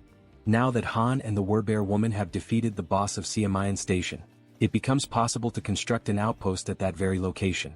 System messages continue to flood in, showing that multiple skills have leveled up. Among them, a domestic domain declaration has reached level 15, granting Jun 3 additional skill points. As always, after each evolution, Jun experiences that familiar sharp pain, a tightness in his chest that signals the price of his advancement. Outside, his domain continues to grow, stretching farther and farther without pause. The system then alerts that a being has been discovered that meets the citizenship requirements, asking whether Jun would like to grant it. Still clutching his chest in pain, Jun gives the command to grant citizenship to the candidate. The system reports that the total number of citizens has now reached 1,000, and as the citizen count reaches that milestone, every citizen unlocks a new passive ability called Base Salary. This base salary skill is a passive ability that grants every citizen an additional 100% XP and profit bonus. Reading the message, Jun's eyes widen in astonishment, hardly able to believe what he's seeing. He opens the status window of one of the citizens and confirms it with his own eyes. A 100% bonus to both experience gain and profit share is now in effect. Then Jun becomes thoughtful, allowing himself a moment to process everything. He realizes that this is actually quite a fascinating feature. He now fully understands what the base salary ability truly means. Even if he sets their profit participation at 0%, the citizens still receive the additional 100% bonus in both experience and profits. But before he can dwell on that thought any further, his concentration is broken. The Queen of Rats calls out to him, gently pulling him out of his reflections. He turns around and asks what she needs. She apologizes for asking this at such a moment but proceeds to make a request. She wants to know if it would be possible for him to bring her group to that place as well. Jun takes a moment to consider her words, going quiet for a few seconds as he thinks. Then a soft smile forms on his face and he answers that of course he will make that happen. The Queen of Rats lights up with excitement the moment she hears his response. She lifts her hands near her mouth in a gesture of pure emotion, nearly blushing, while her eyes shine with a joy she cannot hide. Jun then asks her whether she is able to control another rat again at this point. Now full of energy and determination, she confidently answers that yes, she can absolutely do it without any problems. Jun says that he will inform the group to follow the rat while she guides them from here. Back at the metro station, the giant serpent's lifeless body still lies across the ground, unmoving. From within that very scene, a tiny mouse emerges, now acting as the guide for the group, leading them toward their new destination. The mouse scurries ahead, while the rest of the group follows closely, walking past the corpse of the giant snake and making sure not to stray too far behind their small guide. Han is once again left in shock by the sight unfolding before him. The Werbear woman urges him to compose himself and asks whether it was his group that defeated all of the orcs lying lifeless across the floor. He immediately denies it and turns the question back to her. But she also says that she didn't do it either. When she arrived, the orcs were already in that state. That leads them to conclude that this must be an orc territory, and whoever defeated them must be far more powerful than they are. As they keep walking, all the group can see are orc corpses and splashes of blood staining the ground, while they continue following the mouse that is showing them the way. Han points out that now that the giant serpent has been dealt with, the major threat is gone. However, he warns that they must not lower their guard just yet. The archer agrees with his assessment, noting that there could still be hidden groups of monsters lurking in the shadows nearby. At that moment, the little mouse turns back to the group, squeaks, and gestures with its tiny paws as if to say, "Come on, hurry up." Seeing this action, Toji comments that this mouse is actually pretty clever, and Moon asks whether the mouse is part of Jun's skill set. The group presses on, continuing forward while Jun watches from a distance. Observing everything from afar, he judges that for now there don't appear to be any major threats in the vicinity. He shifts his gaze slightly toward a system notification, which informs him that he currently has 3 available skill points. Looking at the system message with a bit of anticipation, Jun begins to wonder where he should invest those points. He reasons that since his territory has recently expanded, the highest priority should be the Ultimate Eye skill, especially because it synergizes with the Queen of Rats abilities. So he gives the command to upgrade Ultimate Eyes. Once again, as always, he feels the painful consequences of evolving a skill. But this time, unlike the usual sharp sensation in his chest, he experiences something far worse, an unbearable and splitting headache. And unlike the previous version of this skill, the new level now allows him to see the level of monsters displayed above their heads. In addition to level, he can now see other data as well, such as height, behavior, intelligence, and even specific attributes or traits that make each monster stand out. Realizing how much easier this will make things moving forward, he affirms to himself that he definitely needed this ability. Because first, he needs to identify monsters of the correct level in order to assign suitable quests to people. This way he can reduce the cost of resurrection. Already aware of how useful this tool will be, he decides to use his remaining points. The next skill he chooses is dignity maintenance because now that he is meeting and managing more people, trust and loyalty are becoming increasingly important. He gives the command to level up that skill as well. However, just at that moment, right in the middle of his planning, something interrupts Seo Jun, throwing him completely off balance and into a state of panic. A deafening sound crashes through the area, abruptly ending his moment of reflection. That's when he realizes that the noises he just heard were similar to gunshots, sharp, loud, and unmistakably threatening. Since Jun had his Ultimate Eye skill activated at that moment, he was able to quickly realize that the gunshots had not originated from the apartment complex, but rather from the metro station. He immediately redirects his gaze back toward the metro and sees several goblins wielding revolvers in their hands. The goblins wear malicious, twisted smiles, clearly aware of the immense power they now hold with such weapons. Watching the scene unfold before him, the only question running through Jun's mind is why on earth goblins have firearms, and more importantly, how they managed to get their hands on them. Because it wasn't just one goblin with a gun, there were several of them, causing chaos and panic as they wildly fired their revolvers, spreading terror through the metro. Han and his group had already faced countless formidable enemies in the past, but never had they encountered a threat that escalated in danger so quickly and so unexpectedly. The suddenness of it put the entire group on high alert. Realizing the goblins were opening fire, Han immediately shouts out, commanding the group to run for cover and hide behind whatever protection they can find. The gunfire continued echoing throughout the metro station as the entire group managed to temporarily hide. From their cover, Han and the archer peek out cautiously, watching the scene unfold. Clearly frightened, the archer asks how the hell those damned goblins got their hands on firearms. Han responds grimly, saying the only thing he knows for certain is that it's not possible to fight them head-on under these conditions. But then Han allows a small smile to appear on his face, because he suddenly remembers, Moon is on their team. Without hesitation, Moon uses his teleportation ability, aiming to catch the goblins completely off guard and not give them a single second to react. His expression is fierce, filled with anger, and his eyes radiate pure determination. Without the slightest bit of remorse, he pierces the back of one of the armed goblins with his spear, driving it through the creature and silencing it with one final scream. That agonized cry is enough to alert the rest of the goblins, who immediately turn their attention to Moon, now fully aware that he's standing in the middle of them. But Moon is far from weak, certainly not as weak as the goblins had imagined. Using his close-range combat skills, he manages to decapitate every single goblin that tries to strike him, cutting them down one by one in rapid succession.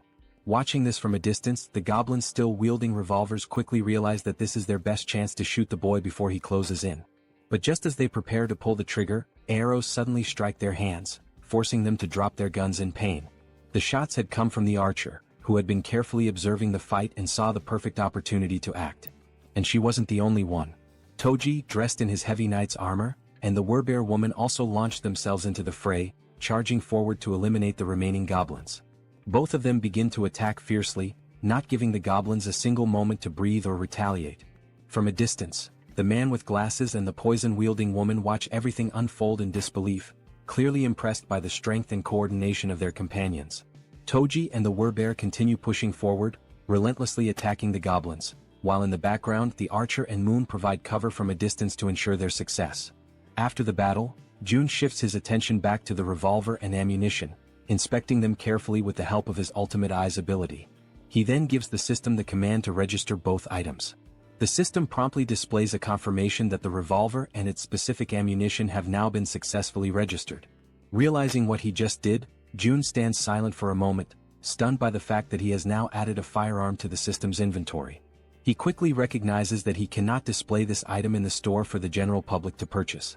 On the other hand, offering firearms in the shop would come with clear advantages.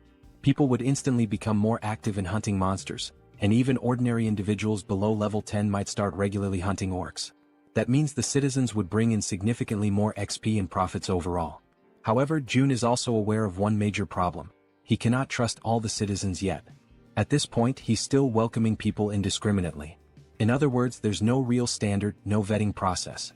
He's been accepting everyone and providing them with supplies without screening them first, operating under the belief that he can control everyone, no matter what might happen. Of course, the rapid growth of the citizen population has brought many benefits. But everyone knows that things change drastically when firearms are involved. There's no guarantee that someone among this growing crowd won't turn out to be a serious problem. Beyond the obvious issue of supply shortages in the midst of an apocalypse, there are also the feelings of envy, resentment, and jealousy that could easily escalate into something dangerous once firearms are introduced into the equation. Regardless of motive, accidents happen, and in the worst-case scenario, someone could die. That's when Jun concludes that firearms will indeed be incredibly helpful, but they must only be handed out to verified individuals. As he opens the system menu once again, he notes that, on top of verification, firearms will also be made available only to those with high loyalty levels. With that decision made, Jun already knows who the first person will be to receive one. Back at the metro station, the group now stands among the lifeless bodies of goblins scattered across the ground. Suddenly and without warning, a gun begins to materialize, forming in midair before dropping right in front of Moon, startling him with how sudden and unexpected it was. Cautiously, he begins to approach the weapon, taking slow and deliberate steps as he draws nearer. Then, with a faint smile appearing on his face and his finger already resting gently on the trigger, Moon picks up the gun, clearly aware of who had orchestrated this. Without needing to see him, he offers a silent thank you to Jun, already knowing it was his doing. After that, the group resumes their journey through the metro tunnels, continuing to follow the little mouse that was guiding them toward the Rat Queen's group. After walking for a while through the underground passageways, they finally arrive at a place that seemed to be the destination the mouse had in mind. They hesitate briefly upon arrival, as the location is closed off by a heavy door that clearly separates and isolates the inside from any outside threats or creatures. Then, as the leader of the group, Han steps forward without hesitation and makes the decision to open the door himself. As the door slowly creaks open, they immediately spot several people inside.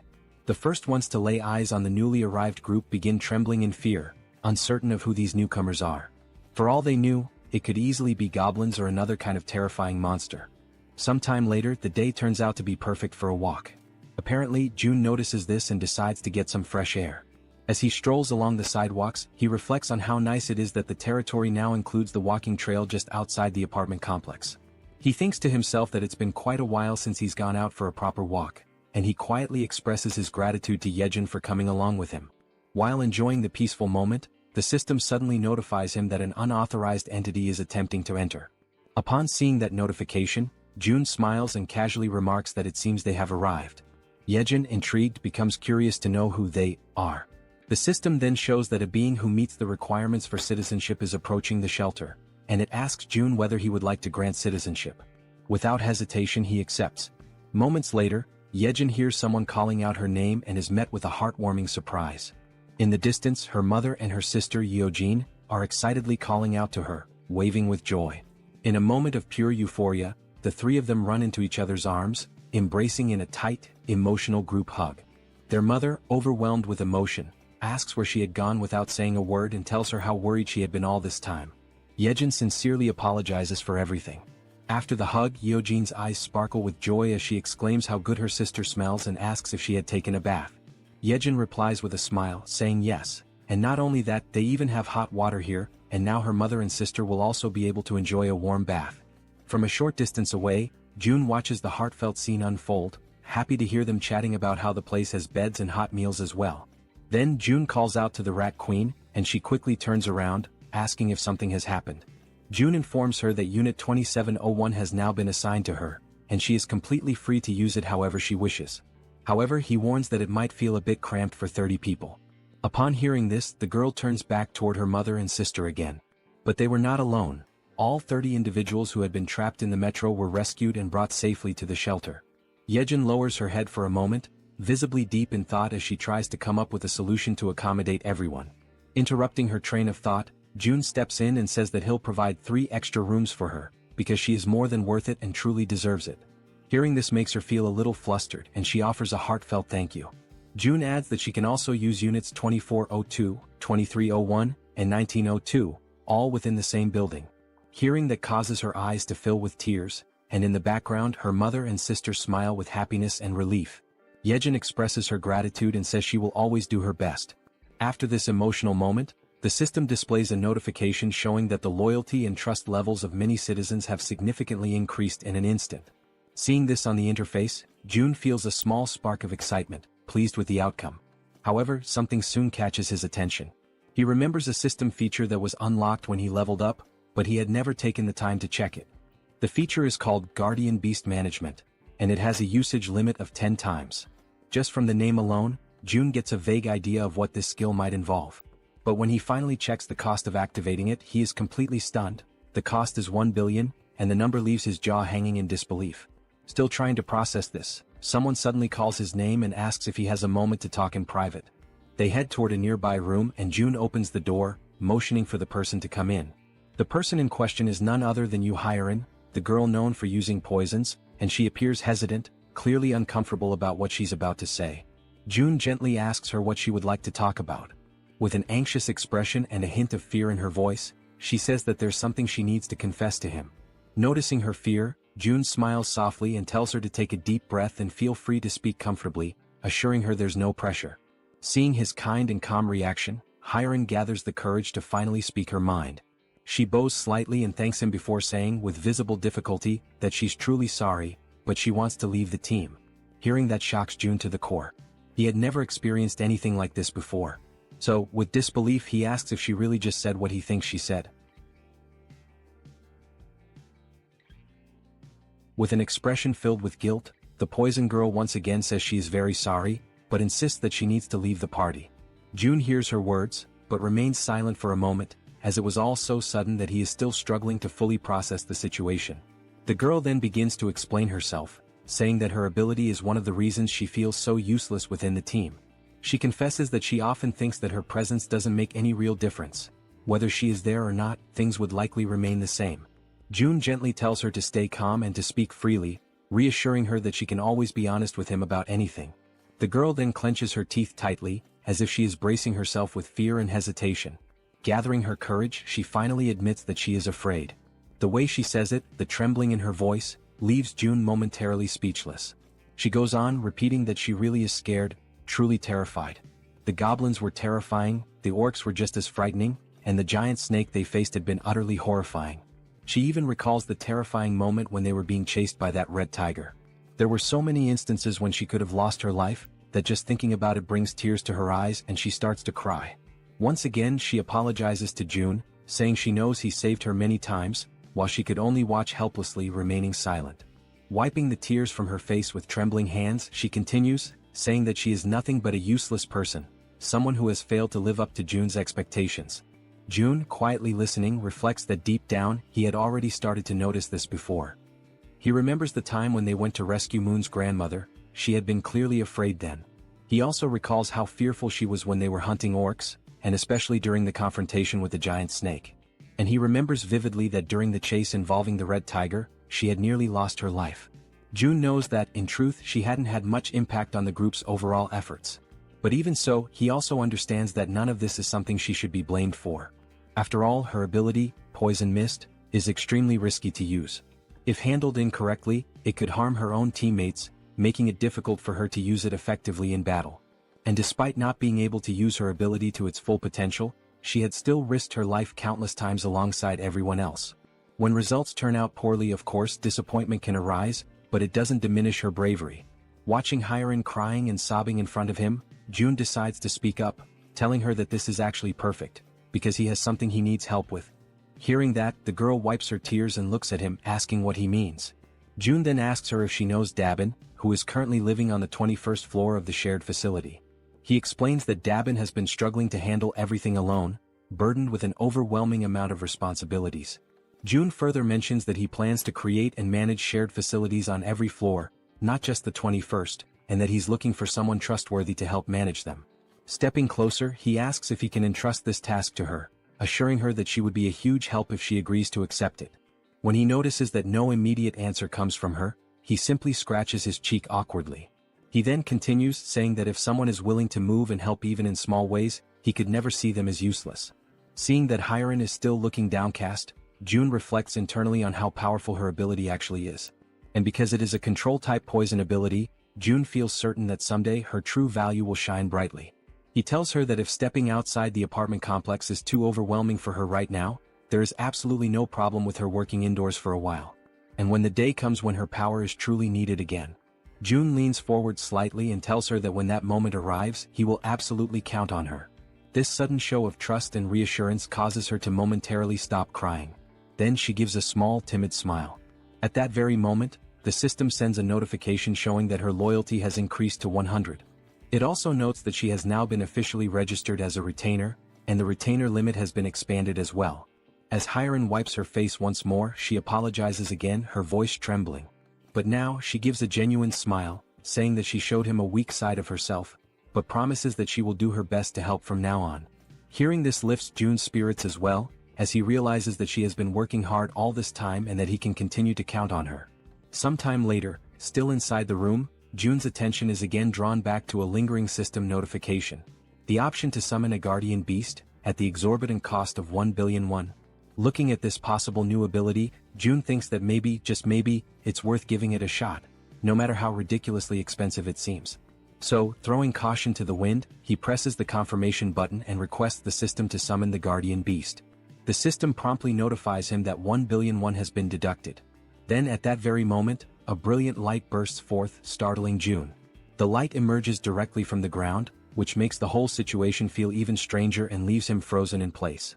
It quickly becomes clear that this light is coming from a magical circle, glowing with a powerful yellow hue. The magic was so intense that it forced June to close his eyes for a moment, just to avoid being blinded. And then, from the center of the magical circle, something unexpected appears.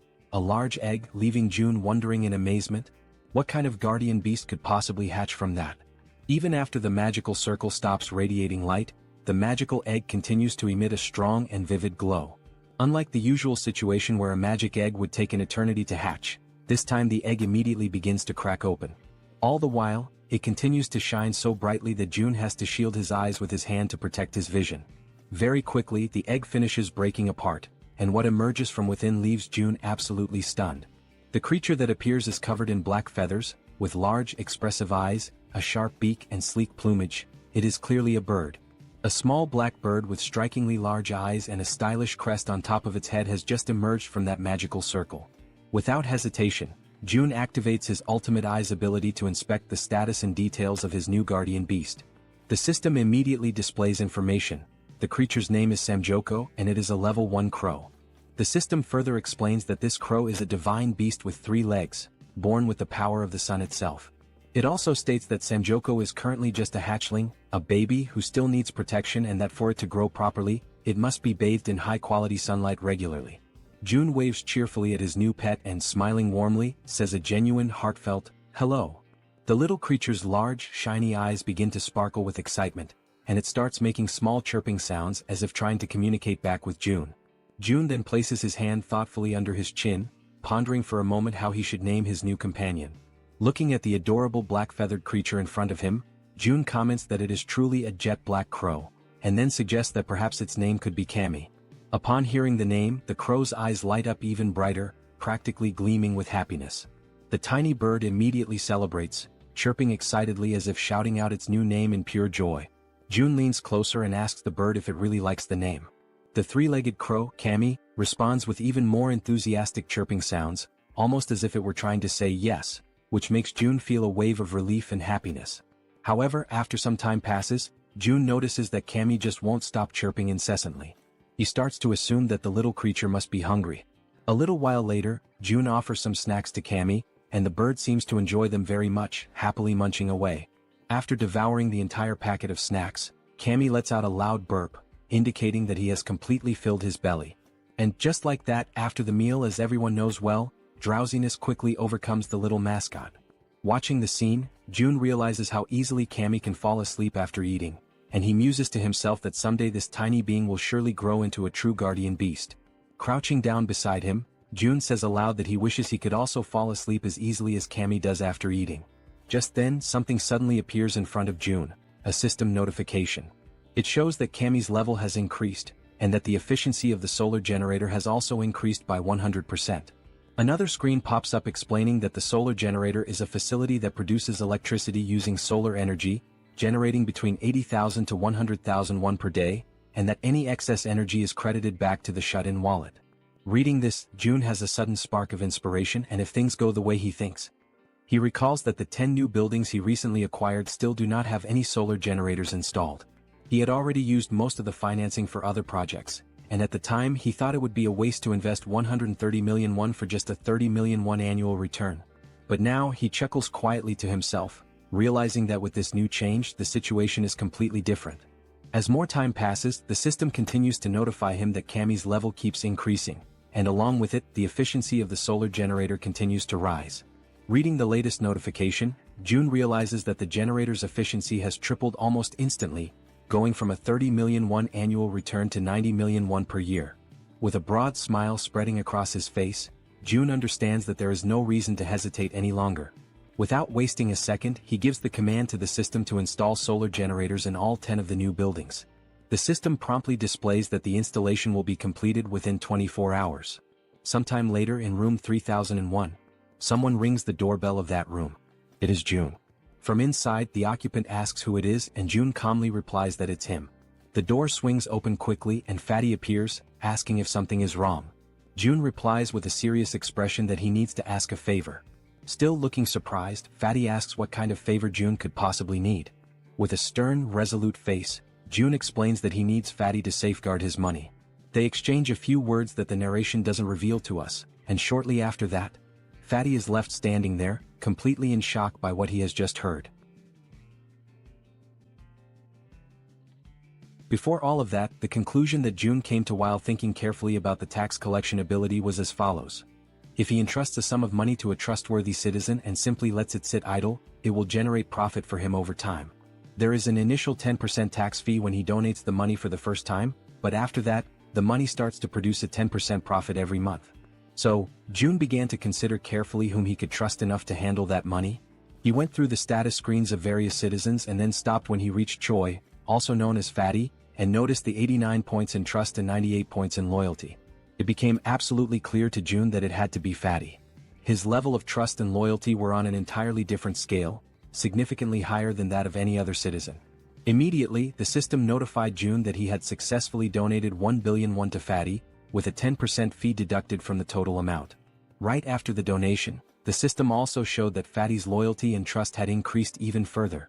Still visibly nervous but wanting to confirm, Fatty asked if he really was only supposed to hold on to the money, or if he could maybe use just a little bit of it. That had actually been June's original plan all along, but he had not expected Fatty's loyalty to reach 100, so in the end he replied that yes, Fatty has permission to use a small portion of the money. Still in shock over what he had just heard, Fatty bowed deeply in gratitude, offering a sincere thank you. June in turn told him to stop bowing and said that he trusted him completely. With that matter taken care of, it was now time to move on to the next thing he needed to handle. June went to talk with Dabin, and she asked if she was allowed to choose whoever she wanted. He replied that yes, it was fine, she could choose freely. Then he introduced her to Harem, the so-called poison girl, and said she could include her in the team. He added that now that Dabin would be the team leader, he would be paying her double the regular weekly salary. At that moment, Dabin's loyalty increased a bit more. Excited by the sudden raise, Dabin pulled Harem close to her and gratefully said she would do her best. Overflowing with energy, she then dashed off with the poison girl, calling out to her and saying they were about to go on their first delivery. Harem, trying to keep up, asked Dabin to slow down a little. Watching the whole scene unfold, June felt glad, knowing that the two of them would likely get along very well. And then he realized it was time for a difficult conversation.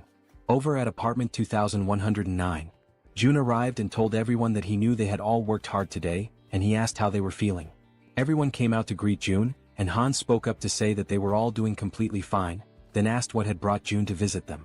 June explained that, thanks to the monster at Siamayan Station, the surrounding area was now considered a monster-free zone, especially the subway tracks. Everyone listened as June said that from Siamayan to the next station, there were almost no monsters, and that this was their opportunity, before another monster appears and claims the area. He told them they would have to act first. There was one thing June realized, especially after witnessing Harem begging with tears in her eyes. Looking at these people now, he saw that they were risking their lives to fulfill the tasks he gave them. And thanks to Yejin, the queen of rats, they had been able to identify the giant snake at the station ahead of time. If they hadn't, the situation would have been unimaginably dangerous. In a world where death at any moment is a constant possibility, June understood that wanting to keep his family safe, wanting to protect them, could be seen as selfish. But even so, he gave the order. Han's group would go to Jigalki Station tomorrow, because he could not give up. The next morning, Cammy was stretching after waking up, and June was having his breakfast. The system displayed that the efficiency of the solar generator had increased, and that Cammy's level had also gone up. As he ate, June felt excited to see that Cammy had already reached level 5. The system then displayed that Cammy was now releasing part of the sun's power, inheriting a portion of the divine beast's abilities, and that June had awakened basic elemental fire magic. The idea of having magical powers caught June a bit off guard, leaving him slightly surprised. Raising one of his fingers, he quietly wondered to himself how he was supposed to use this fire magic. Then, a small flame suddenly appears at the tip of his finger, and he immediately realizes that it actually works. While the flame continues flowing gently from his fingertip, he notices that the sensation feels oddly familiar, and it doesn't take long for him to remember. It is quite similar to the feeling he experiences when he uses the dignity maintenance ability. And if that's really the case, June decides to go for a walk outside to test things more freely. As he walks around, he notices that there's no one nearby, and the area is completely quiet. He closes his eyes slowly and begins to use his imagination. He starts to picture a massive flame, one so powerful that it could engulf and burn the entire area around him. Soon, a flame begins to form and grow in the palm of his hand. The flame starts expanding and he can feel the power coursing through his body, spreading from his hand to the rest of him. Then, with a determined movement, he throws the fireball forward. However, this action leaves him disappointed, to the point that all of June's earlier enthusiasm seems to vanish in an instant. He stares at the tiny, underwhelming fireball floating in the air, and still feeling let down, he questions to himself whether this small result is really his current limit. It becomes clear to him that this is not a particularly powerful ability, at least not at this stage. But even so, he acknowledges that some things can already be done with it. He summons his gas and then it hits him. If he combines this fire ability with the gas produced by the dignity maintenance skill, it could become a truly threatening force. For now, that is the current level of what he can do, but the potential is absolutely limitless. With this, he can now fuel everything he needs, still have electricity left over, and eventually this surplus can be converted into money, which will then be deposited directly into his shut-in wallet. At that moment, someone arrives singing some kind of tune, and catches the attention of our secluded monarch. It's Yejin, the queen of rats, and she's expressing her gratitude for the rest period he allowed her. She says that thanks to him she was able to rest well. June replies that he simply gave her the treatment her ability deserved. And besides that, thanks to her help, the range of his own abilities had expanded significantly. Of course he should support her. Smiling, he says that he'll be counting on her again today. He informs her that Han's group is currently waiting at Siamayan Station, and that she should go guide them as soon as possible. Yejin responds that she has already sent rats along the subway tracks, since the rats are capable of reaching Koryang Station without any trouble. Hearing that, Jun's eyes widen as he asks her if something happened beyond Koryang Station. She confirms that yes, something did happen, specifically at Busan Station. She says she thinks it would be better if he saw it for himself. She sits down on the ground and begins to concentrate deeply, activating her ability to control one of her rats over there. Through the rat's vision, they can see that the station is completely destroyed, with debris and rubble possibly blocking access. And on top of that, the area appears to be flooded with water. Seeing this through his ultimate eyes, Jun quickly realizes that there's no way to get through that place in its current condition. Yejin comments that now that he has seen how the tracks are, that's precisely why she sent rats ahead. But then, she saw something far more alarming, a scene of chaos and total destruction. Using his own abilities, Jun sees the same thing. Not a single building remains standing over there. Everything is destroyed. He asks himself, stunned, what on earth happened in that place. One of the rats moves closer to a hole in the ground, which turns out to be some kind of crater. Jun wonders what that thing could possibly be. Then the rat adjusts its position, and only at that moment does it become clear. That crater is actually a footprint, likely left behind by some kind of giant. Only then does Jun understand that the problem in that area is far more serious than he had imagined. That explains why there are no intact buildings and why even the roads are completely destroyed. Then suddenly, Jun feels a tremor at that exact moment, something that resembles an earthquake. Both he and Yejin are startled and immediately on alert as everything begins to shake violently, just like during a real earthquake. The Queen of Rats drops to the ground, crouching in fear and screaming from terror. Jun quickly moves closer, trying to reach her in order to calm her down. But at that moment he begins to feel deep discomfort, realizing that if this continues with the tremors growing stronger, all the buildings will eventually collapse. The earthquake continues to grow stronger, shaking the buildings more violently with each passing moment. Still visibly shaken, Jun turns to Yejin and asks if she is alright. Yejin reassures him that she is, but then with a worried expression, she asks what is really happening. Jun starts to explain that it is a tremor, but before he can finish, he is interrupted by a loud, booming voice shouting his name. Both Jun and Yejin, still caught in a state of panic, hear that they need to go check what is going on. After a moment, Yejin glances at her companion, and he gestures for her to follow him outside. Meanwhile, Fatty, visibly shaken and fearful, mutters in disbelief, questioning what all this chaos could be about. He adds that Jun needs to head to his house first. Without a second thought, both of them dash towards Fatty's house, despite the obvious danger all around. As they run, Fatty explains that from his place in Siamayan, they can get a clear view of the station area and assess the situation better. As they move swiftly through the quaking streets, Jun can't help but recall the loud crash from earlier, wondering why Fatty is dragging him to his place with such urgency. After some time they finally reach the destination. Upon opening the door, Jun is met with the sight of Fatty and his wife, both overwhelmed with fear and anxiety. Fatty quickly points towards the balcony, urging Jun to take a look. As Jun steps out onto the balcony and takes in the view, he becomes utterly shocked and paralyzed, his mind racing as he wonders why it always has to be some kind of madness. Outside, a gigantic, fearsome cyclops looms over the city, with sharp fangs and imposing horns, mercilessly destroying everything in its path. As the monstrous creature continues to demolish buildings with sheer brute force, Jun, still in a state of disbelief, summons everyone back to regroup. The group, now gathered, looks at one another in confusion, uncertain about the reason behind Jun's sudden call. When they reach Fatty's house, Han and Moon speculate about whether the earthquake from earlier might be linked to what's happening now. But suddenly when they glance ahead, they are all left frozen in terror as they spot the terrifying Cyclops approaching. While they helplessly watch the giant creature crush and topple massive buildings, the group can only question in disbelief what that monstrous being in front of them could possibly be. The Cyclops, consumed by unbridled rage, continues to smash and pulverize everything in its vicinity with its powerful fists. Then Han shouts out, desperately wondering what on earth is going on, while Fatty points out that the Cyclops is moving closer to their location, urging Jun to take a look. Feeling overwhelmed, Jun, in a state of panic, acknowledges that they have to do something, but he has no idea where to even begin. From the balcony, Jun glances down at his hands, unsure whether his abilities would be enough to withstand the Cyclops' attack. Nervous and trembling, Jun clenches his teeth, trying to keep his composure despite the dread creeping in. Suddenly, Jun hears someone calling his name and he freezes. Turning around, he sees the Werbear woman, her expression resolute and unwavering. With fierce determination, she requests a chance to take on the Cyclops. Hearing her words, Jun is initially taken aback and a bit fearful, unsure of what to think. However, the Werbear woman remains focused, her fiery resolve to battle the gigantic beast evident in her eyes. June, still anxious, manages to muster a faint smile after hearing her confident plea. Then he turns to her and asks if she is truly willing to confront the Cyclops. With unwavering courage, the Werbear woman firmly declares that she will make it happen right away. Just then, the system interface pops up, displaying that a mission has been granted. The objective is to hunt the Cyclops within a 24-hour time limit.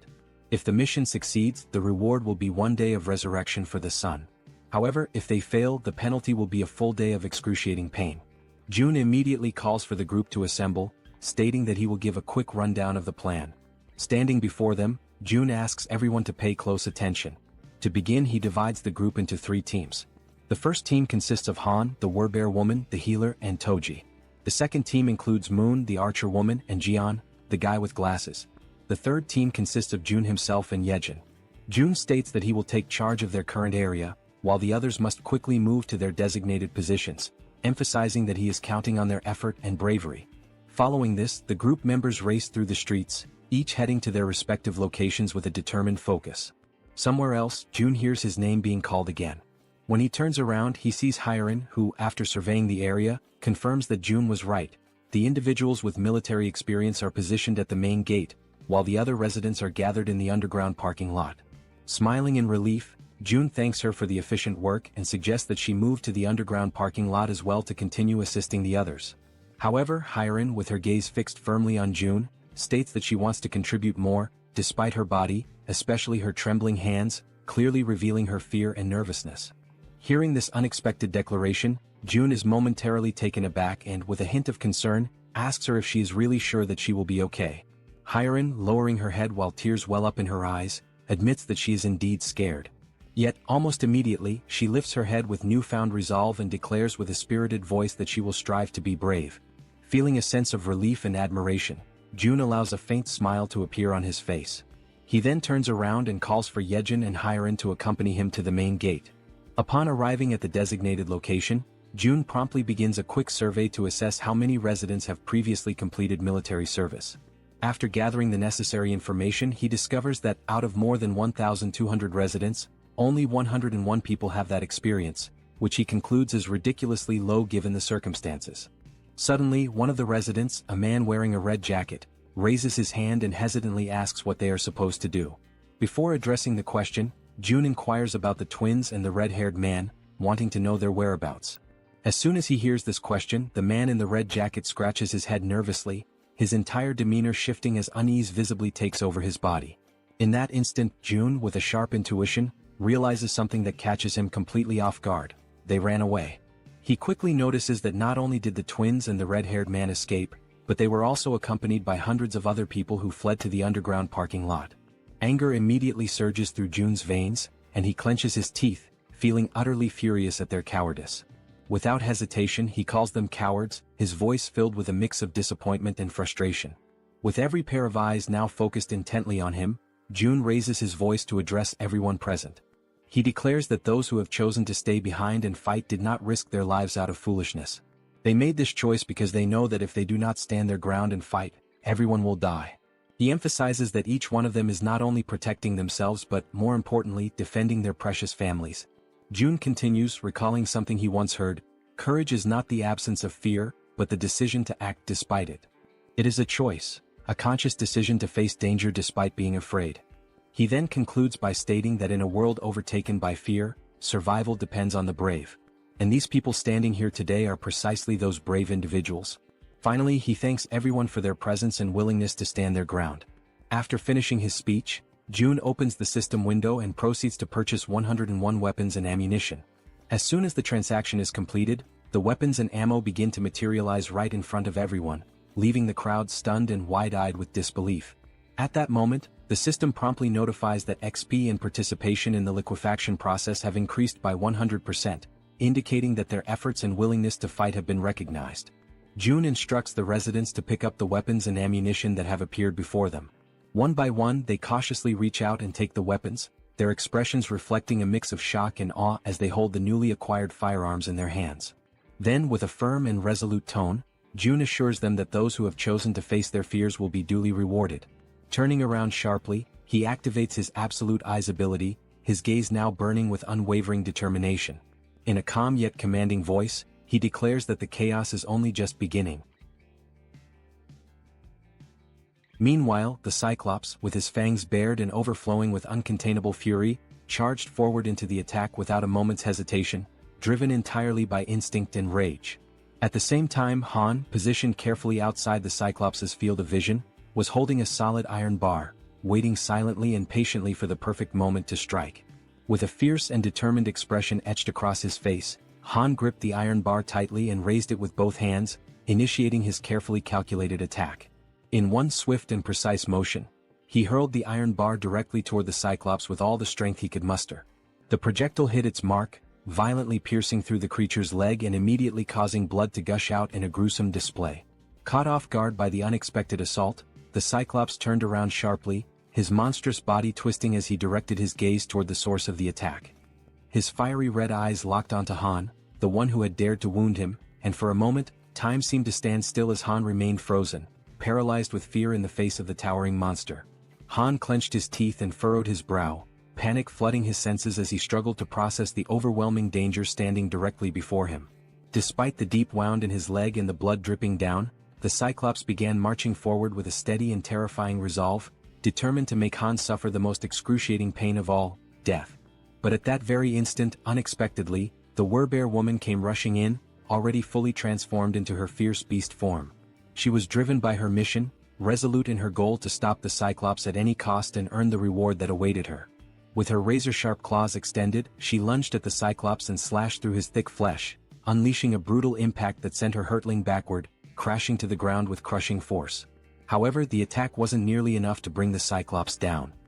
He remained upright, completely consumed by rage, his fury only intensifying with every passing second. With a cruel and merciless grin spreading across his monstrous face, the Cyclops lifted the same leg Han had wounded. Summoning all his wrath, he delivered a savage and hate-filled kick straight at the Werbear woman. She was sent flying through the air with terrifying force, soaring from an unimaginable height, the wind violently whipping around her as she fell. Her cries of resistance sliced through the air until, finally, her body crashed with tremendous violence against the ground, as though the very heavens themselves had rejected her. The Cyclops' brutal attack left the Werbear woman lying motionless on the floor, her body shattered and completely drained of strength, now utterly defenseless. Even from a distance, the Cyclops kept his piercing eyes fixed on her broken figure. Determined to annihilate everything and everyone that dared to stand in his way, he began preparing for the final blow. He swiftly raised his arm, ready to strike and end her once and for all, but then a loud shout echoed through the air, grabbing his attention and halting his motion. The shout, amplified by a white megaphone, rang out clearly, calling him an idiot and stopping him mid-attack. It was Toji who held the megaphone, and he continued to shout, insulting the Cyclops by calling him a lard-faced monster, pushing the creature's rage to new heights. In response, the Cyclops turned his massive head. His burning eyes widened, filled with both confusion and fury, as he tried to comprehend what was going on around him. But suddenly, his attention was drawn downward, to his own leg. The cold metal of the iron bar was still embedded deep in his flesh, and his blood continued to pour from the wound, soaking the ground around him. At the same time, Toji, overwhelmed by terror, lowered the megaphone and ceased his insults, fear gripping him tightly as he whispered to himself, trying to understand what kind of monster he was truly looking at. The Cyclops narrowed his dark eyes and locked them onto Toji. His gaze moved slowly, methodically, studying every inch of the weapons Toji carried, carefully evaluating their offensive capabilities. He looked like a wounded beast, still bleeding, still in pain, but mentally calculating the perfect moment to strike back with devastating precision. Suddenly, Toji found himself standing still, completely frozen, and tried to plead for a moment of time, but it was already too late. Without a second of hesitation, the Cyclops lunged toward him, driven by a single overwhelming purpose: to obliterate everything in his path. Toji screamed in desperation, his voice trembling uncontrollably. His eyes, wide with fear, gleamed with pure terror, and his entire body shuddered under the crushing pressure of the moment. Without thinking twice, he turned and sprinted with all the speed and desperation his legs could muster, running as though his life depended on it, because it did. Elsewhere, Jun was watching the entire scene unfold using his ultimate eyes ability. Observing Toji's desperate situation, he stated that Toji was approaching, and that the Cyclops was coming with him. Immediately, he turned to the group around him and instructed them to prepare without delay. Once more, Jun activated ultimate eyes, clenched his teeth tightly, and warned that the moment was near. Toji was almost at their location, and behind him was the largest creature any of them had ever seen. Toji was completely frantic, running out of control and screaming at the top of his lungs that he was arriving. After a few tense seconds he stumbled past the edge of the barrier, where everyone was already waiting for him, alert and filled with tension. Outside the protective barrier the Cyclops loomed, his eyes watching everything. And then, without warning, Black, the crow belonging to the man with glasses, appeared in the sky and began flying straight toward the Cyclops. The bird flapped erratically in the Cyclops' line of sight, pecking and disrupting his vision non-stop, refusing to let up for even a moment. Eventually, overwhelmed and disoriented, the Cyclops shut his eyes tightly in frustration. Without wasting a second, the archer woman was already in position, her body firm, unwavering, and fully prepared for the perfect moment to strike. Then, with unwavering focus, she aimed her bow with precise calculation, her eyes locked on the monstrous figure ahead, while Black, the intelligent crow, gracefully landed on the arm of his master, perching with familiarity and calm. Without a single trace of hesitation, the exact moment had finally arrived. The archer woman pulled back the bowstring with strength and confidence and released her arrow in one swift and fluid motion. The arrow shot forth with incredible speed and force. The Cyclops, in a desperate attempt to defend himself, raised his massive hand to shield his face, but it was in vain. The arrow not only pierced straight through his outstretched hand but also struck directly and with perfect accuracy into the very center of his head. Immediately after, Moon appeared, soaring high above the Cyclops with steady flight. Without wasting any time he reached into his clothes and retrieved 4 rats, each one alive and squirming. Then, with firm resolve and no hesitation, he hurled all 4 rats directly toward the Cyclops' mouth, which was wide open as the creature roared in agony from the arrow embedded in his face. With all the power in his lungs, Moon screamed out June's name, his voice ringing through the battlefield, demanding immediate action. Up until that moment, everything had been unfolding exactly as planned. Now, with his ability already activated, June initiated the release of the gas that had been hidden inside the Cyclops' body. At that exact instant, the creature's eyes flew open, and despite the intense pain radiating from the arrow lodged within them, he seemed to forcefully ignore it. The Cyclops slowly lowered his massive head and looked down at his abdomen with a focused and steady gaze, as if noticing something unfamiliar. He took in a long breath, bracing himself for whatever was about to come next. Soon after, June raised his arm firmly and pointed it straight at the Cyclops. His face remained calm, composed, entirely devoid of fear. In his mind, there was an unshakable conviction. When the opportunity to end that terrible battle finally came, there would be no room for doubt, only the resolve to bring everything to a close decisively and completely. He activated a magical attribute, conjuring flames that danced around his hand and crackled with energy. After a tense heartbeat of silence, a massive explosion erupted from within the Cyclops' body, sending thick, dark smoke billowing into the sky and spreading outward like a storm cloud. Within the suffocating haze, the Cyclops appeared to be unconscious, his body stunned and overwhelmed by the force of the explosion. His gigantic form remained completely still, unmoving, while the entire atmosphere became heavy with tension and anticipation. The townspeople stood frozen, stunned, their mouths hanging open in disbelief, until one among them noticed that the towering giant was beginning to lean more and more over the barrier. Meanwhile, June stood his ground and insisted, with a strong and commanding voice, that everyone remain in position. He encouraged them to hold on to hope, even as the danger loomed right before them. Quickly analyzing the situation, he realized that almost everything was proceeding according to the plan. The next phase, however, would depend entirely on the citizens. They would need to concentrate all their strength and aim their firearms with absolute precision at the Cyclops' head, which was now visibly drooping and hanging heavy over the barrier. With one hand thoughtfully resting on his chin, June continued reviewing the details of his strategy in his mind. Deep down, he wished that, if possible, the final blow could be delivered by one of his loyal subordinates. His train of thought, however, was abruptly interrupted when Fatty approached, visibly nervous and trembling all over. Unable to speak a single word, Fatty simply pointed frantically behind June, urging him with urgency to look. Trying to calm him down, June replied that the Cyclops was going to fall onto the barrier no matter what. But when June turned fully around and saw for himself, his entire expression changed in an instant. To his shock and horror, the explosion had not been powerful enough to bring the Cyclops down. The massive creature was still standing, firm and steady, his terrifying eyes locked directly onto June. Paralyzed by fear, June struggled to comprehend the horrifying reality unfolding before him. His wide eyes were filled with pure panic, unable to believe what he was seeing. Beyond the safety of the protective barrier, the Cyclops remained upright and unshaken, exuding an aura of dominance as if daring anyone to try and stop him. Without a moment's pause, the Cyclops lifted his arm with merciless strength and brutal determination. His fists clenched tightly, as if they bore the weight of a final decision that could not be reversed. And then, in one explosive movement, he brought his massive arm crashing down with devastating force. The very air around him trembled from the impact. The collision reverberated like thunder against the protective wall, shaking everything around it and sending a shockwave through the surroundings that echoed with raw power. After the violent impact against the shield, the system immediately issued an alert, indicating that an unauthorized entity was attempting to enter the protected zone. For a brief and tense moment, June and all the people around him were overwhelmed with fear and uncertainty. However, as the seconds passed and they realized they were still alive, June understood that he had, in fact, managed to block the devastating attack from the towering Cyclops. At that very moment, Fatty cried out, urging everyone to begin opening fire. Though still visibly shaken, the group quickly prepared themselves, raising their weapons and firing at the colossal enemy looming before them. Most of the gunfire struck the Cyclops directly in the eye, causing him to howl in unbearable pain. Meanwhile, June began to sense that although he had successfully blocked this latest attack, they would not be able to withstand repeated blows of the same magnitude. He knew all too well that even a single unblocked strike could prove to be fatal. Realizing this, he also decided it was time to act.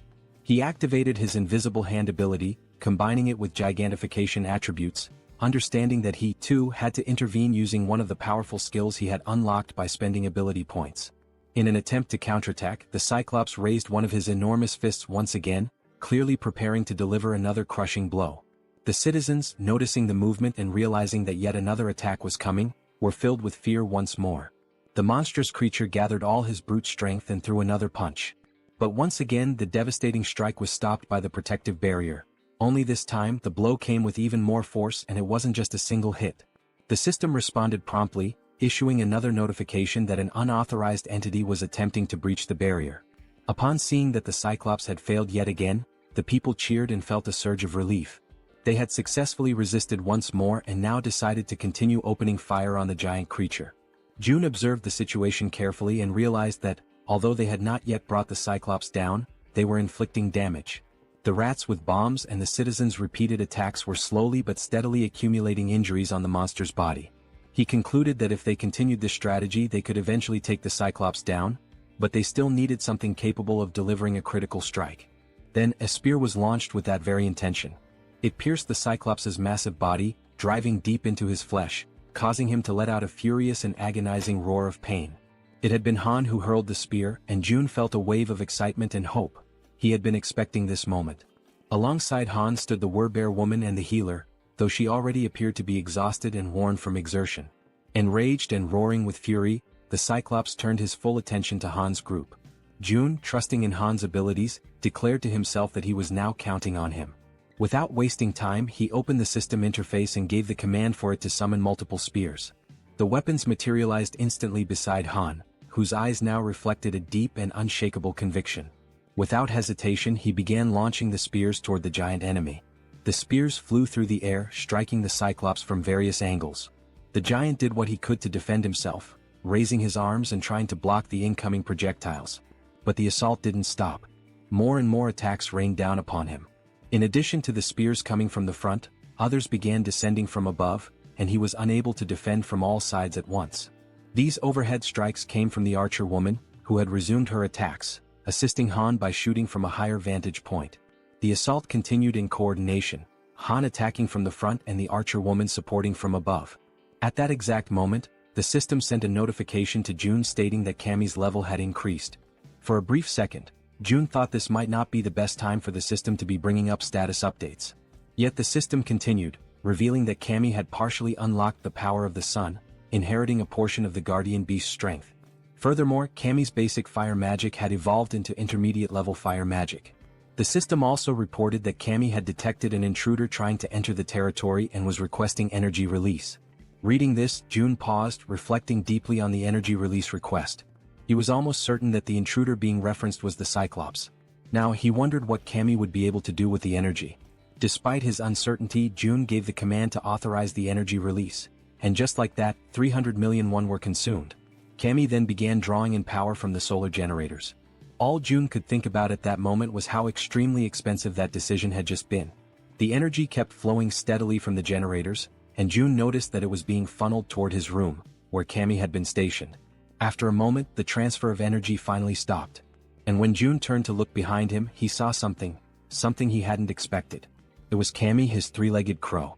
But the creature no longer looked the same.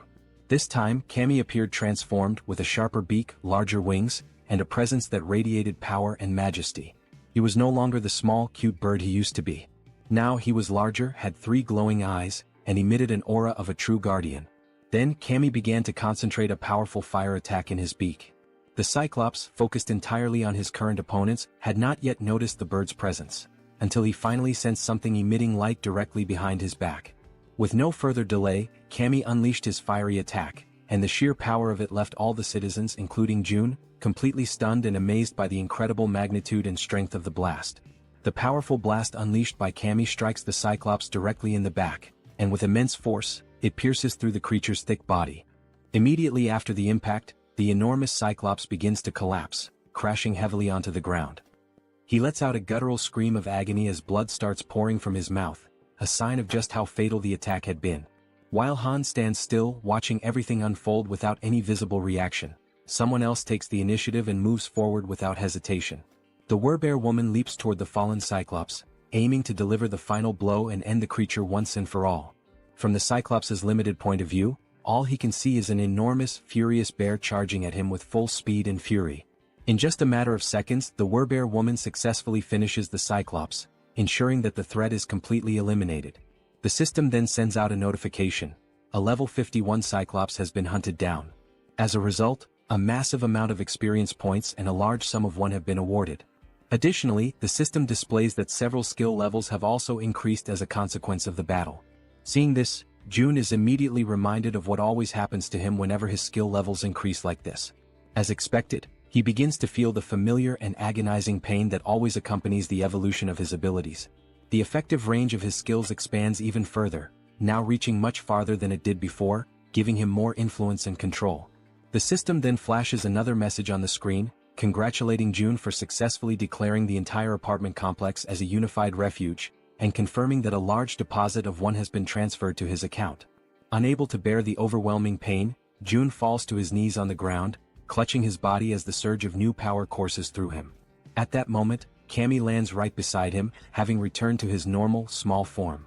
The three-legged crow begins to emit a series of proud, chirping sounds, clearly boasting about his role in defeating such a ferocious enemy.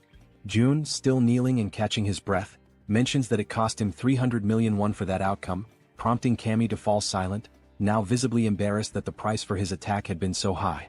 Despite the expense, June feels genuinely happy and grateful that Cammy's strike was so decisive. It had been a critical and essential blow in taking the enemy down. With a soft smile, June gently strokes the top of Cammy's head and acknowledges that he did a great job. Although the summoning of the guardian beast seems to be unavailable within the refuge, June reflects on the outcome. He had spent 300 million won, but in return he profited 30 billion. This makes him start to wonder if it might be time to consider summoning all 10 guardian beasts, because if their performance is anything like Cammy's, there's really no reason to hold back. Then the system displays a new update. The current cost to summon a guardian beast has increased to 10 billion won. Seeing that, June immediately questions why the cost had skyrocketed so dramatically. But before he has time to fully process the situation, he hears the sound of someone's voice.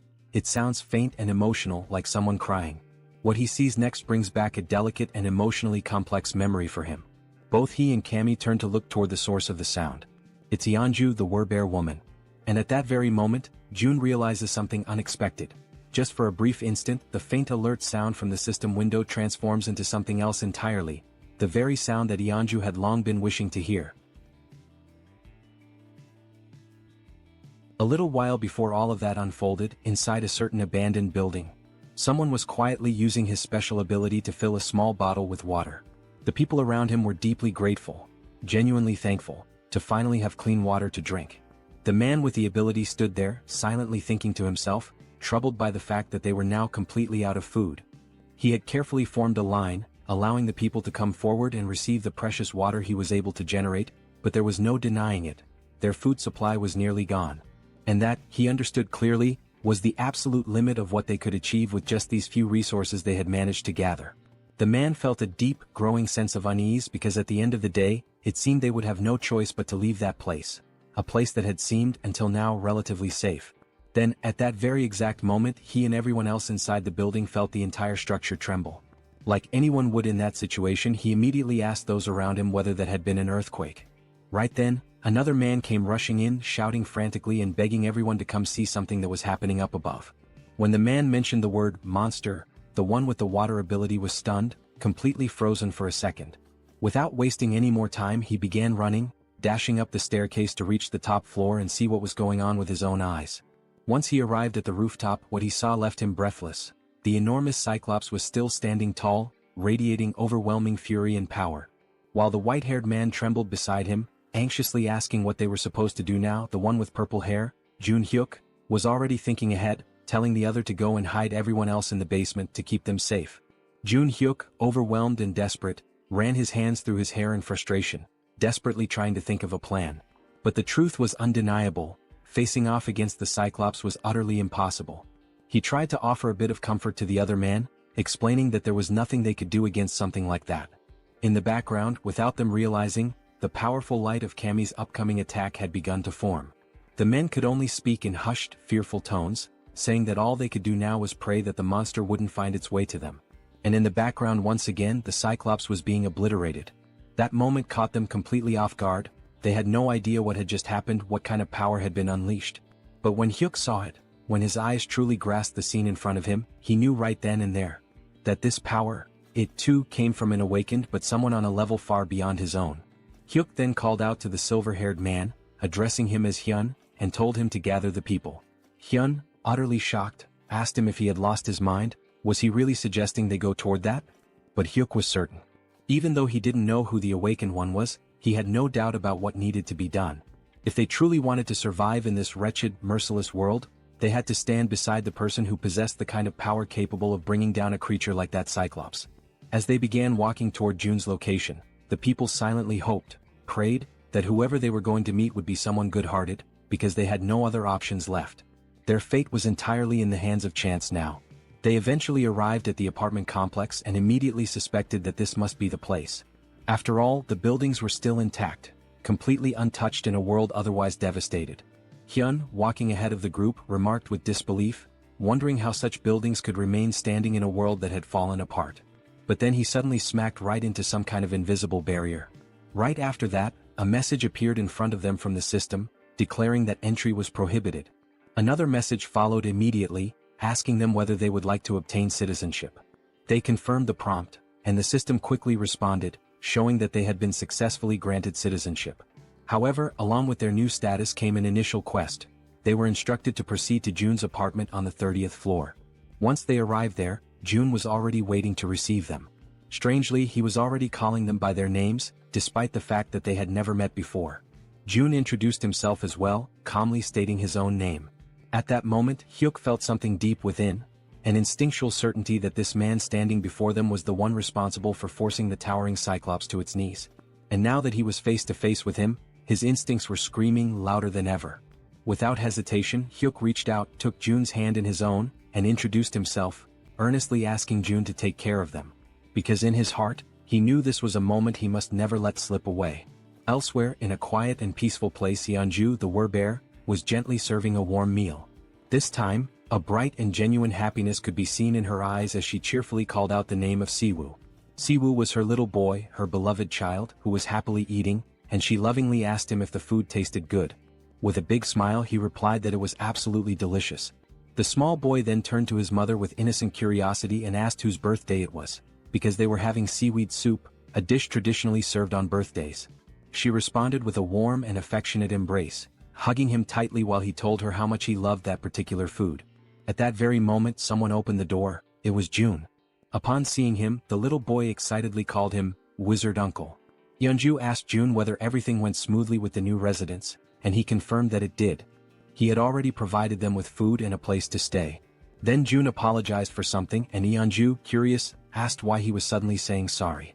He explained that the newcomers wouldn't be able to leave the house, and that he hadn't expected that restriction to be in place. However, Yeonju didn't seem the least bit concerned about that detail. She calmly replied that just being there, together like that with her little boy, was more than enough for her. Holding her son even more tightly in her arms, she said with sincerity that she was truly content now. Right after that, the system displayed a message stating that her loyalty had increased significantly, officially registering her as a retainer. But even if the system had said nothing, June could already tell, through her expression, her voice and her gentle actions, that her heart was full. He could feel Yeonju's emotions clearly, without any need for confirmation. More time passed in peace. Mother and son continued enjoying their time together, now watching television side by side, smiling and sharing laughter. And during that simple tranquil moment, June found himself reflecting deeply on his own family, on how long it had been since he had last seen them. He wondered how they were doing, if they were eating well or if they were possibly sick. He closed his eyes and imagined the worst, thinking that something terrible might have happened to them in this chaotic world. Right then, Cammy appeared, making a bit of noise. The small creature began playing and having fun alongside the werbear and her son. Watching them all together like that, June felt a quiet realization settle in. There was no need to rush. It was just one day. One peaceful, ordinary day. And he understood how hard Yeonju had worked for this day to finally come. At the same time, he also thought about how Yijin's rats were at that very moment heading toward the main house. When the rat reached the house, he would be able to deliver whatever his family needed. So today, looking at mother and child, smiling and content, June made a choice. He would focus only on taking care of them. Because this was the moment when Yeonju's one and only dream was finally shining brightly. Then June suggested that they sleep in the master bedroom. However, with her child still wrapped around her body in a loving embrace, Yeonju gently declined, saying that they could settle down in another room instead. Even so, June insisted that they stay in the master bedroom, emphasizing that it was the coziest and most comfortable place for them to rest. With a warm and reassuring smile on his face, he added that it was an order. Without hesitation, Yeonju lovingly stroked her son's hair, and together, they expressed their gratitude to June for his kindness and thoughtfulness. Soon after, they headed toward the room, wished him a good night, and the little boy waved sweetly at June before going in. June, watching them go with a deep sense of fulfillment in his heart, allowed a faint, content smile to appear on his face. The lights in the house slowly dimmed, and a gentle lullaby began to softly echo through the home, drifting from the bedroom as the child, still awake, listened in silence. Meanwhile, in the living room, June lay on the sofa, quietly listening to the sweet lullaby that continued for a long while, tenderly sung by Yeonju's voice. It had been a very long time since he had heard a melody like that. Yet somehow, just by hearing it, his body began to relax and his eyes gently closed, just like a child falling asleep in their mother's lap. A new day dawned quietly and peacefully. June began the morning enjoying a breakfast lovingly prepared by Yeonju and her little boy. Afterward, they all settled comfortably in the living room to watch the boy's favorite cartoons. The child could barely contain his excitement, laughing at every scene as if he were seeing it all for the very first time. Soon, Saiwa began chasing after Cammy, who had been peacefully basking in the sunlight, until being abruptly interrupted, which clearly did not please the creature. Later, after exploring every new toy they had, Yeonju, her son, and June laid down on the floor together for a brief nap. Between colorful scribbles and laughter, they drew pictures, and every second of the day was filled with joy and cherished with genuine happiness. But time waits for no one. With Cammy perched on his shoulder, June quietly wept, consumed by the silent grief of having only been able to offer a single day of life to Yeonju's beloved son. Soon after, Yeonju knelt down on the floor, saying her final goodbyes while holding her son tightly, pouring all her love and strength into that embrace. Still too young to fully understand the intensity of that moment, the boy asked innocently if she was crying. With tears already streaming down her face, she struggled to keep her voice steady and calmly whispered that she wasn't crying. But with his tiny hand resting gently against her cheek, he could feel the tears slipping down her face. So softly, Saiwa began wiping away her tears, doing his best to comfort her and asking her, ever so kindly, not to cry. Yeonju held him tightly again, and in a trembling voice she finally admitted that she was afraid of the world, because a world without him was far too terrifying. Then, filled with the innocence of a child, the boy simply called her Mom, and assured her, with unwavering confidence, that he was right there beside her. Those words, so pure, so genuine, caused Yeonju to break down even more, tears overflowing from the sheer weight of her sorrow and desperation. Even as Saiwoo continued trying to reassure her, Yeonju remained in tears. Yet still he took a step back, slowly pulling away from her arms. Looking her directly in the eyes, he firmly promised that he would always be by her side. Gripped by despair, she called his name with a choked voice. But without hesitating, he continued to walk toward the setting sun, while behind him, she shakily called out that she still had so much left to do for him. Then suddenly he stopped. He turned around slowly and with a gentle smile full of warmth and joy, he said that he loved her, just as his body began to dissolve into the light. At that exact moment, upon hearing those words, she froze. Still kneeling on the ground, her body began to tremble, and the overwhelming pain made it almost impossible for her to respond. But as all mothers do, even in the midst of unimaginable pain, she smiled through the tears and managed to whisper back a quiet, "I love you." And with those final words, Saiwa said goodbye with a peaceful smile on his face. In the blink of an eye, his body vanished completely, and Yeonju's hand, overtaken by the unbearable pain of saying farewell, collapsed limply to the floor, while June watched her silently, deeply concerned and heartbroken by her side.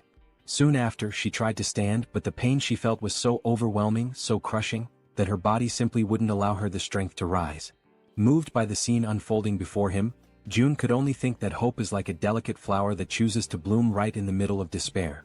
With his eyes closed tightly, he came to a painful conclusion. Those who cling to hope must be prepared to face the darkest depths of despair, no matter how cruel.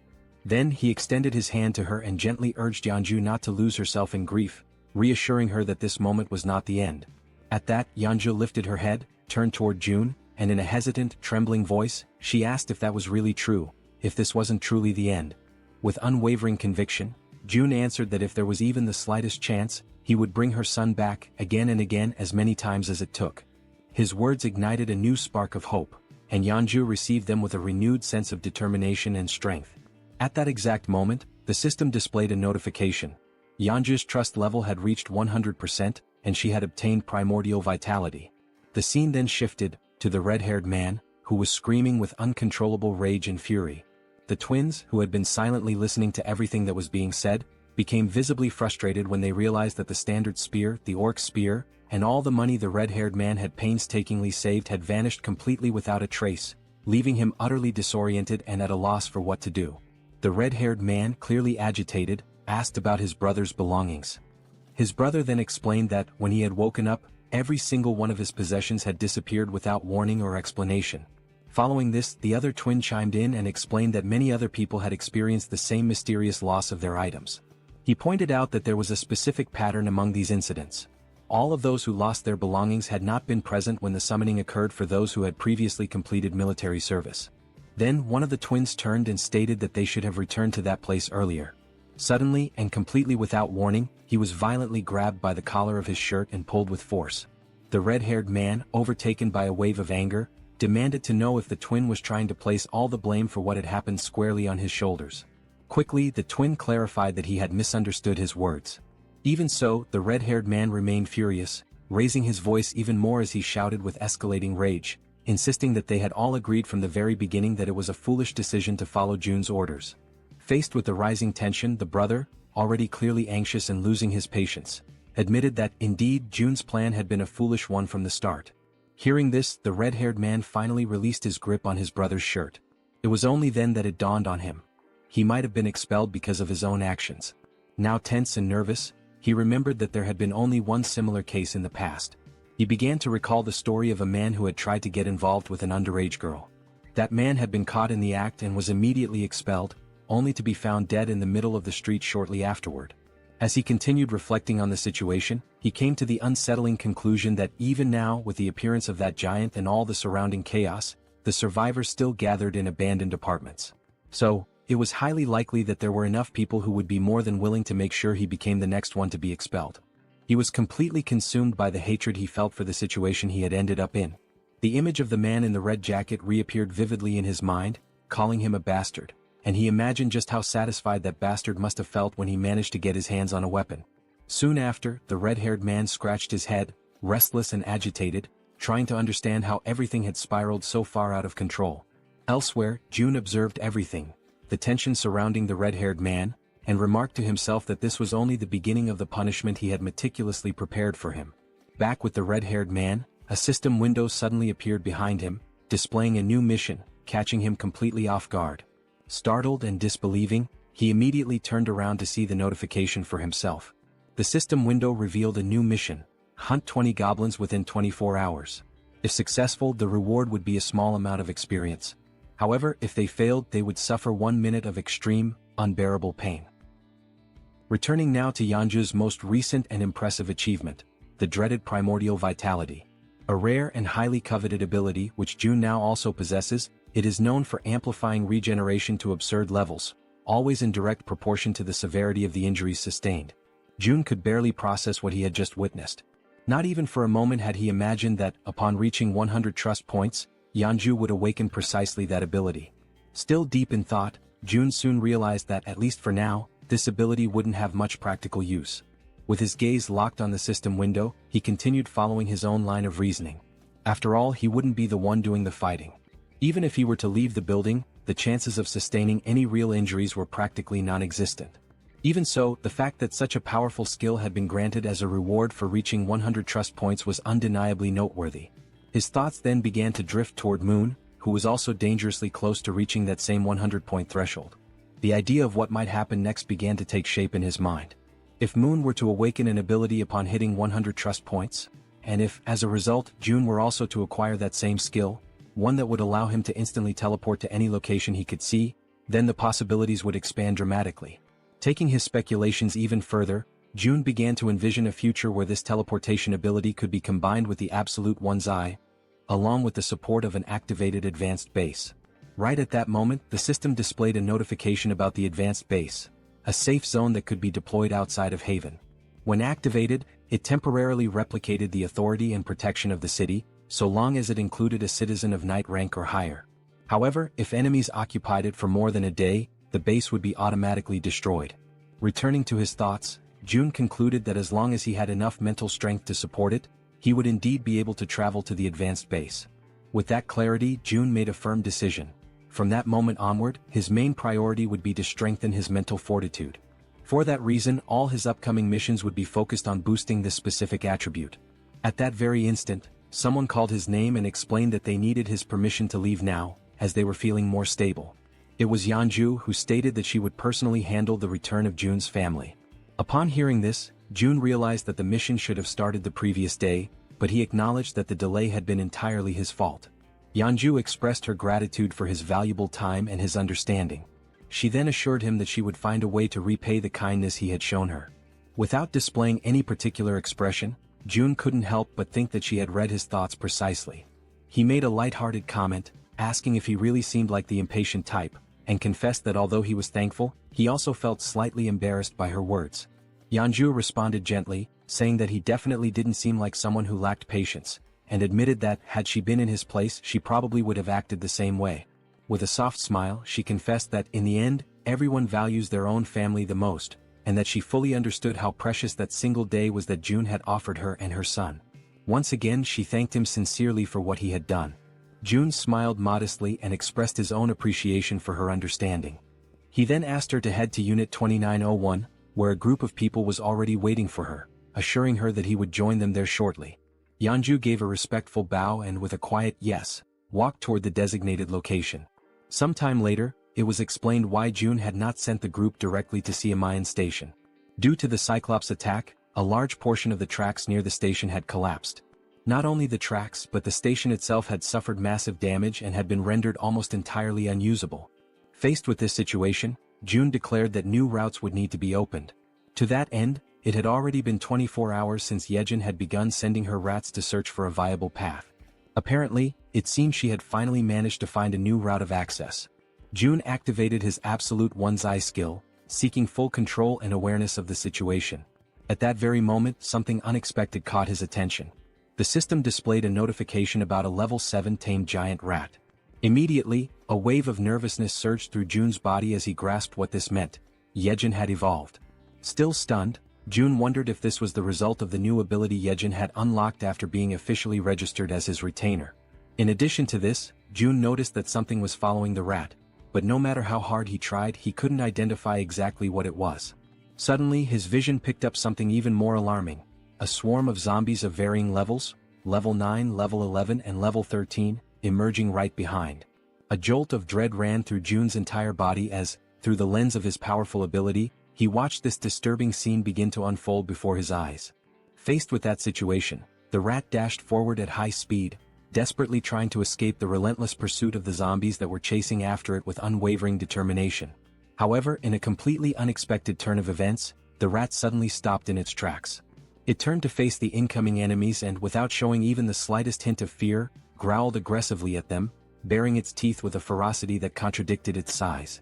The zombies quickly surrounded the rat from every possible angle, closing off any potential route of escape. Yet, even in the face of overwhelming danger, the rat stood its ground, refusing to retreat even a single step.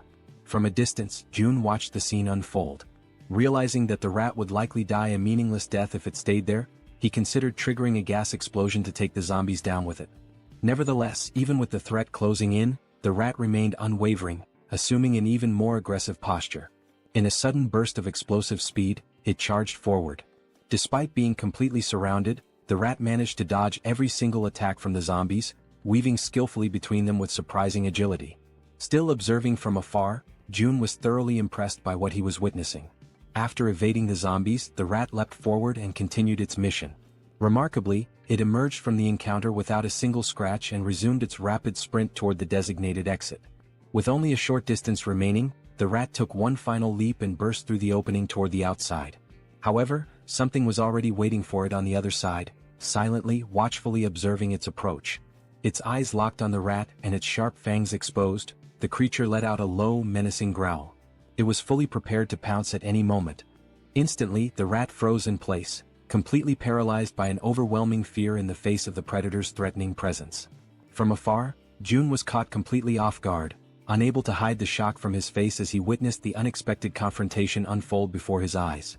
In an instant, the level 23 land shark lunged forward with terrifying force.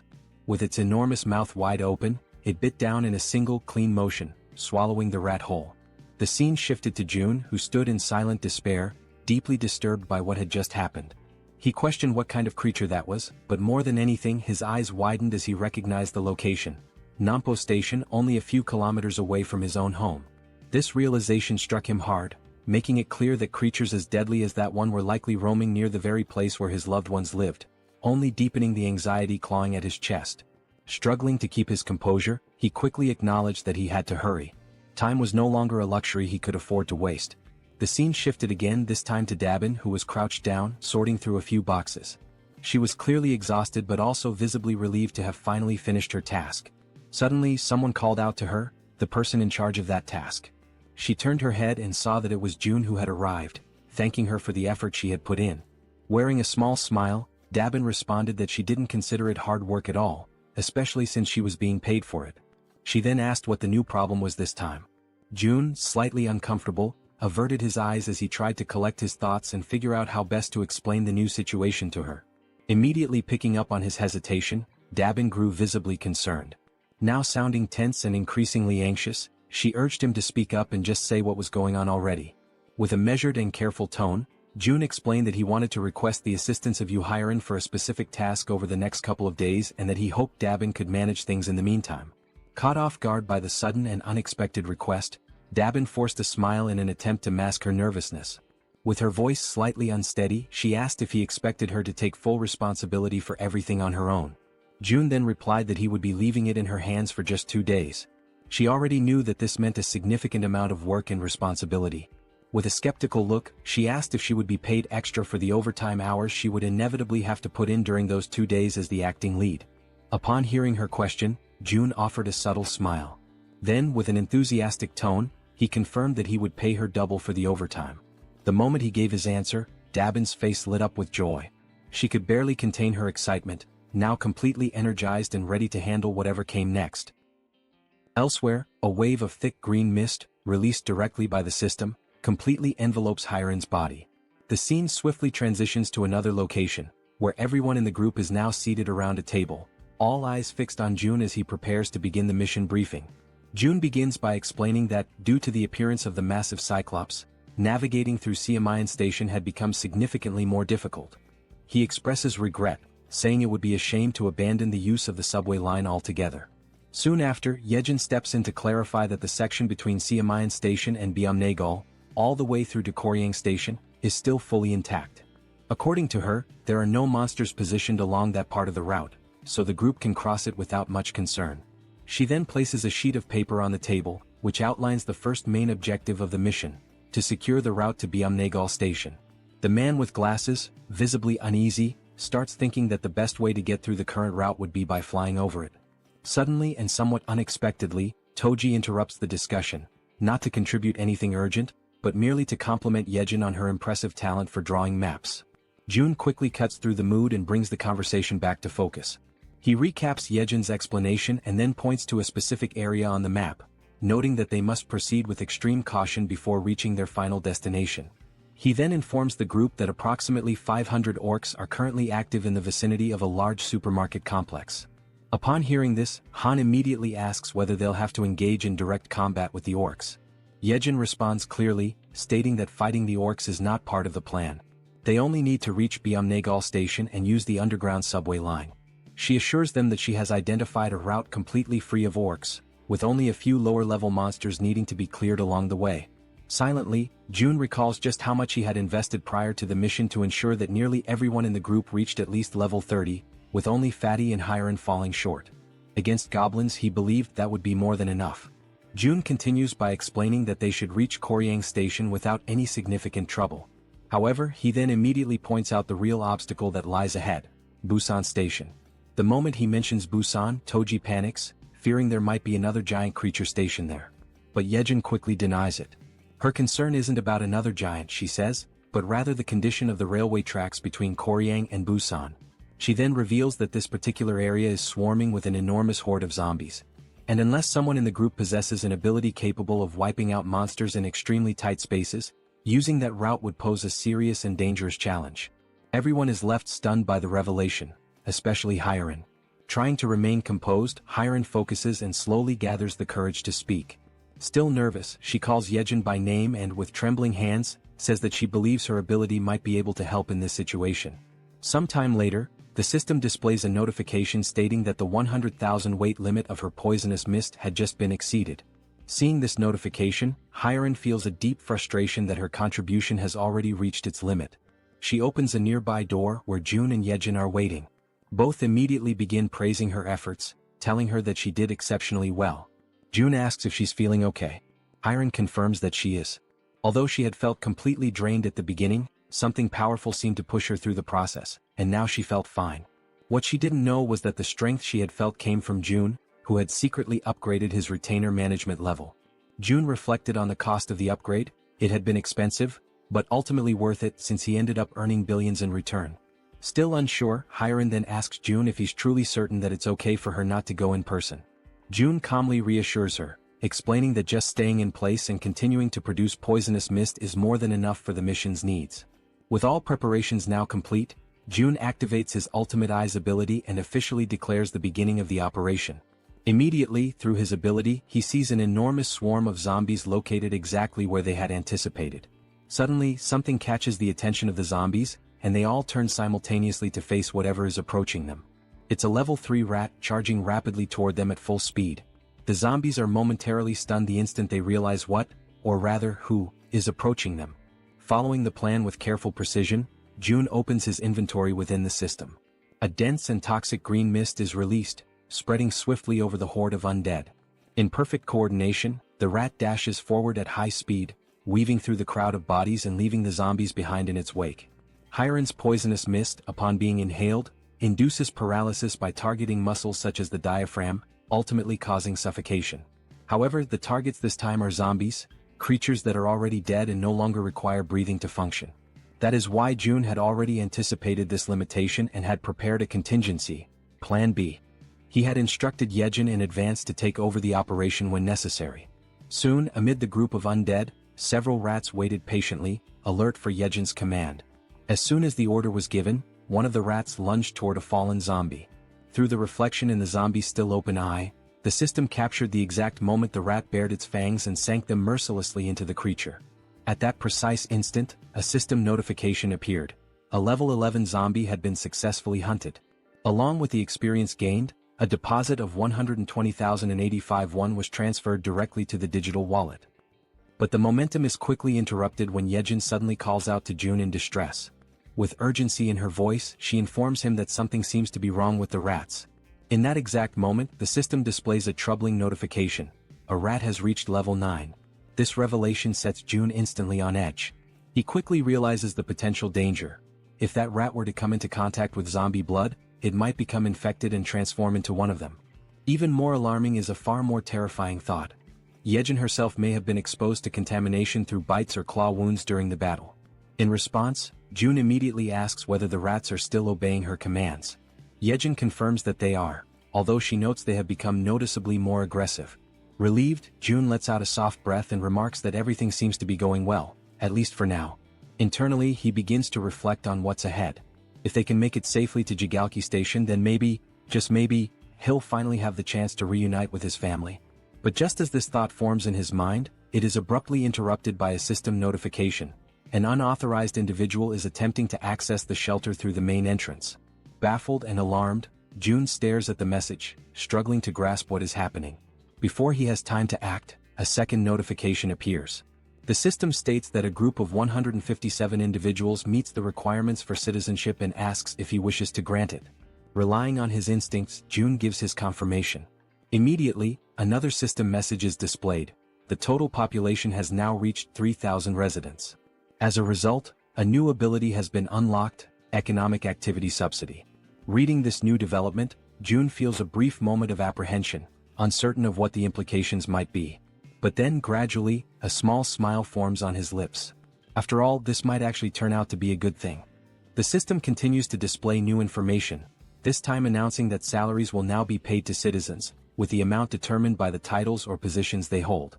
The wages will be disbursed separately from the chief's wallet, depending solely on the person's assigned role within the community. Reading this update carefully, Jun realizes that this would be the perfect opportunity to assign official titles to Dabin and the entire team responsible for managing public facilities. After all, a weekly salary of 700,000 won neatly aligns with a daily wage of 100,000 won, making the accounting straightforward.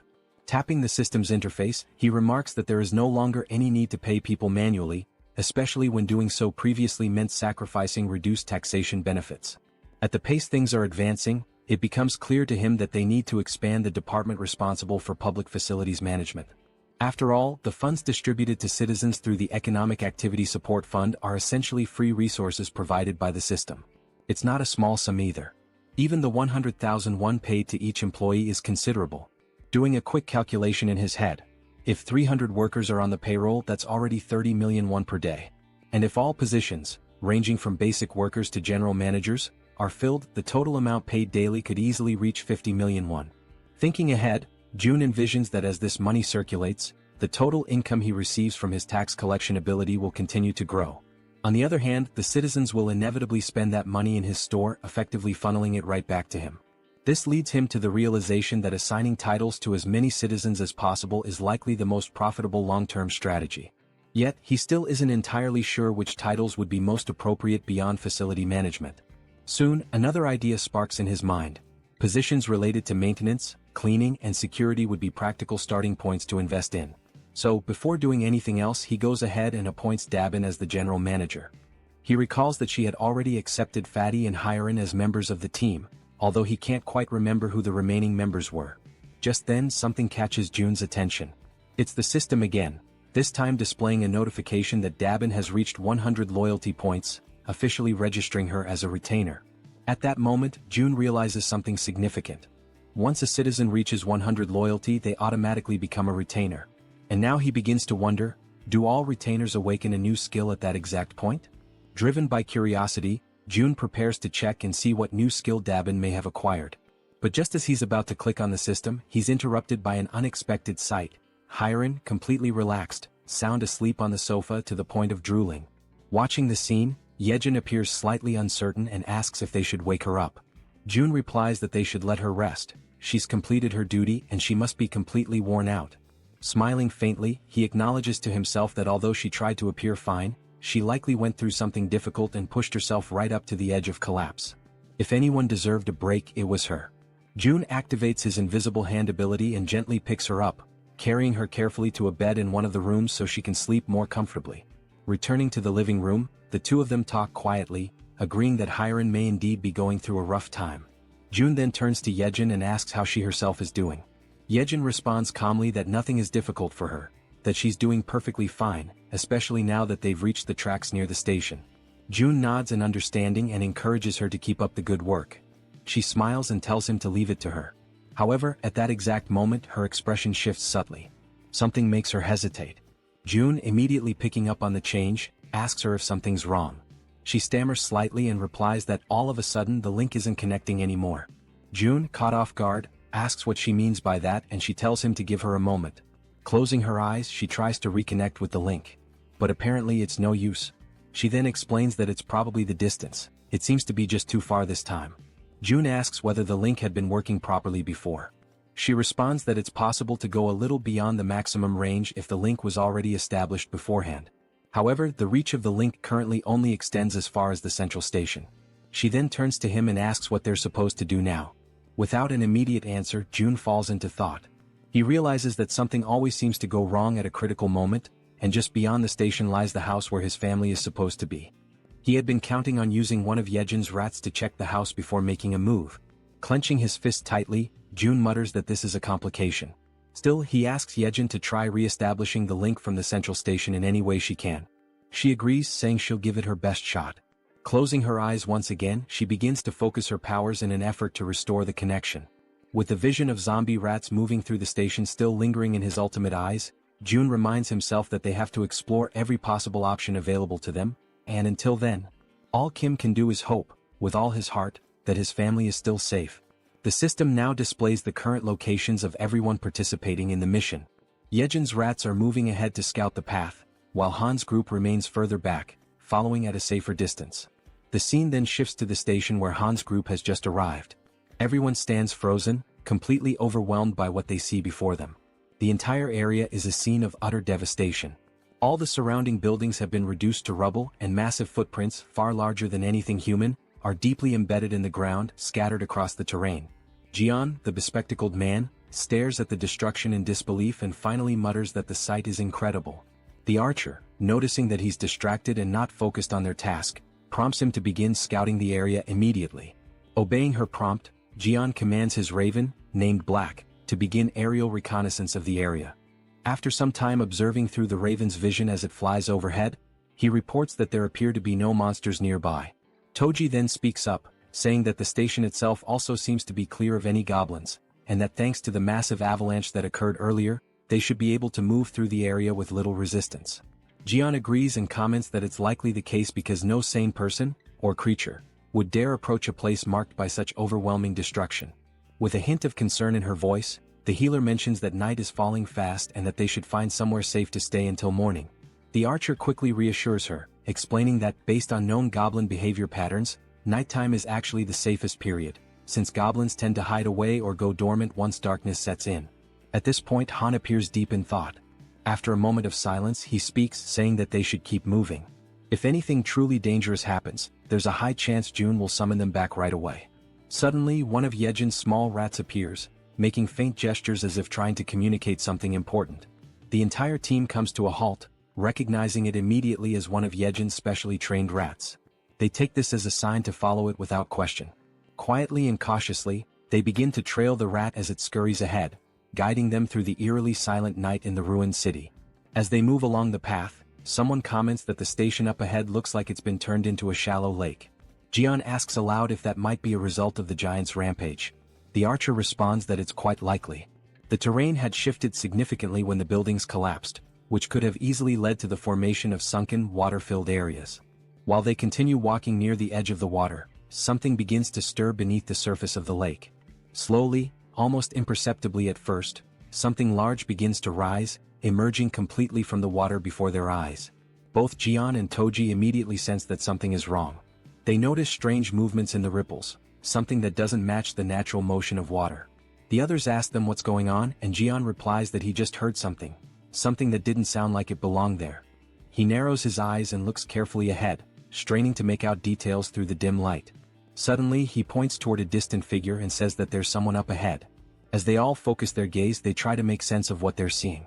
The silhouette appears humanoid at first and they question whether it might be a woman.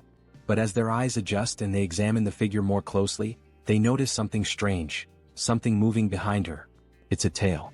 The creature stares directly at them with an unnatural intensity, and then it opens its mouth wide and releases a deafening high-pitched scream that pierces the still night air.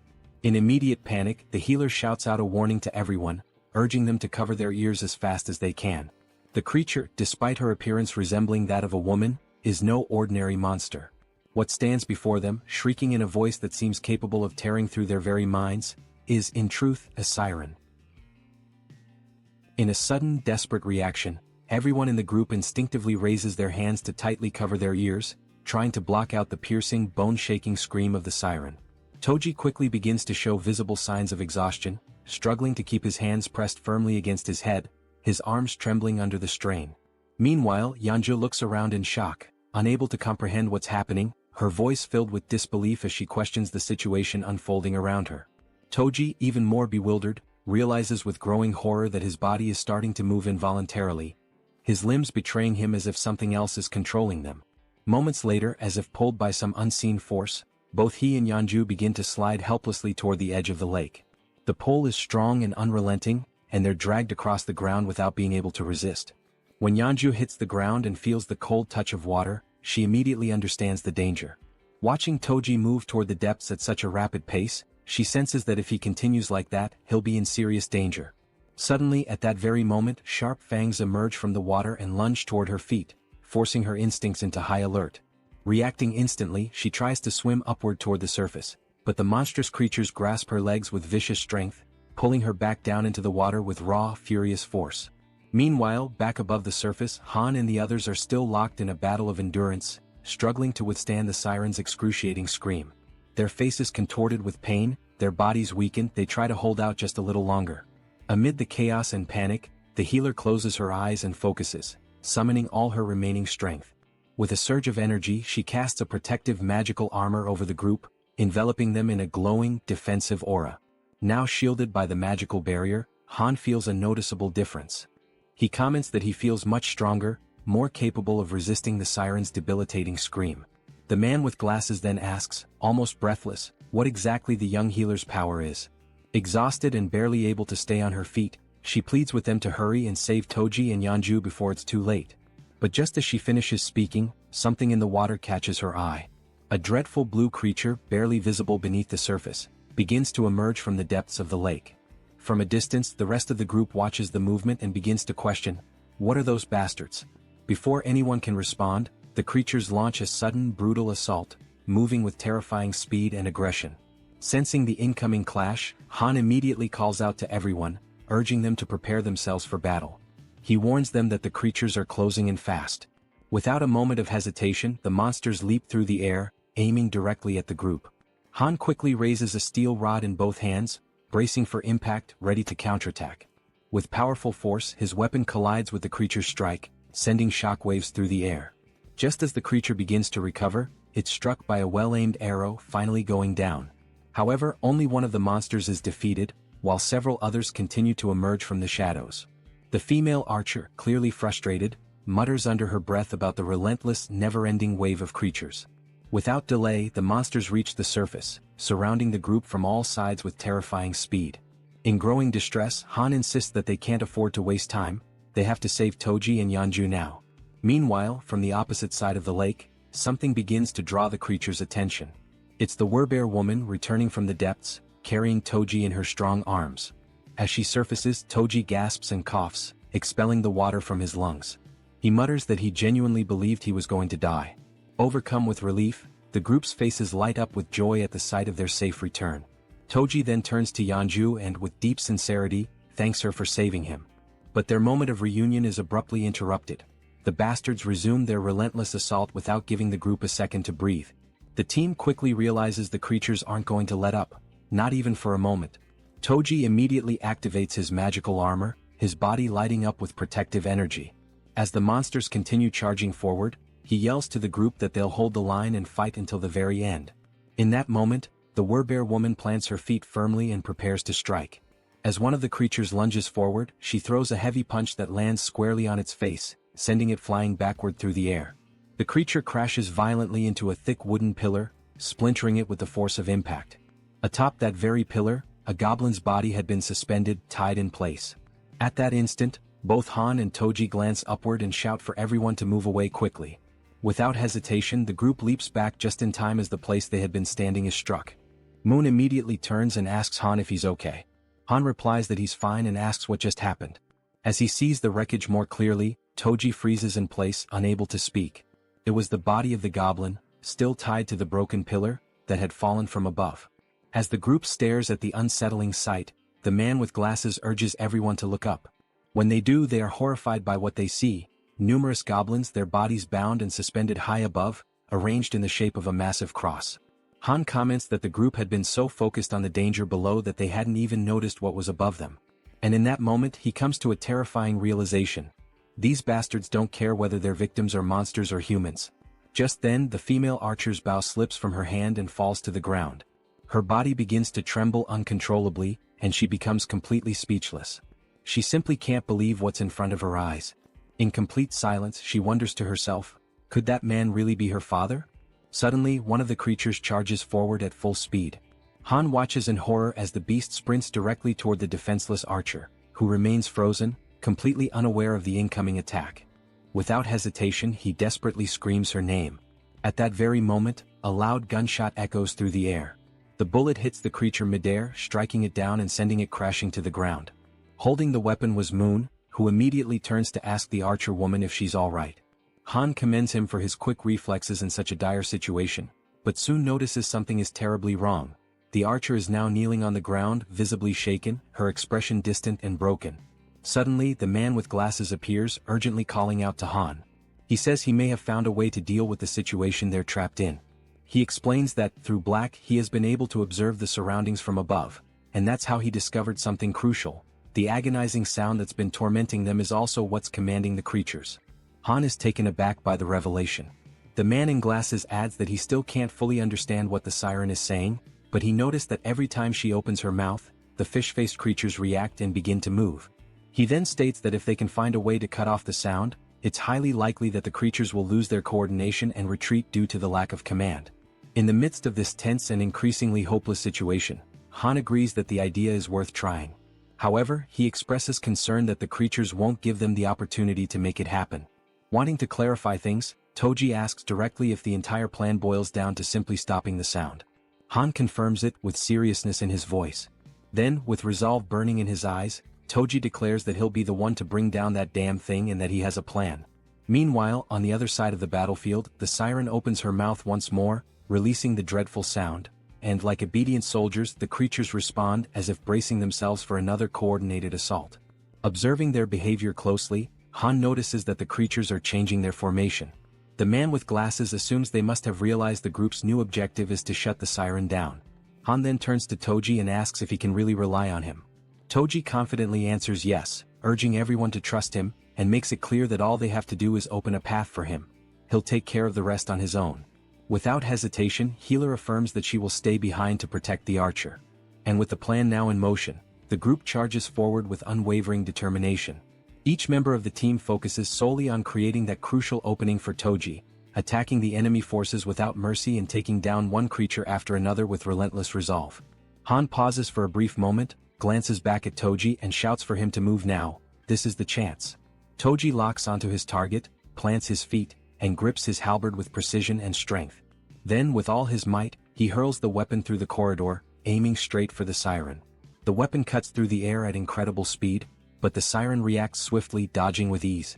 The halberd misses its mark and continues its path, clattering past her. The group freezes in stunned silence, watching as the opportunity they carved with so much effort vanishes in a single instant. Yet, Toji remains completely unfazed. The siren erupts into maniacal laughter, along with her grotesque creatures, mocking his failure. But Toji simply smiles, calm and collected. With a sharp glint in his eye, he asks Han if he's already forgotten something. Confused and frustrated, Han doesn't understand what he's referring to, until, in a sudden realization, his eyes widen. With a trace of sarcasm, Toji then asks, "What's the best way to deal with a fish?" As he speaks, he lifts his hand and activates the recall command on his halberd. The weapon obeys the order, and on its way back, it slices cleanly through the siren's back, impaling her and cutting off her laughter for good. At that moment, the system notifies the group. A level 33 siren has been hunted down. Experience points have been awarded. The halberd returns to Toji's hand as everyone turns to stare at the siren's lifeless body. The fish-faced creatures become disoriented, clearly lost without their leader, and quickly retreat back into the depths of the lake. This sudden disappearance brings a wave of relief over the group, as they now have one less threat to face.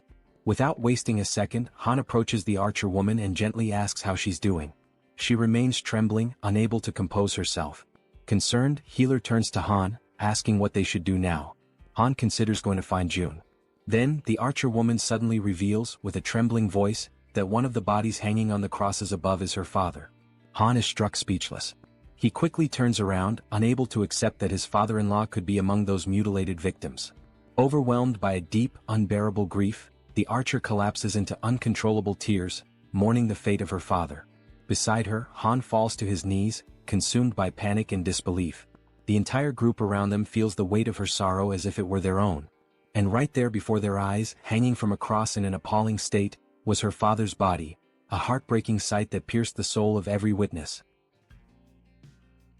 At that very moment, the system displays a mission reconstruction screen, this time with the archer as the target. The reward, to bring her father back to life. However, the system clearly warns that resurrection is only possible within the boundaries of the absolute domain. Staring at the screen in a mixture of urgency and desperation, June taps rapidly on the system window, trying to complete the reconstruction process. Yejin, seeing him in such a state of despair, is left absolutely stunned by his behavior. But then all of a sudden June stops. He begins to reflect more deeply on the situation and on the trust the group had placed in him. He knew that if things had escalated to a point where lives were truly in danger, he would have been summoned without delay. With that in mind, he tried to convince himself that this meant there was no real danger, no other option, no action to take. But even as he tried to settle his thoughts, a lingering doubt echoed persistently in his mind. Was it really true that there was no other choice? Being dragged underwater, surrounded by a group of armed fishmen, didn't feel like something that could be brushed off or ignored. It was clearly a serious threat. June couldn't help but worry about his own family, filled with a desire to see them again as soon as possible. But he also recognized that this longing wasn't his alone. The others had their loved ones and personal stakes too. Even so, he tried to suppress that reality, convincing himself that saving his own family had to come first, above everything and everyone else. His hands trembling, he finally selects an option from the system window. A new mission is created for the group. The goal is to build a tomb within a 1-hour limit. The reward is a small amount of experience and the mission comes with no penalties. When the archer reads the notification, she becomes even more shaken. A sense of hopelessness and deep grief takes over her body, weighing down her spirit. Meanwhile, from afar, June watches silently, filled with regret, observing the entire painful scene through the lens of his ultimate eyes ability. Eventually the tomb is completed. The entire group now stands in front of it, solemn and silent. Han turns to the archer and gently asks if she's truly okay with all of this. She replies firmly that her father would have wanted it this way. She explains that he was obsessed with his job, constantly speaking of how he wanted to be buried near the railway tracks when he died. Then, holding a metal plate with her father's name engraved on it, she remembers how, as a child, she thought that wish was ridiculous. But now she's fulfilled it. He is resting exactly where he always said he wanted to be. And the metal plate bearing his name marks the place. From a distance, June finds himself struck by a sudden, unsettling thought. Maybe one day this same pain might become his own. He can only hope that their sorrow never becomes his.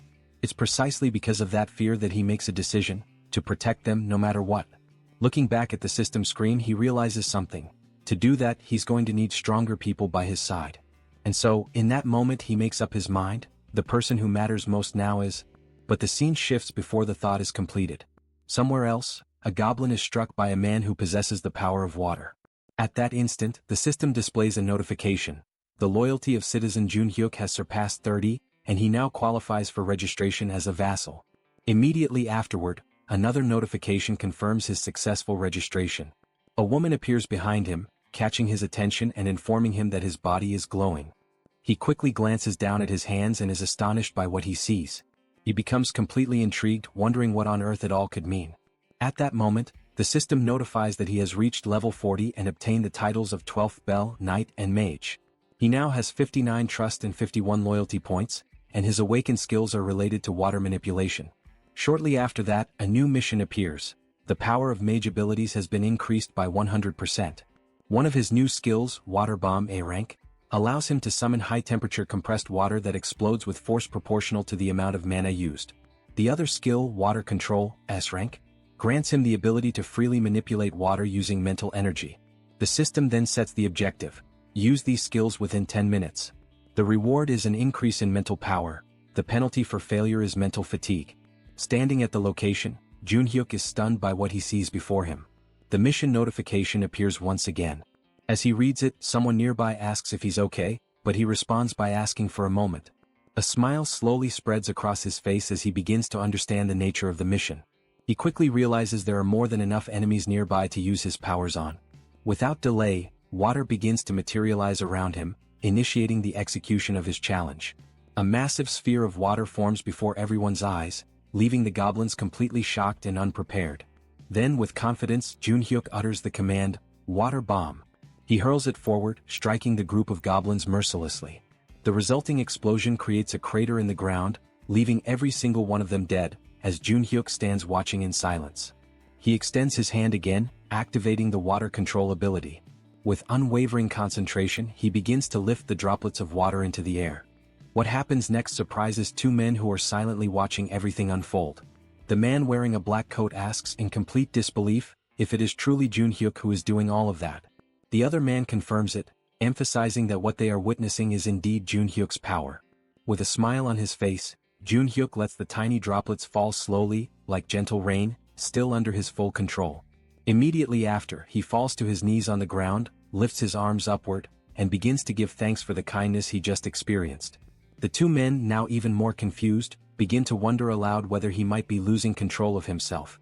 At that exact moment, the system displays a notification stating that both his trust and loyalty have increased, that the mission has been successfully completed, and that 70,251 won have been consumed. Witnessing all of this, Jun is completely taken aback. He truly didn't expect a skill of rank S to be awakened in that way. With this event, Junhyuk becomes the second person to hold a rank S skill, following after Yeonju.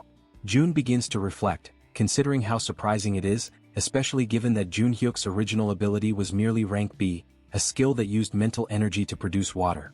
He hadn't imagined it would develop so impressively. Now he wonders if this significant growth is because of Junhyuk's high level. Standing in front of the system window, he admits to himself that this outcome was unexpected, but he feels content with the result he has achieved. Internally he recalls that, back when the ability was still at rank B, he would use mental energy to generate water in any form. Now he questions how this type of use fits into the overall strategy, the metaphorical board of pieces.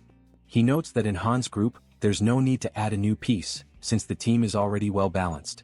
As he considers what his next move should be, Jun continues to stare at the system window. The screen now displays a notification about a goblin hunt. Level 6 goblins are being eliminated one by one, and both experience points and one are being accumulated into the account. Reading this message leaves Jun in shock.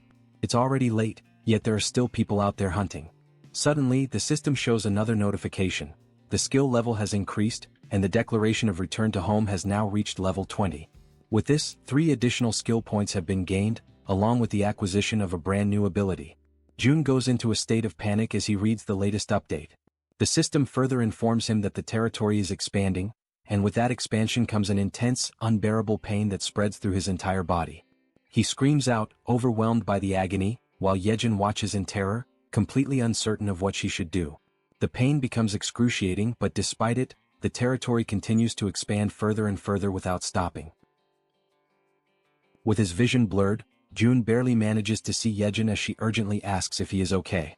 Jun is overwhelmed by a pain far greater than any he has ever felt before. It feels as though enormous needles are tearing through his entire body, ripping him apart from the inside out. Yejin persists, her voice filled with desperation, commanding him to breathe. Frantically, she asks what she can do to help him in that critical moment, visibly shaken and desperate to ease his suffering. Jun forces his eyes open, his mind clouded and dazed. Through his blurry sight, he catches a glimpse of her face, partially obscured by the haze of confusion and the relentless agony.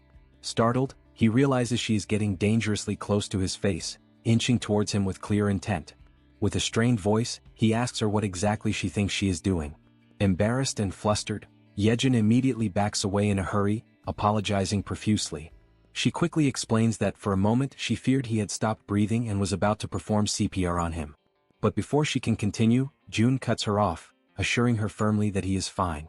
Behind him, Cammy is crying, visibly distressed and filled with concern. June reaches out, gently stroking Cammy to calm him down, softly repeating that everything is going to be alright. Still in the process of recovering his composure, June activates his ability, Ultimate Eyes.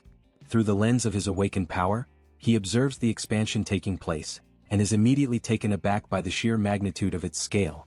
The zone has spread both to the west and to the north, engulfing streets within a full kilometer radius surrounding the complex. Lying on the ground, he finally understands the true cause behind the overwhelming pain he just endured. The territory has expanded to its largest size yet. Turning his attention to the system screen, June reflects that no matter how exhausted and drained he feels, now is certainly not the time to rest.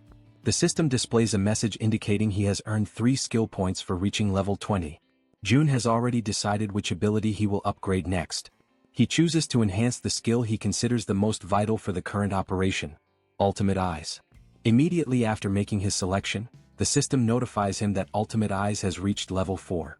Soon after, a new message appears on the screen, informing him that a multivision function has been unlocked and added to the ability. With this newly acquired attribute, June feels his field of vision expand dramatically, as though he is now surrounded by countless CCTV monitors, each displaying different angles. However, he quickly notices that maintaining this expanded vision places a significant strain on his focus. He realizes that handling 3 simultaneous views is his current limit. Once again, June checks the system and sees that he still has 2 remaining skill points to allocate. He decides to invest them in enhancing the skill known as Preservation of Dignity. Moments later, the system displays an update stating that the skill has now reached level 5 and that a new feature called Mystic Draw has been activated. In addition, he is granted a reward of 300 crystals, which catches him completely by surprise. Shortly after, the system clarifies that it was through this Mystic Draw feature that he has received those 300 crystals. June finds no reason to reject the unexpected gift, so he clicks on the notification to accept them. As soon as he does, a bright circle forms on the ground beneath him. The circle emits a radiant light so intense that it causes discomfort to Yejin, Cammy, and even June himself, forcing them to shield their eyes. After a few moments, the circle of light vanishes, yet a concentrated, powerful glow remains suspended in the air. From within this brilliant light, an object begins to materialize. It is a ring. The system promptly notifies him that this is a communication ring, designed specifically to transmit June's voice directly to his vassals. June slides the ring onto his finger, still uncertain about its practical use. As he considers its function, it becomes clear to him that its ability to project his voice could be perfectly suited for Dabin. But then he remembers that Dabin has already been officially registered as one of his vassals. He accesses the vassal management interface within the system, which displays detailed information about Dabin. Level 25 holding the title of 11th Servant, Trust at 77, Loyalty at 100, and a newly awakened skill, Telepathy. Astounded by Dabin's awakened ability, June acknowledges to himself that telepathy is indeed the perfect skill for someone tasked with such communication-driven responsibilities.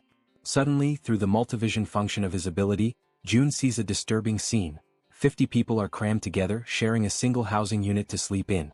Inside that crowded unit, Dabin tries to explain to the agitated group that the situation is only temporary. However, her words are met with anger and indignation, as if she were treating them like they were insignificant, like they were nothing. One man, visibly furious, raises his voice and shouts, reminding her that they've all seen countless empty houses along the way. He demands to know what she's even talking about, as though her excuses were entirely unreasonable. Clenching their fists in frustration, several others step forward, insisting that at least the children should be allowed to sleep comfortably. They demand that some of the vacant rooms be opened up so everyone can rest properly after enduring so much. Overwhelmed by the escalating situation spiraling out of control, Dabin hurriedly apologizes, struggling to maintain her composure as she explains that current policy does not permit such allocations. All the while, from a distance, June watches everything unfold in silence through his ultimate eyes. At that moment, the system displays a new notification. A skill named Ultimate Shut-In's Door has been activated. With this, June is now able to connect to and control all doors within the territory he has declared as his own domain. Back inside the unit, just as Dabin desperately tries to regain control of the situation, a door suddenly swings open on its own. Annoyed and suspicious, one of the men immediately questions the audacity of barging into someone else's home during an emergency. He reminds everyone that in times like these, people should be helping each other, not creating pointless conflicts and divisions. He demands to know why so much unnecessary resistance is being put up against such a basic request. At that precise moment, June steps through the open door, catching Dabin completely by surprise. He turns to the man, his expression unwavering, and declares bluntly that if the man disagrees with the house policies, then he is more than welcome to leave his house immediately. The man, stunned by June's words, demands that he repeat what he just said. But June, without the slightest hesitation, simply proceeds to evict him on the spot. Witnessing this abrupt and firm action, the rest of the group begins murmuring among themselves, remarking how things have suddenly calmed down. June then turns to face them all and poses a sharp question, asking if anyone else has complaints they wish to bring up. With a cold and resolute tone, he announces that from that moment onward the electricity, water and gas supply to that entire unit will be cut off. Hearing this, a young woman, visibly alarmed, questions whether he is being serious about such an extreme measure. June locks eyes with her and responds curtly that in fact, that's exactly the question he wanted to ask them. With an unwavering gaze, he states that it's no coincidence they appeared right after the fall of the giant. He then asks if they came because they judged this place as being capable, just like so many others who arrive every single day with the exact same mindset and expectations. His words strike the group like a bolt of harsh reality, leaving them momentarily speechless. But June doesn't stop there. He continues, explaining that giving in to such demands would lead to three major problems. First, all the empty rooms would eventually be exhausted, making it impossible to accommodate new arrivals who genuinely need shelter. Second, the residents who have been living there, those who are already settled and abiding by the system, would begin to feel disrespected and marginalized. And third, once they give in to one demand, the cycle of requests and entitlements would never come to an end. With absolute ruthlessness, June raises his voice and declares that the basic rights and welfare they expect to find here simply do not exist in this place. He emphasizes that the South Korean government has already collapsed, and that he, standing before them, is not the representative of anyone's ideals or dreams. He acknowledges that some might perceive him as a tyrant, abusing the power he holds. But he warns them that the world has become far too brutal, far too unforgiving, for naive ideals like rights and welfare to survive without being fought for and earned. He points out that if they wish to enjoy such privileges, they must first prove themselves worthy of them. He goes on to explain that the other survivors, those who arrived before them, are enduring extremely harsh conditions, organizing rotating shifts just to catch some rest. And despite all the discomfort and hardship, these people are still making sure to care for the children and the weakest among them, choosing to fight for survival as a community. Finally, June delivers a firm and non-negotiable order. They are to return immediately to the accommodations that have been designated for them. He warns them that if they refuse to comply, they will be paving their own path to lose even more than what has already been taken from them. Upon hearing those words, the group immediately stepped back. Dabin, feeling a wave of relief, let out a soft sigh and expressed her gratitude to June for helping her in that situation. However, he replied that there was no need for thanks. In fact, he insisted that he was the one who should be grateful to her. His unexpected response left Dabin momentarily taken aback, trying to understand what he truly meant by that remark. It was then that June pointed out that perhaps she, too, might be capable of doing something similar to what he had just done.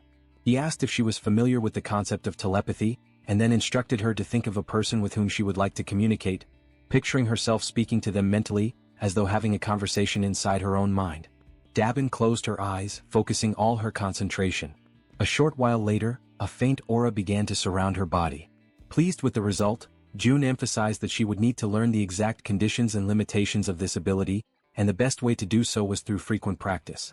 At that moment, someone with trembling hands gave a small wave and called out for June. Both he and Dabin turned to see a figure who appeared nervous, standing with his head lowered.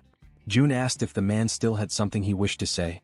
The man, clearly frustrated yet determined, admitted that he knew he was being bold, but he needed to ask if June might consider forgiving the friend who had been expelled earlier. June questioned why he would do such a thing. The man explained that Yoon-sik, the one who had been expelled, was the only person who dared to speak aloud what everyone else was already thinking, and he didn't think it was fair for Yoon-sik to be the only one punished. He then leaned forward respectfully and stated that he would accept any punishment himself, but begged June to show mercy toward Yoon-sik. June silently considered whether it was time to bring Sung Yoon-sik back, knowing deep down that it was not right to take someone's life simply to serve as an example to others. Resolute in his decision, he opened the system and noticed that the man was still standing in front of the door, having gone nowhere at all. Looking directly at him, June asked for his name. The man answered that he was called Kyung-hoon. June then informed him that he would grant Yoon-sik his citizenship back.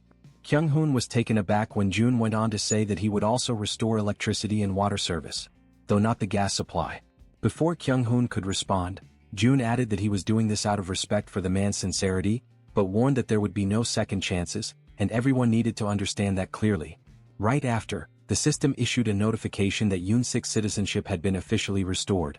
Kyung-hoon, visibly relieved, hurried back to his quarters. Soon afterward, another notification appeared, informing Jun that Kyung-hoon's trust in him had increased. For a moment, Jun considered restoring the gas supply as well, but he knew that if he did, the punishment for what had happened would lose its intended effect. His thoughts were interrupted when Dabin remarked that he seemed to be a warm-hearted person. Jun asked if she was truly giving him a compliment, to which she confirmed with a smile. He thanked her, but she playfully teased that he seemed to be getting embarrassed. Changing the subject, Jun asked her to inspect the facilities in 3 buildings, adding that he intended to have one in each of the 25 buildings. The idea left Dabin utterly surprised.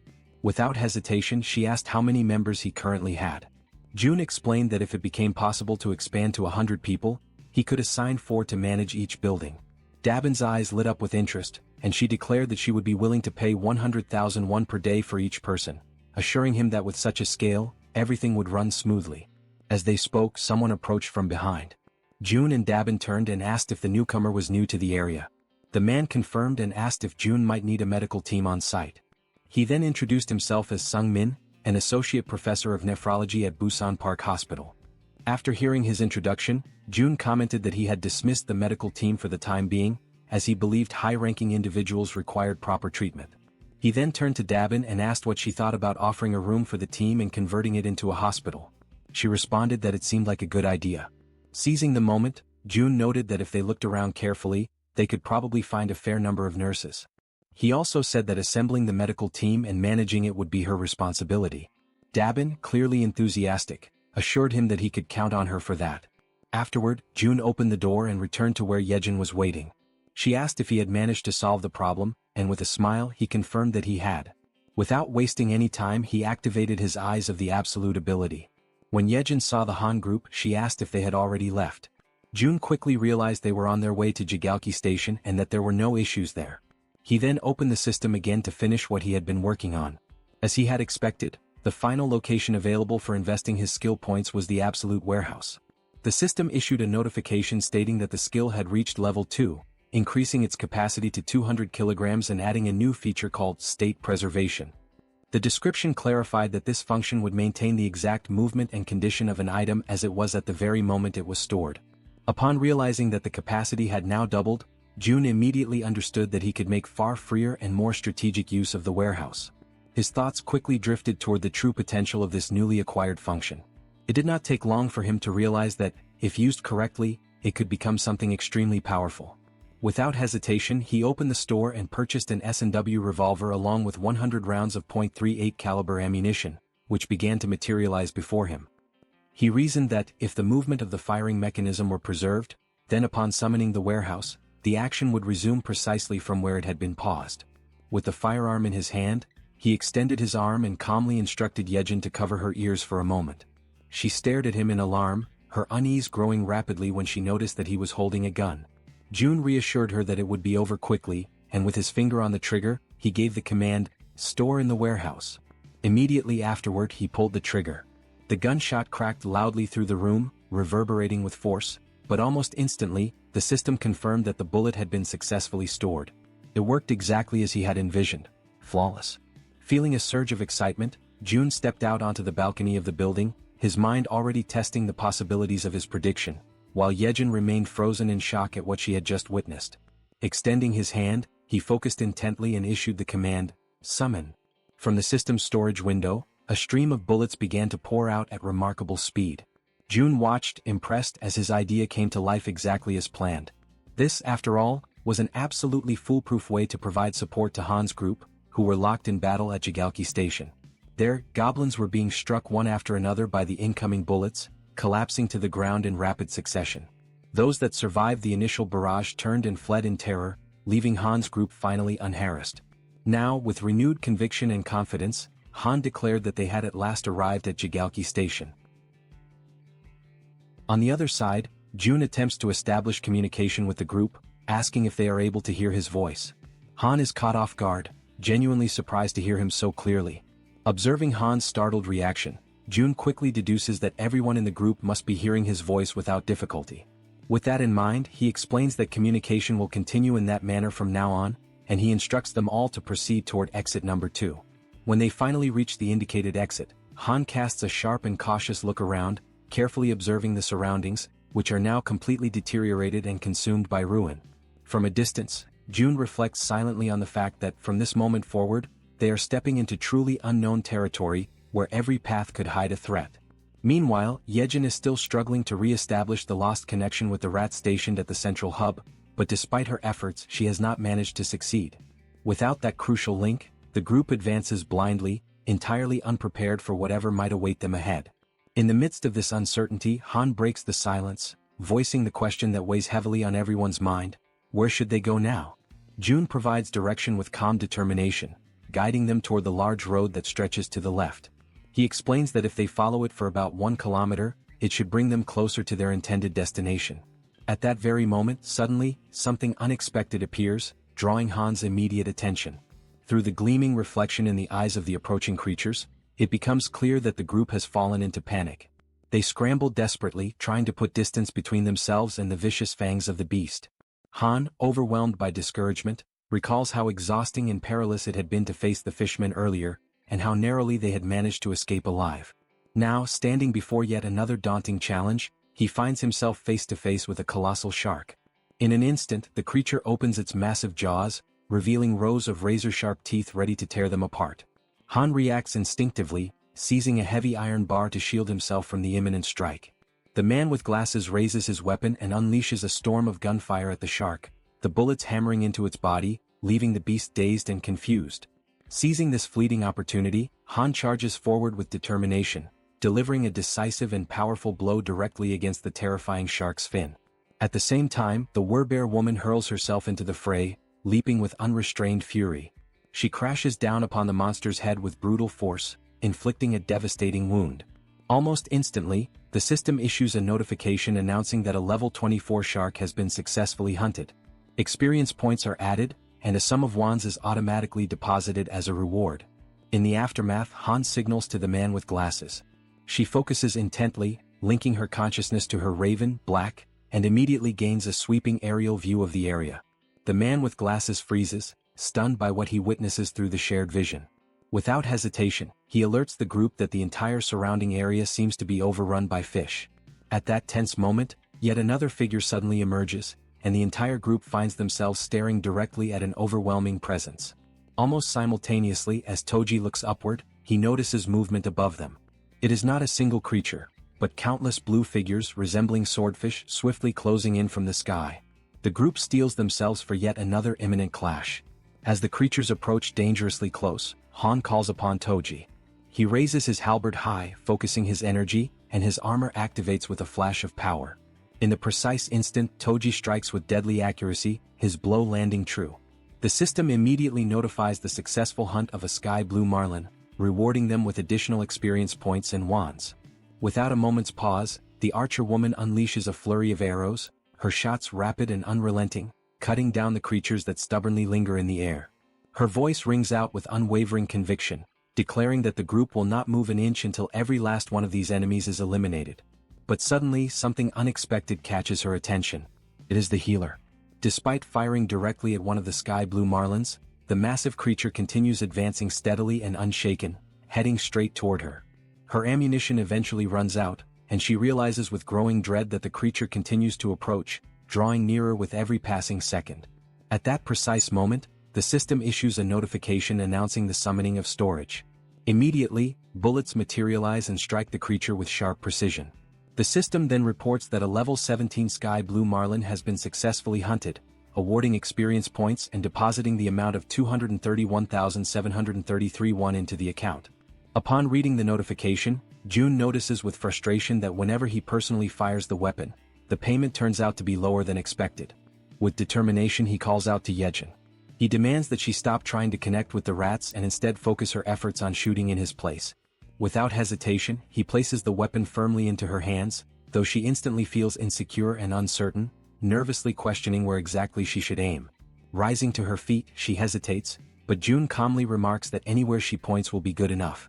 Gathering her courage, Yejin fires her very first shot, and immediately the system notifies the deposit into storage.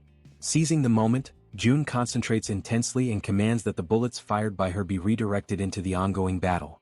Right after his command, countless system windows open before them, acting as gateways through which the bullets travel, passing directly into the battlefield and striking their intended targets.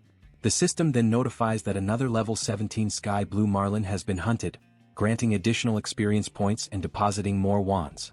Amid the unfolding situation, Yejin urgently warns June to step aside and reload quickly so that the assault can continue without delay. Absorbing the urgency of the moment, June reflects silently that the overall efficiency of the operation has now increased for the 6th time. Even though he feels genuine pity for Yejin, who is clearly overwhelmed, he knows deep down that this approach is absolutely necessary. At that instant the door swings open. Harem, known as the Poison Girl, enters the scene, her expression filled with intrigue as she takes in the chaotic sight before her. Upon noticing Yejin firing repeatedly, she questions the reason behind the gunfire, trying to discern whether what she is witnessing is reality or merely some kind of dreamlike illusion. In the middle of the chaos, a massive creature suddenly attempts to strike at them. However, both Han and the Werbear react swiftly, dodging the violent attack just in time. The creature reveals itself to be red in color, with the enormous and terrifying form of a monstrous crab. Distressed and exasperated, Han asks aloud whether this is some kind of twisted joke and desperately questions if they are truly expected to try and defeat such a horrifying monstrosity.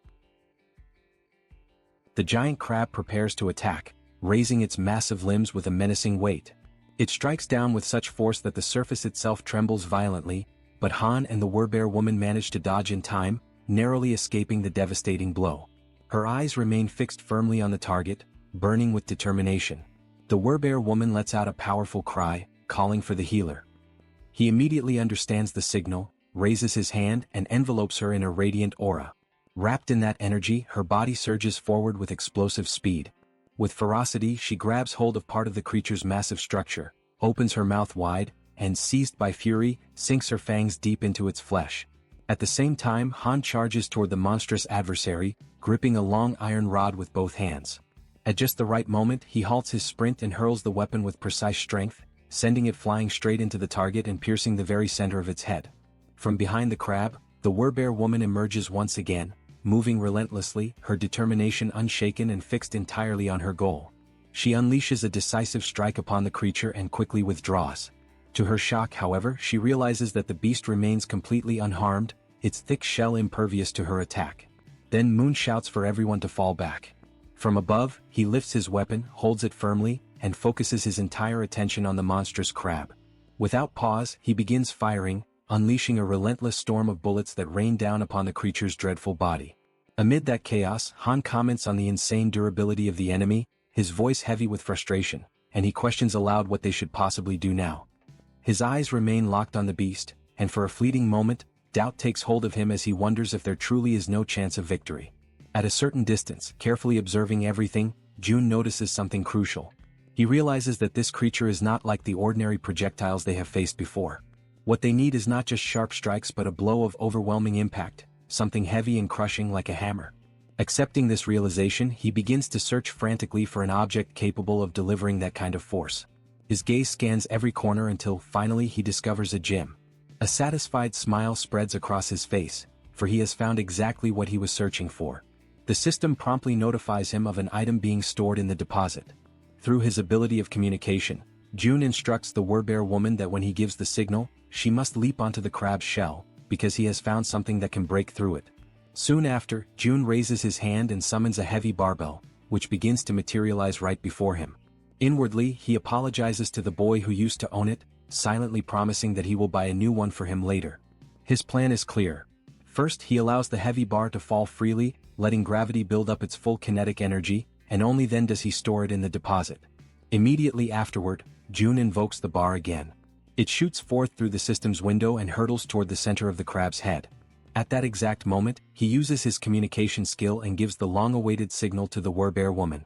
The bar pierces the target with brutal force, splitting open its head and sending streams of blood spurting outward. Without hesitation, the Werbear woman launches herself straight at the point of impact. Her claws are ready, sharpened and gleaming, her body fueled entirely by determination and fury. She closes the distance with fierce speed and strikes with lethal precision, delivering the finishing blow that successfully ends the beast. The system immediately registers the successful hunt of the giant crab, level 35, granting experience points and depositing one into their account. Yet even after their victory, the path home resembles nothing less than a chaotic marketplace of sea monsters. Every kind of fish and crustacean-like abomination continues to attack mercilessly, without pause or mercy.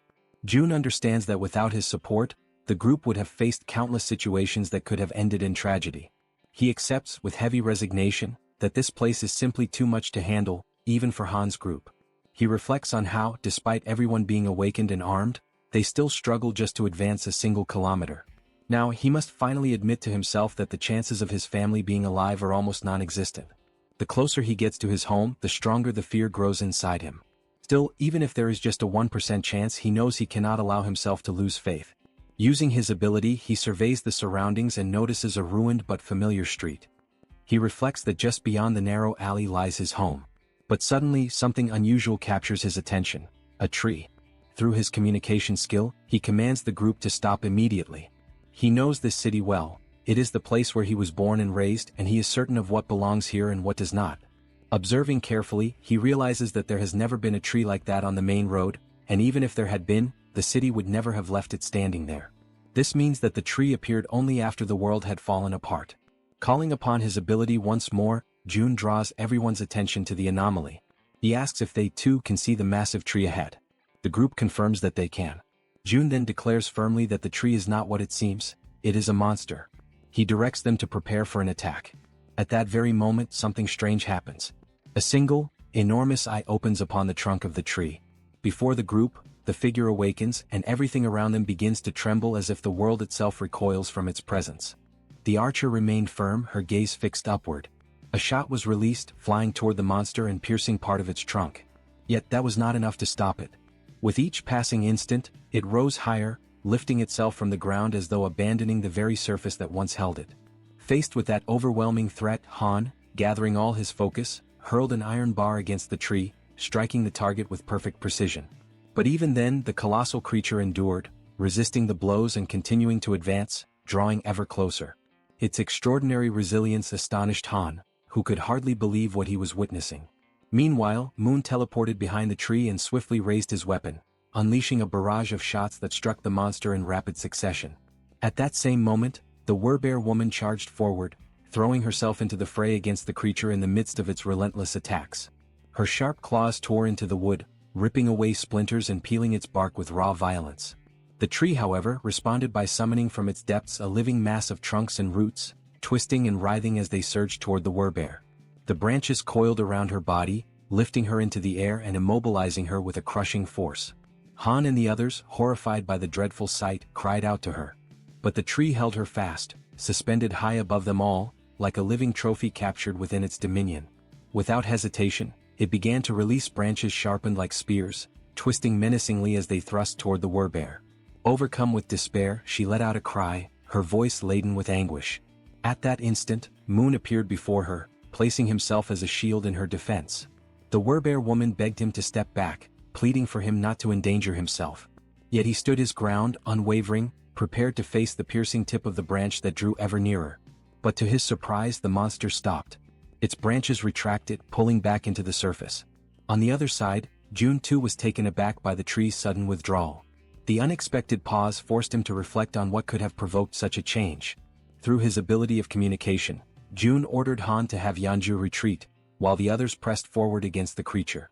Han hesitated, questioning if it truly should be only Yanju who withdrew, but June confirmed without faltering. Thus Han relayed the command. While the companions readied themselves to resume the attack, she obeyed and stepped back as instructed.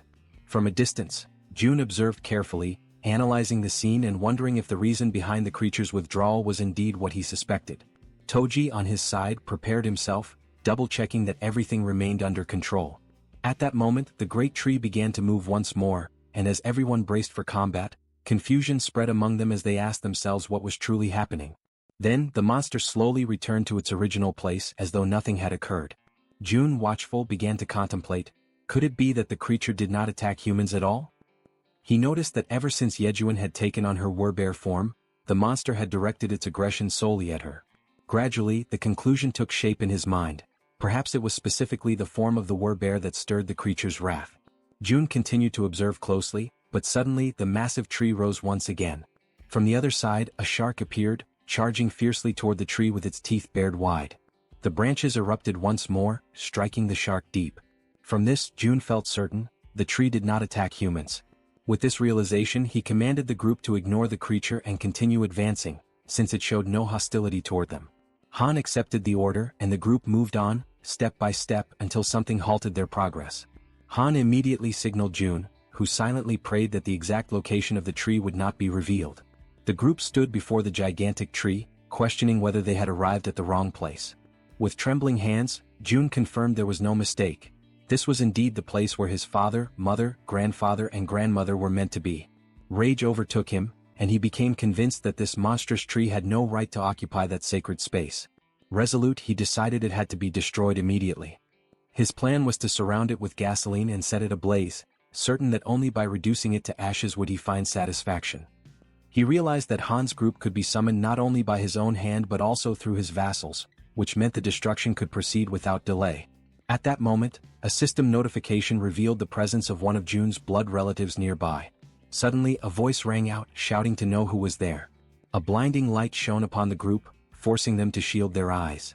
An old man emerged, scrutinizing each of them carefully, accompanied by two other figures. With stern authority, he demanded to understand how they dared to intimidate his little proppy. The elders approached the tree and begin to wonder what they should do about the deep holes that had been inflicted upon it. They start speaking to the tree itself, commenting that such a wound must have been terribly painful, and they even ask if the proppy, the tree, is doing well after enduring such harm. Han's group feels awkward and somewhat embarrassed when the elders remark that if the leader were to hear about this, his heart would surely break from sorrow. Then one of the elders suddenly raises his voice, demanding to know if this was their doing, and the group immediately admits that it was. The elder presses further, questioning how they could bring themselves to commit such an act against a defenseless child, leaving everyone in Han's group apologizing profusely for their mistake. At that moment, another man arrives and calls for everyone to look over there. He then explains that the proppy has done something once again, and this new revelation causes the elders' anger to slowly dissolve. The men then begin walking toward the location being pointed out. When they arrive, they see the shark that the tree had previously defeated, and several of the men are already busy cutting it apart in order to secure meat from its body. Astonished by the sight, one of the elders remarks that the flesh of the shark has grown plump, although he admits that the taste of shark meat is not particularly delicious. Immediately, another elder retorts that this is no time to be picky about food, stating bluntly that if someone does not like it, then they simply should not eat it. This pragmatic reaction surprises Han's group even more, leaving them somewhat speechless. From a distance, June quietly observes everything, and he feels as though his perception is sharpening, as if a veil has been lifted and everything suddenly makes sense. The existence of a monstrous tree that does not attack humans, combined with the enormous tree that continued to grow right where their home once stood, begins to form a clear picture in his mind. June recalls that ever since he was very young, their house had always been filled with plants. In the garden, the flowers would change beautifully with the seasons, and on the rooftop, several fruit trees would bear harvests at different times of the year. All of this had started after his grandfather retired, when he built a rooftop garden, and at times those very vegetables would appear on the dinner table, much to young June's delight. Piecing together these memories with the present reality, June concludes that the tree's refusal to harm humans and the giant tree occupying the place of their former house could not be a coincidence. He becomes convinced that these phenomena are the awakened abilities of someone, very likely powers on the same level as his own. An idea strikes him with sudden clarity. His grandfather must have finally awakened. In that moment, June feels an immense sense of relief, one he had not experienced in a long time, because under normal circumstances, everyone should already have been dead. After all, monsters roam freely through the streets, and in the skies above, other monsters move in organized groups, threatening humans from every direction. He cannot help but wonder how ordinary people have managed to survive in such an environment. Overwhelmed by this sudden realization, he begins to laugh, not with mockery but with pure relief. Yejin approaches him, concerned by his unexpected reaction, and asks if something is wrong. June turns to her, still smiling, and reassures her that nothing is wrong at all, emphasizing instead that everyone is safe. Yet even as he says this, he realizes that he still needs to confirm a few things. Back at the location of the tree, Pieces of shark meat are scattered about while one of the men comments on how wonderful youth truly is. Han, who is in the process of cutting up sections of the shark, asks if the amount they have gathered will be enough. A mustached elder replies affirmatively and expresses gratitude for their efforts. At that point, June sends a telepathic message to Han, instructing him to ask the elders for the name of the village chief. Han turns to the mustached elder, politely asks for permission, and inquires about the chief's name. The elder immediately responds by asking if Han is an acquaintance of their leader, before revealing that their chief's name is Li Bongjia. Upon hearing this, June affirms with certainty that he already knew, and explains that, indeed, Li Bongjia is his grandfather. After some time, the group follows the mustached elder, who informs them that before they go to meet the chief, they should stop at a certain place. It is an area where everyone works together to prepare meals and distribute the meat from the fish. The presence of such an organized communal space leaves Han's group impressed and a little taken aback. Observing from a distance, June notices that the place is crowded, filled with a large number of people, around 100 in total. Giving the impression that the entire marketplace of the city had relocated to that place, the mustached man called over a bald-headed fellow who was busy slicing the meat from Old Park's catch. The bald man stopped cutting for a moment and remarked that he had heard a rumor saying that Poppy had pulled off something once again. The mustached man confirmed with a nod, replying that this was exactly what had happened, and that the shark had been so enormous that the young ones had been forced to step in and lend their strength to help.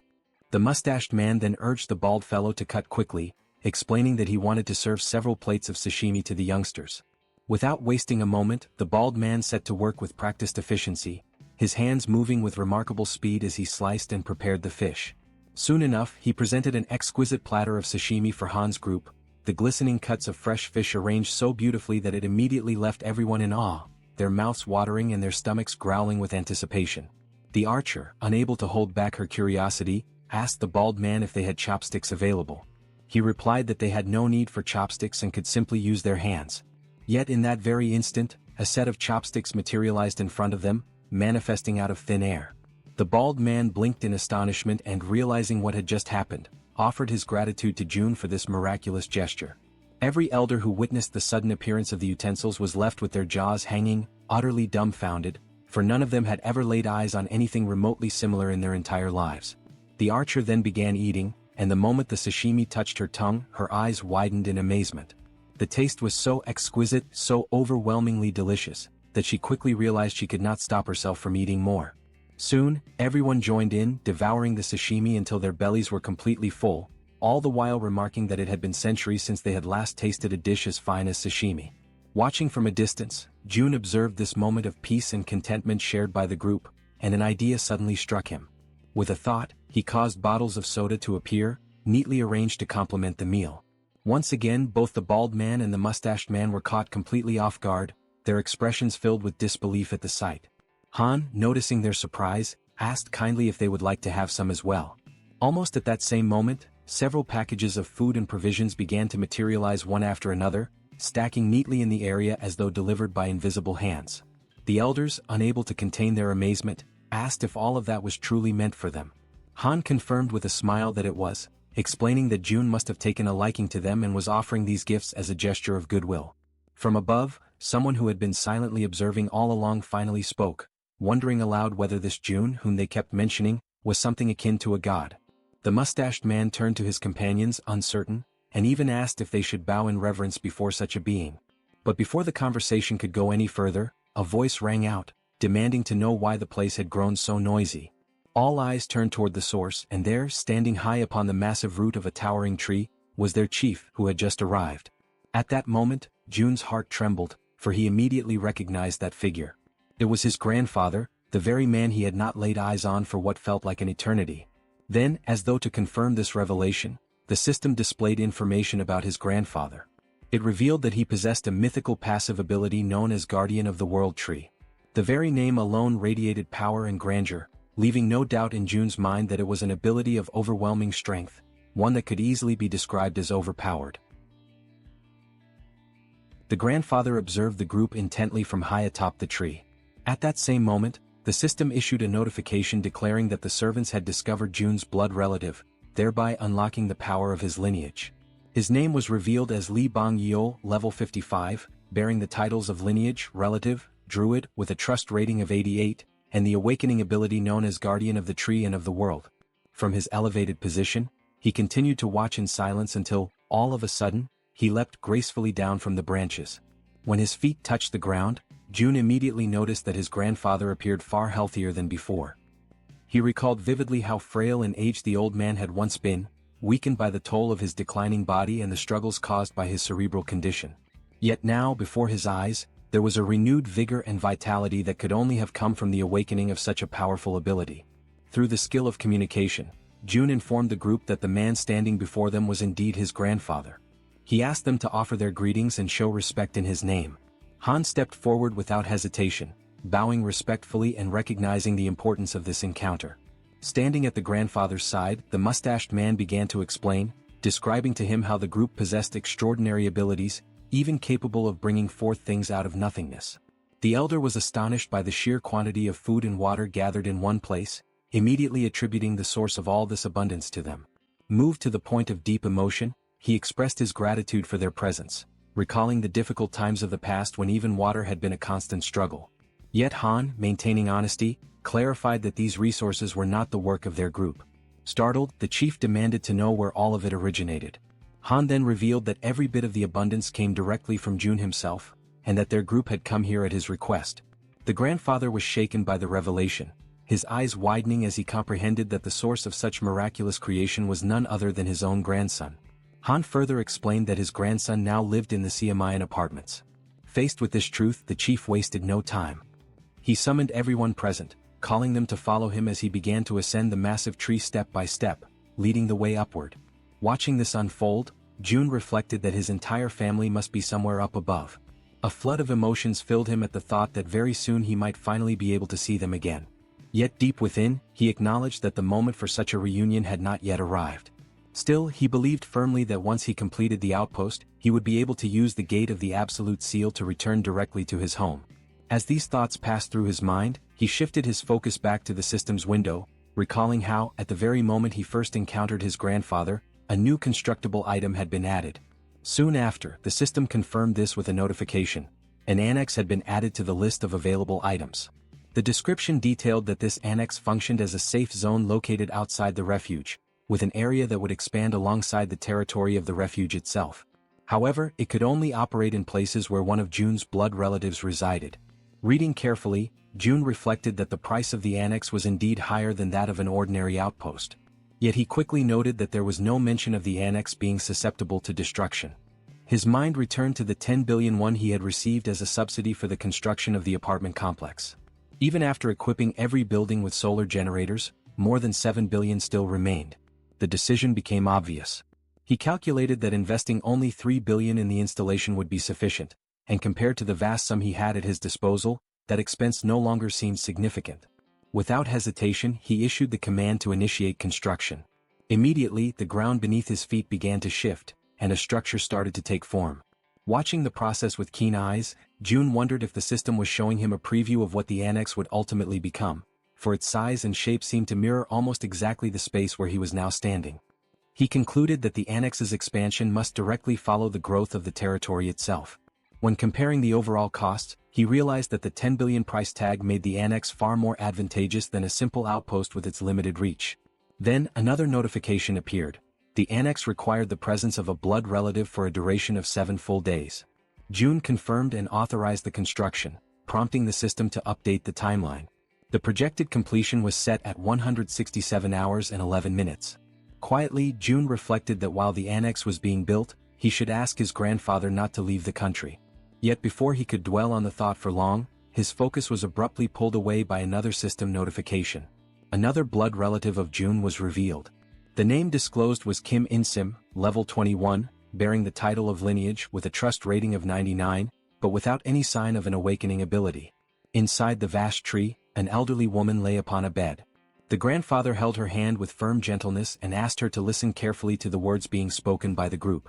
A faint aura spread over the connection formed by their joined hands, and he softly informed her that their grandson June was still alive, and that these people had been sent there directly by him. At that very moment, June communicated with his companions and instructed them to ask his grandfather what had happened to his grandmother. Yejuan faithfully conveyed the question in June's name. Yet the elder turned abruptly, his expression tense, and demanded to know how June could possibly be aware of his grandmother's condition. Soon, however, it was explained that June was sharing his vision through them, perceiving everything they saw with his own eyes. Reassured, the grandfather tried to soothe their worry, explaining that the woman was not gravely ill but merely in a state of shock. Still, they pressed him further, asking since when the grandmother had failed to awaken. With a heavy and sorrowful face, he recalled that it had been since the very day the monsters appeared and the world itself began to collapse into chaos. From that moment onward, she had remained in a deep, unbroken sleep. June, watching through their perspective, noticed the expression etched onto his grandfather's face. It struck him powerfully, for it was the first time he had ever seen his grandfather like that, so burdened, so utterly weighed down by grief. The sight pierced him with an even deeper sense of the gravity of their situation. Tears welled up in his heart as he reflected that, despite everything, he felt an immense relief knowing his grandmother still lived, even though she had been in a coma for nearly a month. Outwardly, she appeared perfectly healthy, as if peacefully asleep, and June concluded that this stability could only be maintained by his grandfather's awakened ability, which was undoubtedly sustaining her. Inwardly, however, he lamented that the system did not allow him to assign missions to blood relatives. If it had, perhaps he could have devised some way to improve her condition. Even if he tried to apply the power of a healer, he knew deep down that his own skill was insufficient for such a task.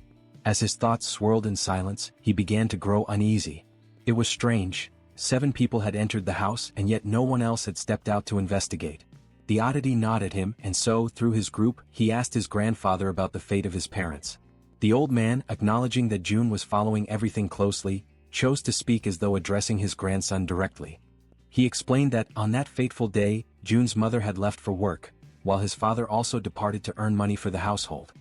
He expressed his belief that they had probably found refuge in some hidden, secure place, emphasizing firmly that June's father would never abandon his wife under any circumstances. Yet June recognized, in the undertones of his grandfather's words, that the man did not truly believe in the survival of his parents. And within himself, June felt the same grim certainty. Without a transcendent ability like the one his grandfather possessed, the chances that his parents had survived were almost non-existent. But still he refused to let go of hope. Through his ability, June issued a new order. The next target must be the Wawang Nursing Hospital, even if the chances of finding them there were small. Acknowledging the efforts of his group, he decided that they should rest for the night. He made it clear, however, that when dawn came, nothing else would matter. Tomorrow they would all go after them. At that instant, the system interrupted his stream of thoughts with yet another notification. To his shock, the message declared that a blood relative of the Absolute had been detected in the vicinity.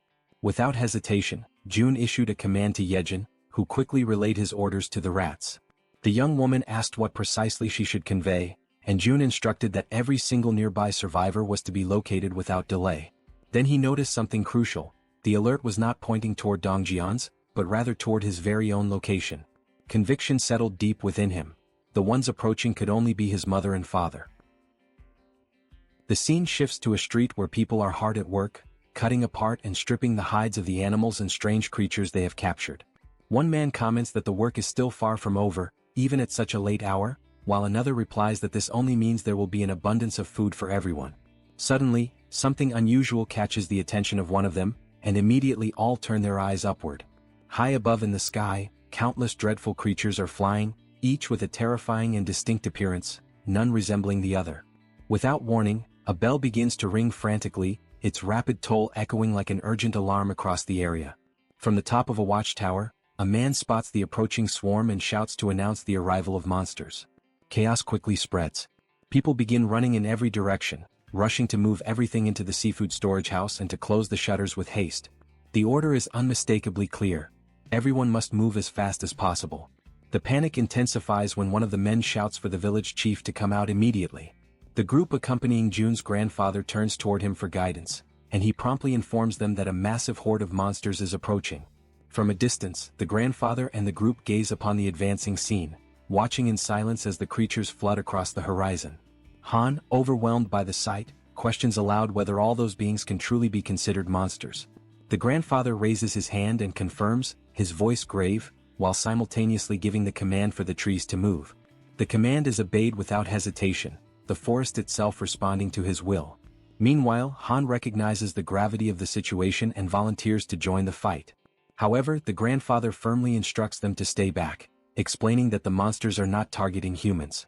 He adds, with a grim tone, that everything suggests these creatures are actually fleeing from something far greater and far more dangerous than themselves. Yet he warns that even so, they will not pass without leaving destruction in their wake. A radiant green aura begins to envelop his body, spreading outward in waves of power. At that moment he connects with the surrounding forest, and numerous trees shift together, intertwining and forming a massive living barrier meant to shield them from harm. Inside the protective wall of trees, the group watches in astonishment as the winged creatures soar above them, passing over without striking. It becomes clear that the group was never their intended target.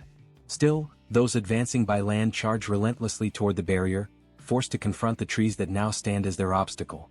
The pressure mounts, and once again Han offers his assistance, but the elder sternly refuses, demanding that they remain within the safety of the barrier. At that instant, the old man lifts his leg and at his command, countless trees surge forward, their sharp branches piercing through the creatures on the ground. The entire group is shaken, overwhelmed with shock, as they witness the overwhelming display of the grandfather's power. The creatures, impaled by the trees, are lifted mercilessly into the air, suspended and displayed like gruesome trophies of the living forest. Yet more monsters appear, hurling themselves at the barrier, biting and tearing savagely at the trunks. But the grandfather remains steadfast, his control unyielding, forcing the trees to strike again and again, driving their sharpened limbs into the new enemies without pause. The system begins to flood with notifications, marking each victory. A message appears, declaring that a level 24 land shark has been hunted. Shortly after, another states that a level 23 saw ray has been slain. Then comes a level 29 blue crab. The list continues endlessly, with each notification announcing new experience points and rewards. Another message informs that all attributes of the group increase in trust. Their gained experience is multiplied tenfold and evenly shared, although the ascent rewards remain monopolized by the hunter himself. Inside the building, June observes the entire scene with his mouth agape, stunned by the cascade of notifications piling up before his eyes. He realizes that the level of power displayed is comparable to someone at level 55. His grandfather, too, receives the notifications, though he does not fully comprehend their meaning. June reflects that, in the beginning, he believed his grandfather was merely being reckless, acting without thought for the danger. Yet with a single strike, hundreds of monsters are wiped out in an instant. Faced with such overwhelming power, he concludes that the best thing they can possibly do is to stay out of the way and avoid becoming a hindrance. In June's eyes, his grandfather transforms into a monster in his own right, a being so powerful that he could no longer be compared to ordinary humans. The notifications continue to flood in without pause. The system announces the successful hunt of a level 31 giant crab, followed shortly by a level 29 giant lobster, and then a level 30 sawtooth crab. Each message also confirms increases in skills and abilities. Suddenly, June realizes that he himself has just leveled up, but before he can process it, an intense and suffocating pain overwhelms his body. The agony spreads through every nerve, as though each part of him were being broken apart and reduced to dust, all while the school in the city continues to grow in influence and power. Amid this torment, a new notification appears before his eyes. The system announces that beings capable of receiving citizenship have been discovered, and the question is posed: grant it or not? June's mind clings desperately to a single crucial thought: whether among those names his parents might be included. He scrolls through the long list, painfully aware that the sheer number of new inhabitants is so vast it would be impossible to check each one individually. Yet even as he does, he reasons that if his parents were truly among them, the message would not have been one of citizenship.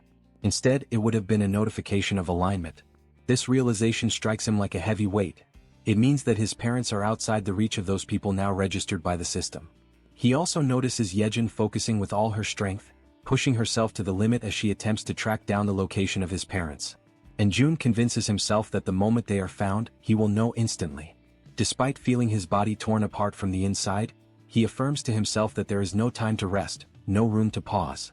His mind then turns to the other side of the battlefield, questioning what is happening with his grandfather. Observing carefully, he senses that something is wrong, a subtle strangeness in the situation. He shares this unease with Han's group, who quickly question the old man. The grandfather realizes the difference. Before, the monsters would leave remains scattered across the ground, but now they vanish completely, not even bones left behind. Han explains that this change is due to June's influence. Ever since the system manifested, the corpses no longer remain after death. Intrigued, the grandfather acknowledges that even the mysterious glowing letters appearing in the air are also the work of his grandson. With the immediate threat apparently under control, the old man decides to go to the warehouse to bring out some of the people hiding there. He explains that if they intend to consume the flesh of the monsters, the creatures must be slaughtered in the proper way, ensuring the meat stays fresh and edible.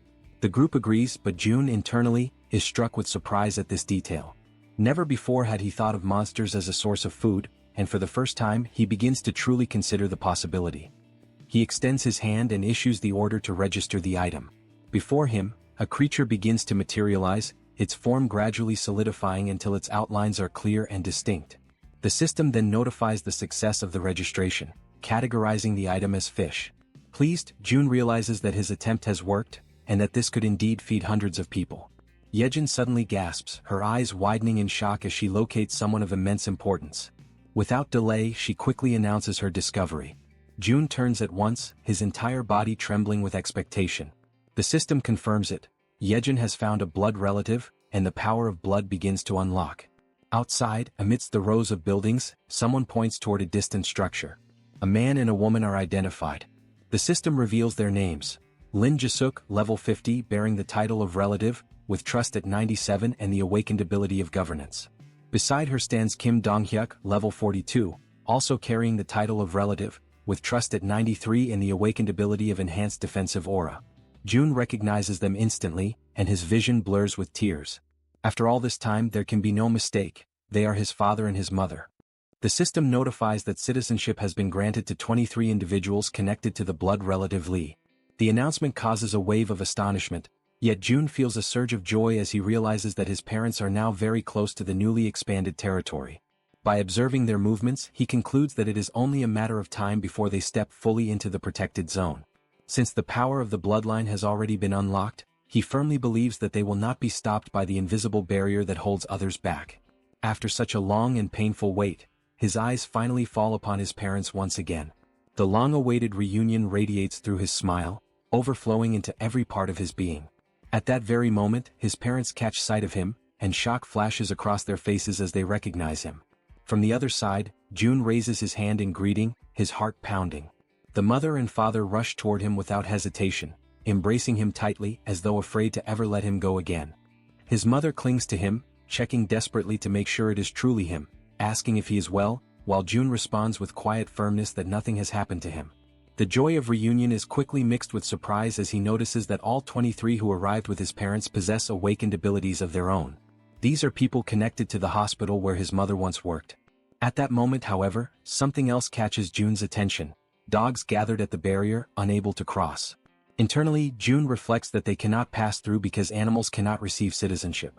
Almost immediately, the system issues a new notification, revealing that there exists an option for a subordination contract capable of awakening abilities in up to 100 individuals.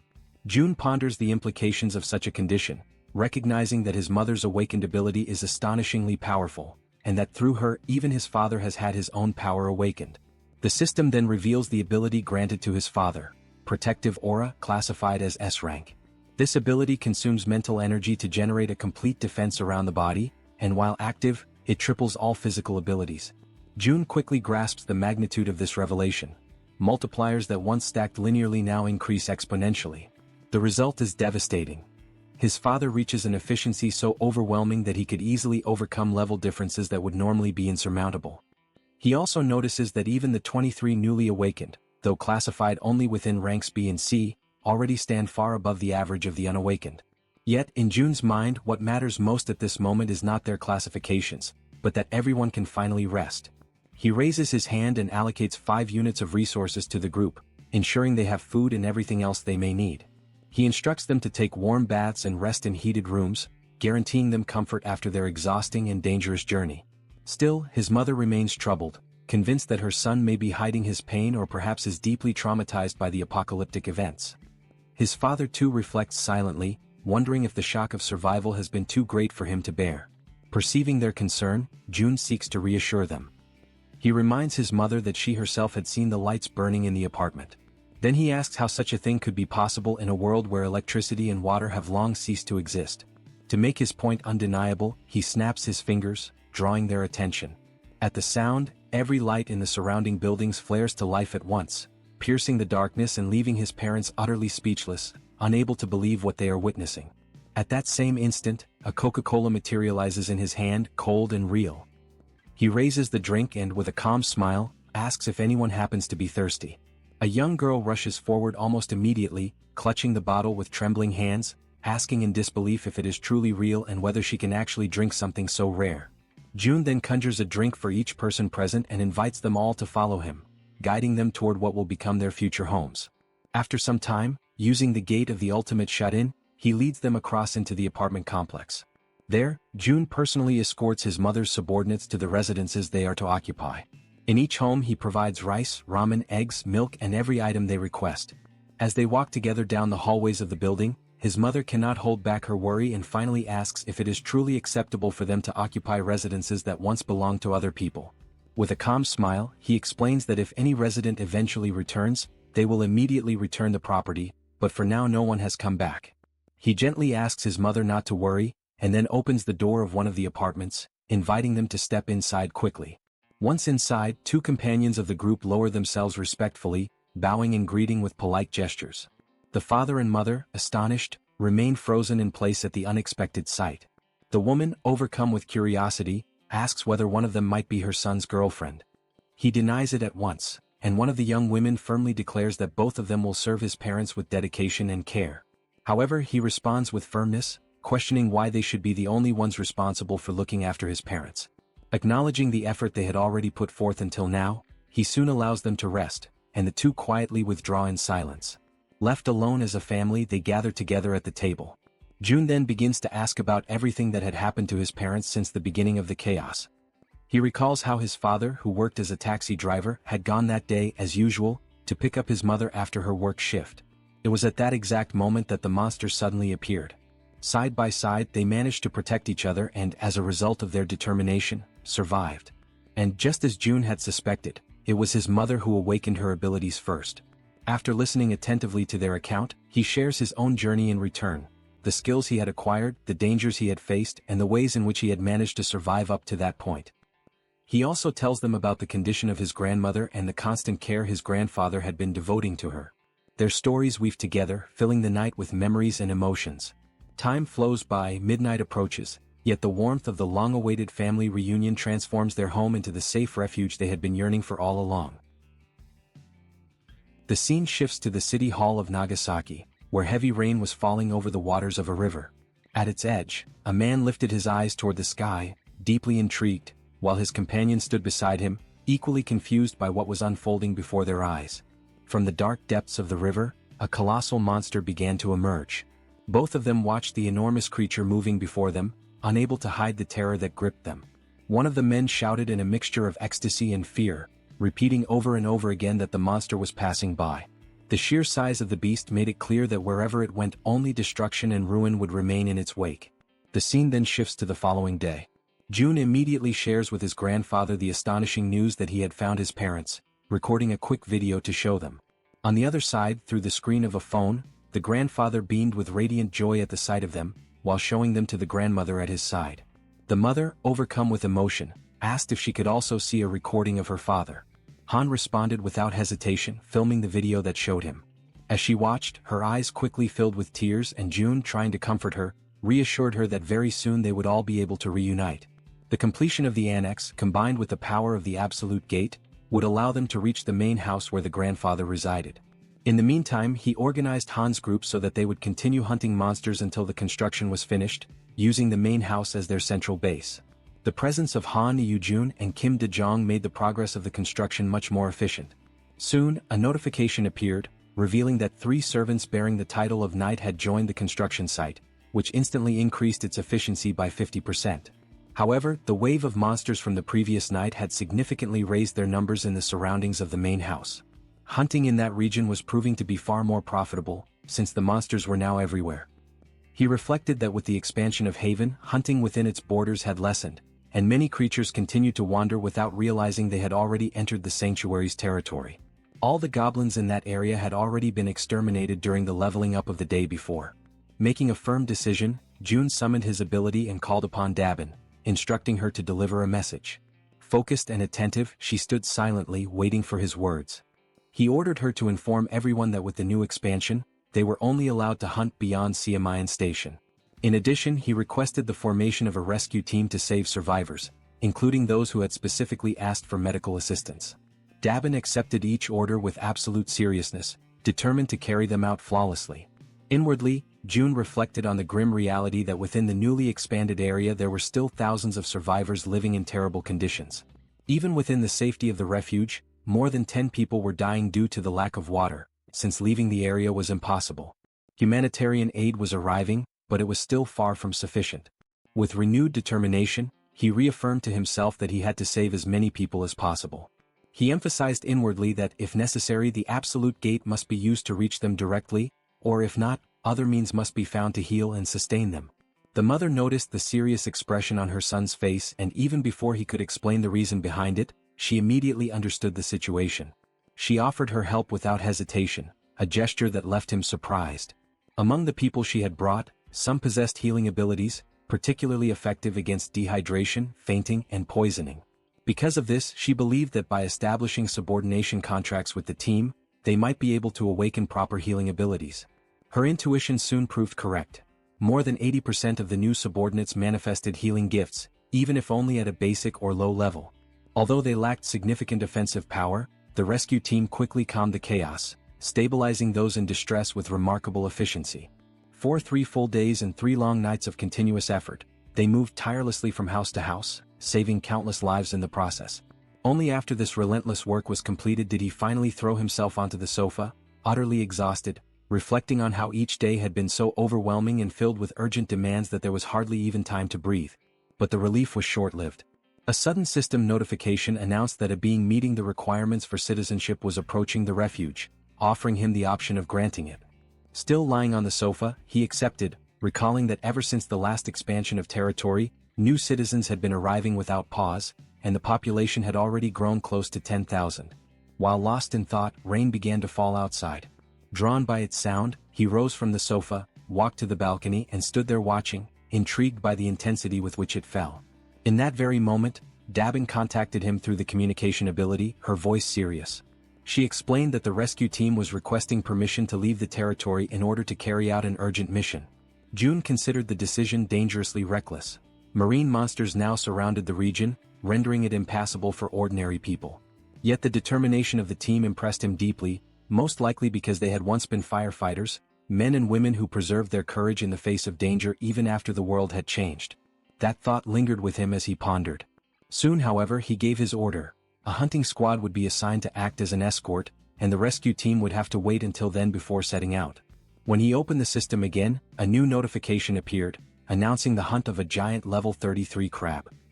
He noticed, almost with surprise, that he had begun to enjoy these hunts more since the sudden surge in his physical statistics. Yet the notifications did not stop there.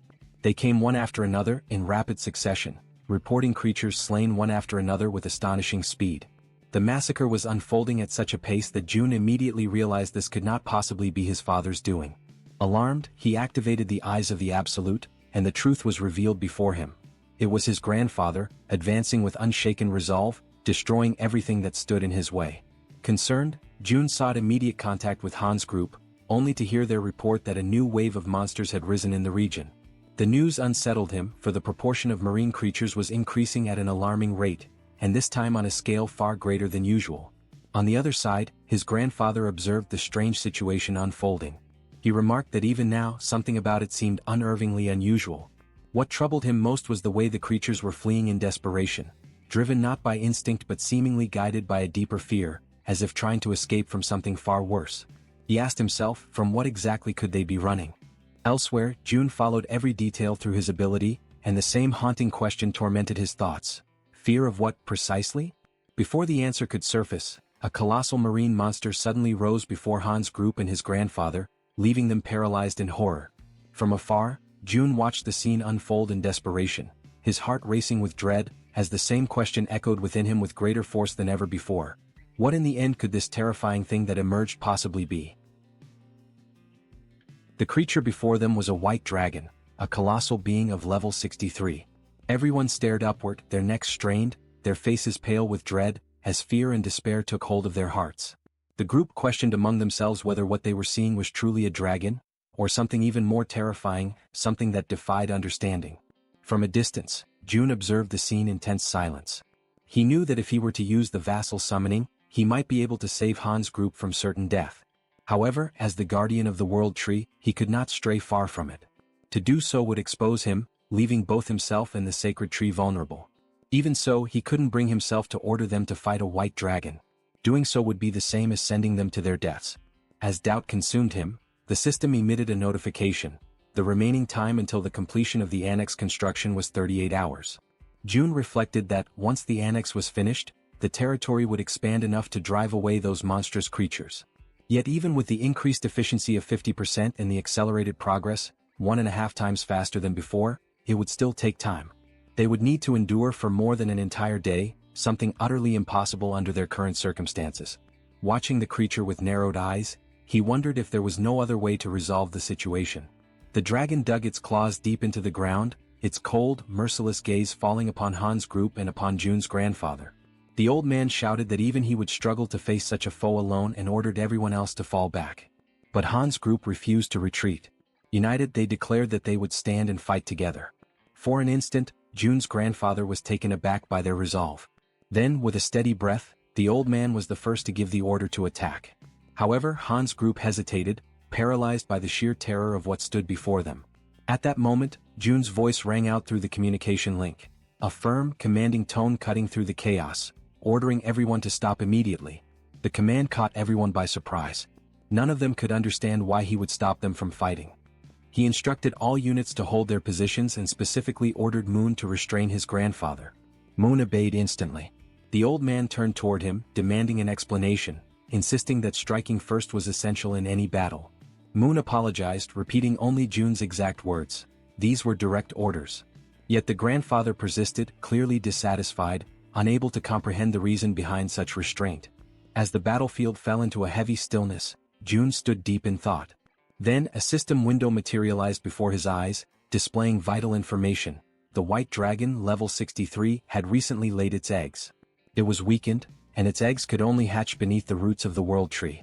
June realized with a surge of understanding that the dragon had not come to fight. It had come seeking the world tree's protection to safeguard its offspring. In that instant, the white dragon's eyes glowed faintly, and its voice echoed directly within the guardian's mind. Startled, the grandfather sensed that this was no illusion. This was telepathic communication. The creature's voice resonated calmly within his thoughts, requesting that they make a pact. The old man hesitated, unsure of the creature's intentions, uncertain whether to trust or fear it. The dragon explained that it needed the help of the world tree to restore its strength. In return, it vowed to protect them from harm. A glowing symbol appeared upon the old man's hand, a mark that could be used to summon the dragon whenever its aid was required. Slowly, the majestic creature stepped forward, its immense presence radiating both power and serenity, extending something toward the old man. The light from its body condensed, transferring into his hands.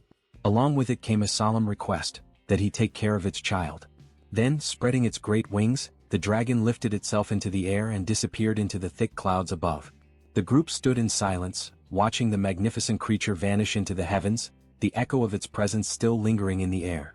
Toji was the first to break the silence, remarking that if they had attacked, they all would have perished without question. Moon agreed, adding that they had survived only because they had obeyed June's command in time. Suddenly, the system displays a flood of notifications. The loyalty of several members reaches 100, and all of them are officially registered as vassals. June watches the notifications closely, reflecting on what has just happened. With Kang Deoksu and Kim Gaeong both reaching the maximum level of loyalty at the same time, his total vassal capacity instantly triples. Now he commands 18 subordinates directly bound to him. He wonders whether it would be possible to register the people his mother had turned into awakened as well. However, he soon discovers it is impossible. Those who serve his mother remain strictly under her command, unable to be transferred. Still, he cannot help but wonder if there might be a way to create or awaken more natural awakened beings. At that moment, a new notification interrupts his thoughts. The system announces that the trust level of the citizen Moon has reached 100%. A new message follows. New ability acquired, teleportation.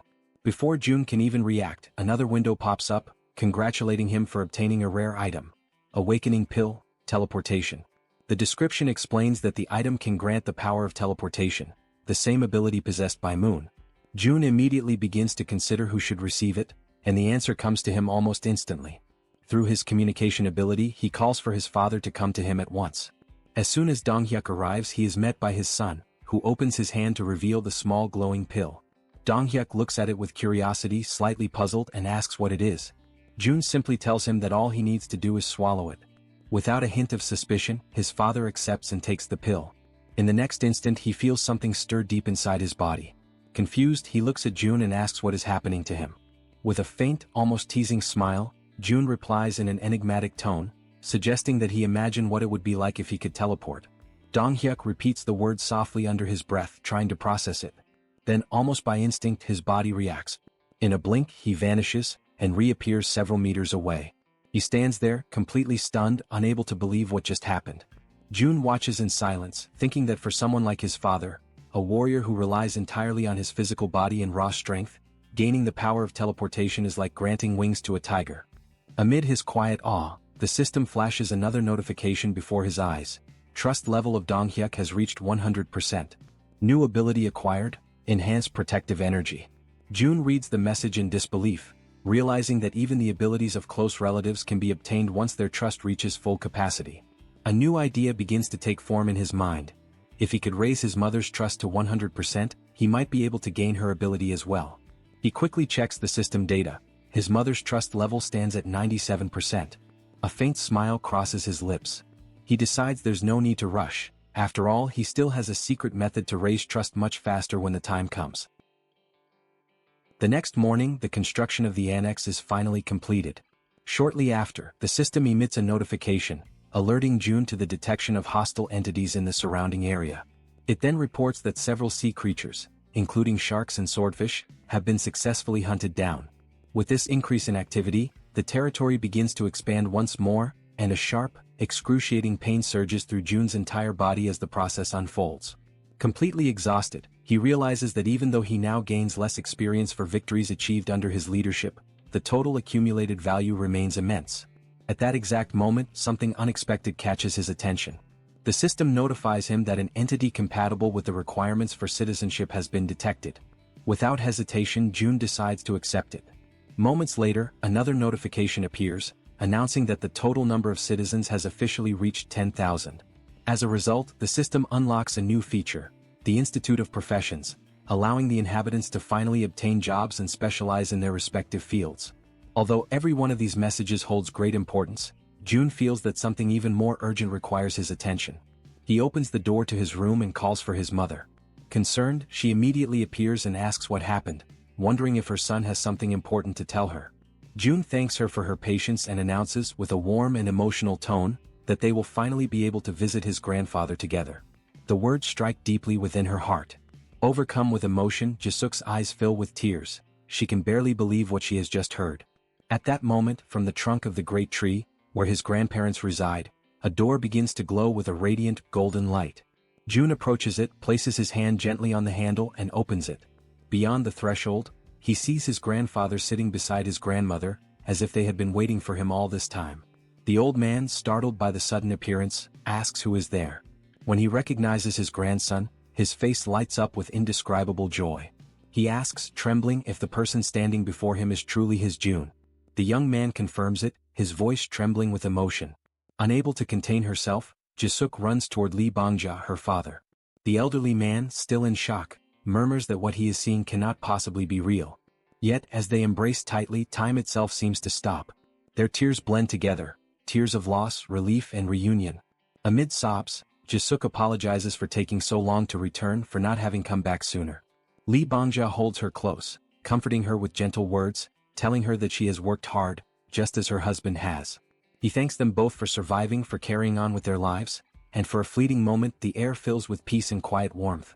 Then a new notification appears before Jun's eyes. Trust level of Lee Jisuk has reached maximum. Lineage contract obtained. He takes a silent breath, realizing that his father is currently out rescuing people alongside the relief team, which is why he couldn't bring him along this time. But that's fine, he thinks. The priority was to bring his mother first. For now, that was enough. The scene shifts. Lee Bangja is watering the plants, moving with slow and careful motions. His grandson approaches him, curious, and asks whether the world tree had grown around the house naturally. The old man nods, saying that even he had been astonished when he first saw it. Jun then asks about the water and electricity, wondering how they managed to live since the massive tree has altered the entire structure. The grandfather explains that they have been surviving using the generator's power and water from the tank. However, he adds with a weary sigh that their resources are running out, and the gas in particular had already been depleted not long ago. Jun, filled with quiet confidence, replies that he can fix that. He stands up, focuses his mind and channels his power, and right before his grandfather's eyes, the water reservoir begins to refill on its own. The sight leaves the old man completely speechless. Jun calmly tells him that he personally restored the water supply and also recharged both the generator and the gas system. Li Bangjia, still struggling to comprehend what he just witnessed, praises his grandson's extraordinary ability, his voice trembling with admiration. Jun considers explaining the complex system of skills and vassal contracts to him but realizes that it would be too overwhelming to understand all at once. He decides instead that he will teach him little by little. Then Jun begins to climb the stairs toward his grandfather. As he ascends, his gaze sharpens and he quietly activates one of his most powerful abilities, the Absolute Eye. Carefully observing the space where his mother and grandmother are, Jun focuses his gaze in that direction, channeling his concentration entirely toward them. Then, as he stretches out his hand, the system emits a sudden notification: teleportation. In an instant, his surroundings distort, and he materializes inside the world tree, appearing precisely at the spot where Jisuk and his grandmother are resting. He immediately realizes that he can use teleportation while keeping his Absolute Eye activated, and the potential of this combination fills him with excitement and anticipation. His mother, startled by his sudden appearance, asks why he is no longer on the rooftop, and also inquires where his grandfather has gone. Jun calmly explains that his grandfather is still working and then asks how his grandmother is doing. Jisuk answers that the elderly woman simply looks as if she is peacefully sleeping. Suddenly, the system projects a new message before his eyes: summon the spirit beast, cost 10 billion wons. Jun is completely taken aback by what he reads. His eyes widen in disbelief as he realizes that the button to summon a spirit beast worth 10 billion has been unlocked. A powerful wave of excitement and disbelief washes over him. Without hesitation, driven by pure instinct, he presses the button. The system immediately confirms his action. 10 billion wons have been spent for the summoning of the spirit beast. And at that very moment, an intense light bursts forth in front of them, illuminating the entire room with a radiant glow. Jun, maintaining a steady and reassuring voice, tells his mother to remain calm and not be afraid. At the center of that blinding light, a shape begins to emerge. Jun narrows his eyes and observes as a delicate figure slowly takes form. It is a sleeping fairy. Her body shimmers faintly, and after a few moments she gently opens her eyes, as though awakening from a deep slumber. Jisuk, still bewildered by what she is seeing, asks what that creature is. Jun explains patiently that it is a spiritual being. A creature he has just summoned, one of the unique powers granted to him by the system. At that exact moment, Li Bangjia enters the room. Jisuk turns to him in surprise and asks why he came back so soon. The old man replies that Jun has already resolved all the problems. Then he approaches his sleeping wife and extends his trembling hand toward her, wanting to touch her face. The fairy, noticing his movement, slips gently from Jun's arms and flies forward, positioning herself right in front of the old man. Concentrating deeply, she spreads her wings, and a radiant aura begins to glow around Li Bangjia's hand. The light expands, surrounding the fairy's small body, as if drawing the old man's power into her own. A new notification immediately appears before Jun. Fairy's level has increased. Natural regeneration rate of the territory, plus 100%. Li Bangjia, however, is overcome with anger when he realizes that the creature has absorbed part of his energy. He clenches his fists, his voice trembling with frustration. But before he can speak, something extraordinary happens. His wife begins to stir. Slowly, the grandmother opens her eyes. The old man freezes completely, his anger dissolving into sheer disbelief. He stands motionless, unable to comprehend what he is witnessing. Yet, the elderly woman gazes at him with calmness and warmth. With a faint, gentle smile, she asks why he is looking at her as if he has just seen a ghost. The grandmother raises a trembling hand to her mouth, utterly confused and unable to comprehend what is happening around her. Exhaustion quickly overtakes her frail body, and she lies back down upon the bed, her eyes fluttering as her strength fades once more. The grandfather, overwhelmed by panic and despair, cries out her name in disbelief, his voice breaking as he pleads for her to regain consciousness. Convinced that the little fairy is somehow responsible for what has just happened, he turns his gaze toward the small creature and demands that she try again, that she use her power to reverse whatever she has done. The tiny fairy, however, closes her eyes in silence, unmoving, her glowing wings dimming slightly. Her quiet refusal only deepens his desperation, and he shouts once more, ordering her to attempt it again. At that moment, June steps forward and intervenes, speaking in a calm but firm tone as he asks his grandfather to steady himself.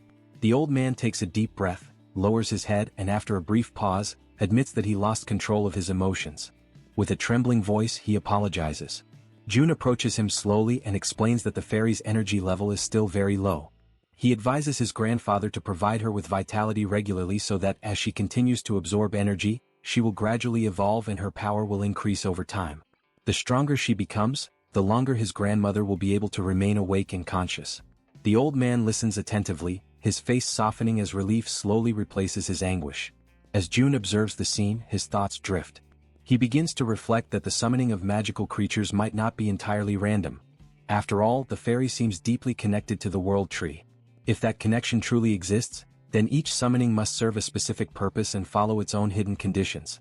Even though he cannot yet discern what those conditions are, he finds comfort in knowing that for now the important thing is that his grandmother can awaken again, even if only for short periods.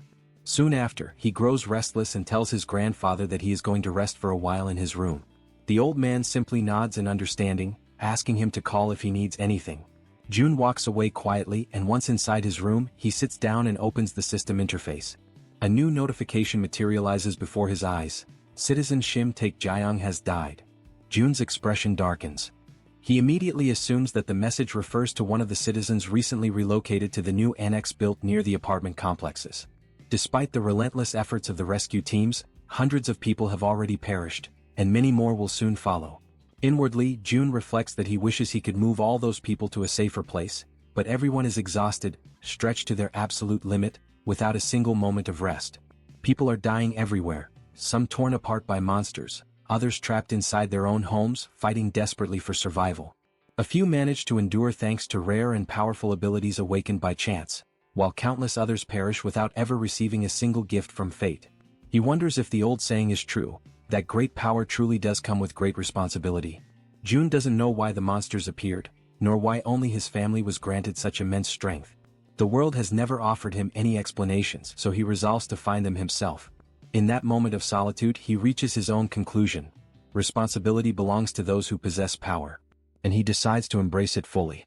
He silently vows that he will save his country, at least as much of it as he possibly can. As he reviews the system data, he notices that the total number of people to whom he can grant citizenship reaches 220,000, yet only 10 have been officially registered so far.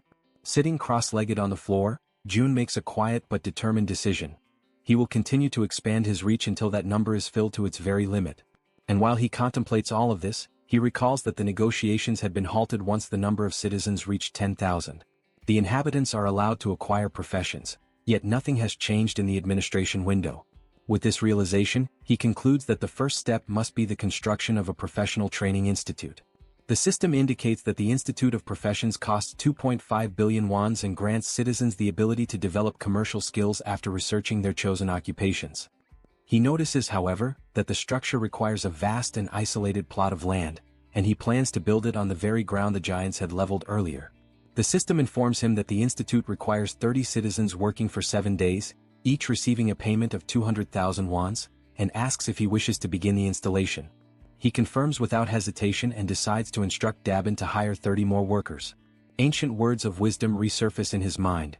Cultivate the body, put the house in order, govern the nation, and bring peace to the world. Before one can change the outside world, one must first bring harmony within one's own home. June understands that if he truly wishes to save his nation, he must first gather the families of his subordinates. Until now, all of them have risked their lives for him. Now it is time for him to act on their behalf. Activating the absolute eyes, he observes his companions from afar. Without hesitation, he grips a door handle and, with the ability that manipulates both doors and distances, opens a passage to another place. June knows that Han's group has been advancing toward the vicinity of Jigalki Station, searching for the mother of the archer woman.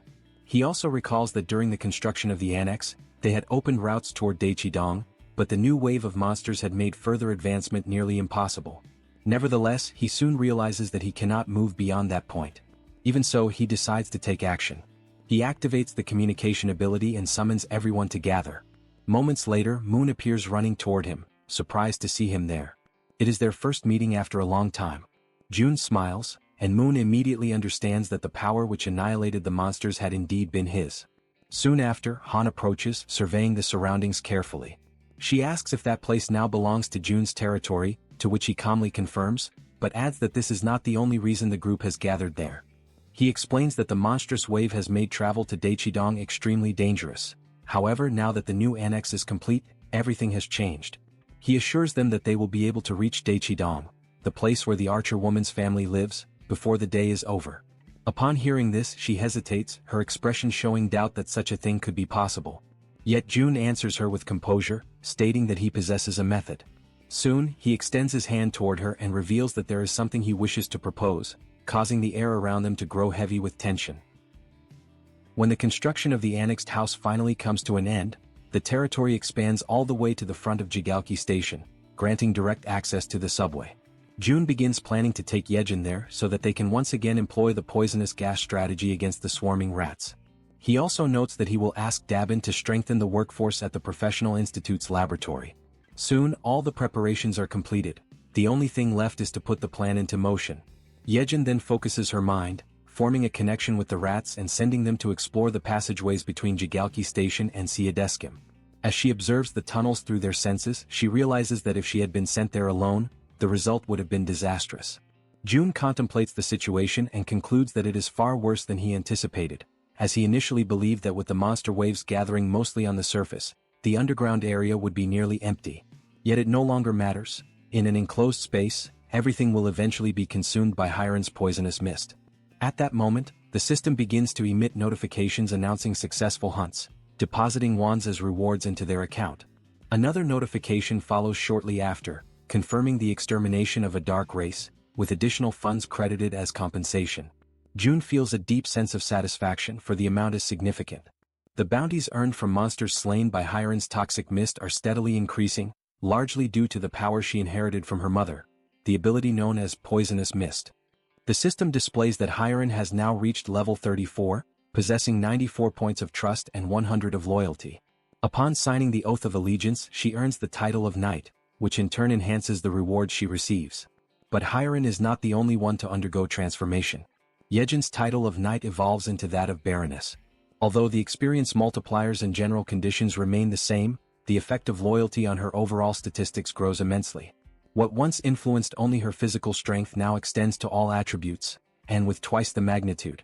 Moreover, Yejin acquires a new ability called Enhancement, through which her improved rats now move at a much faster pace and become significantly harder to destroy. By the time their operation through the tunnel concludes, Hiren announces that the entire subway line has been successfully cleared. Observing their progress, Jun realizes that he should not limit his loyalty contracts to just those two. Instead, he should extend the proposal to everyone. With that in mind, he turns toward Han's team and presents his idea. They listen carefully, and after some consideration, all agree to his terms. As a result, Han, the female archer, and Riller each obtain the title of Baron, while Yeonju ascends to a higher rank, that of Viscountess. The difference between a Baron and a Viscount is of great importance.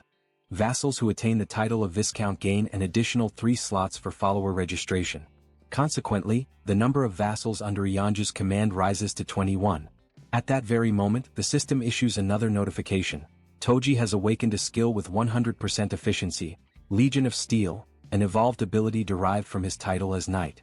He can now summon not only enchanted armor but also steel golems, entities that follow his commands without hesitation, advancing mercilessly against the enemy. With the golems clearing a path ahead and the allies maintaining formation, Toji decides to seize the opportunity and push forward. The offensive begins in earnest as the group charges ahead, confronting the monsters that appear in their way. Amid a flurry of coordinated attacks and fierce defenses, they continue their advance until Han finally announces that they have reached Exit 2 of Jigalki Station. From a distance, Jun monitors the operation and reports that the path ahead is clear. He directs the group to proceed straight towards Siadishin, and everyone promptly follows his instructions. Jun reflects that the distance to the station is approximately 3 kilometers, but thanks to their enhanced physical abilities, they are able to cover the distance in just 10 minutes. After some time, upon reaching their destination, the female archer notes with satisfaction that they managed to arrive within a single day. The man with glasses, curious, asks what their next step will be. She replies that they should exit through Gate 2, as her family's condominium is located just beyond it. However, that very exit is overrun with hungry goblins lying in wait for them. Han, ever vigilant, warns his companions about their presence. Amid the growing tension, the archer steps forward and commands the monsters to clear the way. She then releases a spear of light with devastating force and precision. The weapon's energy splits into dozens of radiant beams that scatter in every direction, piercing through the surrounding enemies. The system notifies them of a series of successful kills. The goblins are eliminated one after another. On the other side, June observes the archer's newly revealed ability in action, known as Light Arrow. Before even reaching the target, the light detonates and multiplies, turning each beam into a lethal weapon. Meanwhile, something catches June's attention. He notices that the entrance to the nearby building is barricaded. This obstruction can mean only one thing: there are survivors inside. Han decides to take action, removing the debris blocking the door and giving orders to the group. He and the archer will go up to investigate the situation, while the others are to remain on guard at ground level. With steady steps and weapons at the ready, Han and the archer ascend the silent building, prepared to uncover what, or who, might still be holding on inside. On the upper floor they come upon a closed door. The archer approaches and knocks several times, yet silence prevails. No sound comes from the other side. Desperation spreads across her face. The absence of any response is unbearable. She falls to her knees before the door, overwhelmed by a crushing sense of loss. For a moment, the only sounds are her quiet sobs and the wind whispering through the cracks in the hallway. Then suddenly the door opens. A young man stands before them, and for a brief instant the world seems to stop moving. Through her tears, she recognizes him immediately, and both are enveloped in a wave of surprise and emotion so profound that it silences everything around them. The female archer approaches Myung Van and asks where her mother is, to which he quietly replies that she is inside. When the archer's mother catches sight of her daughter, an overwhelming wave of emotion sweeps over her. She immediately reaches out, placing trembling hands upon her daughter's shoulders, while the archer struggles to contain her tears, her eyes glistening with emotion. The mother examines her in desperation, her gaze darting over every detail, asking anxiously if she is unharmed. Then, in a trembling voice, the archer mentions her father, and the entire atmosphere changes in an instant. The mother freezes, visibly shaken, as if trying to push away the painful truth, but the silence that follows already says everything that words cannot. The tears intensify, spilling freely as reality sinks in. Everyone around them slowly understands what has happened. The father did not survive. The grief spreads among them like a slow, suffocating wave. The three are overtaken by sorrow, their cries rising together, echoing through the quiet halls for long, agonizing minutes. From a distance, June watches the scene in silence, his expression unreadable but his eyes heavy with empathy. Within himself, he reflects on what must be done next. He knows he must find the families of Han, Kang Daeksu, and Kim Jae-won. All three are located in Jangjin-dong, and June understands that he must act swiftly to prevent further loss and despair. Soon after transferring the female archer's family to a secure zone, he summons his followers and dispatches them from Seomyeon toward Jangjin-dong. Not long after, a report arrives from Dabin, informing him that the public facilities have reached maximum capacity. June briefly considers expanding the existing infrastructure, but upon learning that many of the new arrivals own homes nearby, he decides instead to send them back to their residences. At the same time, he begins planning the construction of new spaces beyond the main complex, including community centers, offices, and shops, to provide greater comfort and autonomy for everyone. In his thoughts, he admits that he had already anticipated this kind of limitation. The expansion had inevitably brought nearby houses into reach, and several of them now stand vacant. By redistributing the residents, they would have more room and balance overall. He also decides to establish new bases around the perimeter, designed for the hunting teams, and to develop strategic commercial points that can support their growing operations. Using his communication ability, he reaches out to Dabin and instructs her to coordinate the organization of these new external bases. A system notification soon appears before him, asking whether he wishes to construct new shops and activate essential services, electricity, water, and gas. June authorizes all of it without hesitation, then pauses to reflect on the progress of the other groups. He wonders silently how far Han's team has managed to advance and imagines that they may have already reached Gyodai Station. By his estimation, the path up to that point should have been relatively smooth, although he knows well that Hiren's poisonous mist tactic only works effectively up to that station. Beyond it, they will need to find their own way as the route from Gyeonggi to Dongni rises back to the surface midway through the journey. At that very moment, the man with glasses releases Black and instructs the creature to attack the goblins blocking the group's path. The female archer fires her arrows with unwavering precision, while Moon, now wielding his pistol, takes advantage of his newly acquired invisibility skill. Kim Ji-yeon demonstrates his new power of rapid growth, his body expanding in both size and strength, towering over the battlefield as the group pushes forward. Han's group now proves to be many times more powerful than before. Under Toji's precise and tactical leadership, they move with coordinated purpose, maintaining formation as they advance. Han instructs everyone to make use of the terrain's natural cover, moving forward while minimizing unnecessary confrontations and conserving their strength for what lies ahead. After some time, the group gradually slows its pace until it comes to a complete halt. Before them stretches the site of a ruined city, a desolate landscape where collapsed structures and massive chunks of debris block what once was a road. Han kneels, examining the obstacle closely. The pile of wreckage rises to the height of a 3-story building, forming a barrier that seems almost insurmountable at first glance. From a distance, Jun watches through his surveillance system, quietly reflecting on the scene. For a group whose average age is around 35, such an obstacle should not present an impossible challenge, he reasons. The real concern lies not in climbing over it, but in understanding what, or who, could have caused such catastrophic destruction in the first place. He questions silently what kind of creature could have torn apart a concrete bridge with such raw force. The absence of enormous footprints rules out the presence of a cyclops, yet the pattern of destruction clearly indicates that something immensely powerful had passed through the area. Proceeding with caution, Jun activates his communication ability and transmits a calm but firm directive to Han's team, advising them to move forward carefully and stay alert for any disturbances.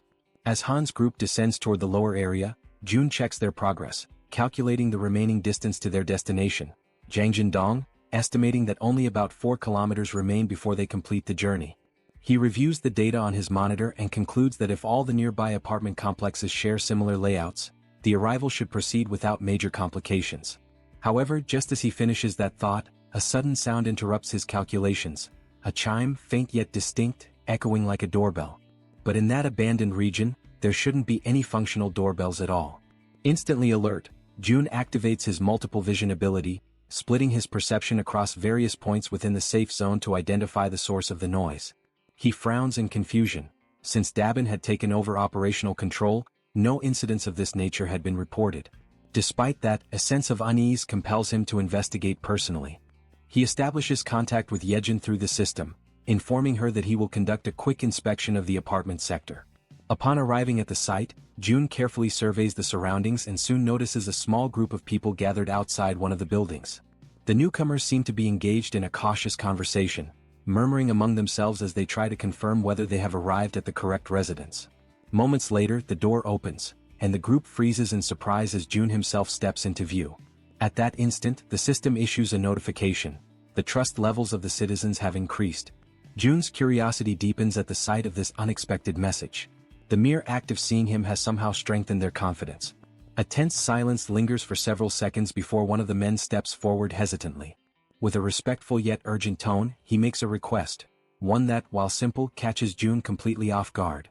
The man asks if Jun could lend them weapons. Dressed in black, he explains that they do not intend to stay within the so-called safe zone. His group, he says, plans to leave soon and needs the armaments to defend themselves on their journey. The man tells Jun that the group intends to leave.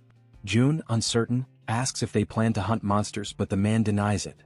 He clarifies that their goal is different. They want to go out in order to try to rescue their families, and they ask if Jun can help them in any way. Jun pauses for a moment. Inside, he recognizes that these men are just like him. Men who spend their nights awake, haunted by worry for their families, going over every possible scenario again and again until the moment they finally decide that they must take action on their own. Driven by desperation, they come to him. Jun then says that he cannot help them with everything. The man nods, resigned to that reality. However, Jun extends his hand and summons an item. He explains that he can at least give them weapons because if the group intends to rescue their families, they will need them. The weapons begin to materialize in front of the men, forming slowly out of thin light. The man expresses his gratitude, saying he has no idea how he could ever repay the favor. Jun responds that he has a proposal for the group. The man asks what it is. Jun reveals that he wishes to form a subordination contract, an ability that seems almost ridiculous at first glance, yet it allows him to select 100 awakened followers without requesting anything in return. However, the ability comes with a particularly troublesome requirement. The man asks what they must do. Jun explains that the reason his mother never filled all 100 slots, even with such a powerful ability, is simple. With a tone heavy with authority, he declares that they all must kneel. The men are startled, shocked by how authoritative Jun suddenly seems. Even so, they obey, lowering themselves to the ground and asking if that position is correct. Jun confirms that it is. He asks for a moment, places his hand over the man's head, and states that from that moment on, the man must obey him. Jun explains that all the man needs to do is express his intention to submit clearly. The man does so, declaring his submission. The system immediately notifies that the man, named Jang Sungjun, possesses a trust level of 48 and awakens the ability of teleportation, a ranking-type teleportation that consumes mental strength in order to generate physical force. The man feels the energy coursing through his body and becomes unsettled by the light that begins to spread around him. Jun is also surprised by the phenomenon. The ability and the rank he receives are an extraordinary reward, far greater than anything Jun imagined could appear. The system then notifies that a tangerine has been purchased and it materializes instantly in Jun's hand. A mission appears, to lift the tangerine using telekinesis within 10 minutes, with a reward of increased mental power and no penalties. Jun shows the tangerine to the man and orders him to lift it using his ability without touching it. The man agrees, focuses deeply, and a thin aura begins to form around the fruit. Moments later, the tangerine rises from Jun's palm, floating steadily in the air. The man is astonished to see the object levitating and silently celebrates his own success. Suddenly, the tangerine bursts open and explodes into juice, sending pulp splattering over everyone including Jun. Embarrassed, the man apologizes, saying he lost control, but Jun tells him that everything is fine. He explains that this is the nature of the power granted by the contract and calls the next person forward to continue the process. The system displays a new notification. The citizen's trust rises to 50, and his loyalty surpasses 30, unlocking the attribute. He now fulfills the requirements for vassal registration. Jun asks the others if those accompanying Jang Sungjun also wish to establish the same type of contract. After Sungjun is officially registered as a vassal, his assistants complete their own contracts as well.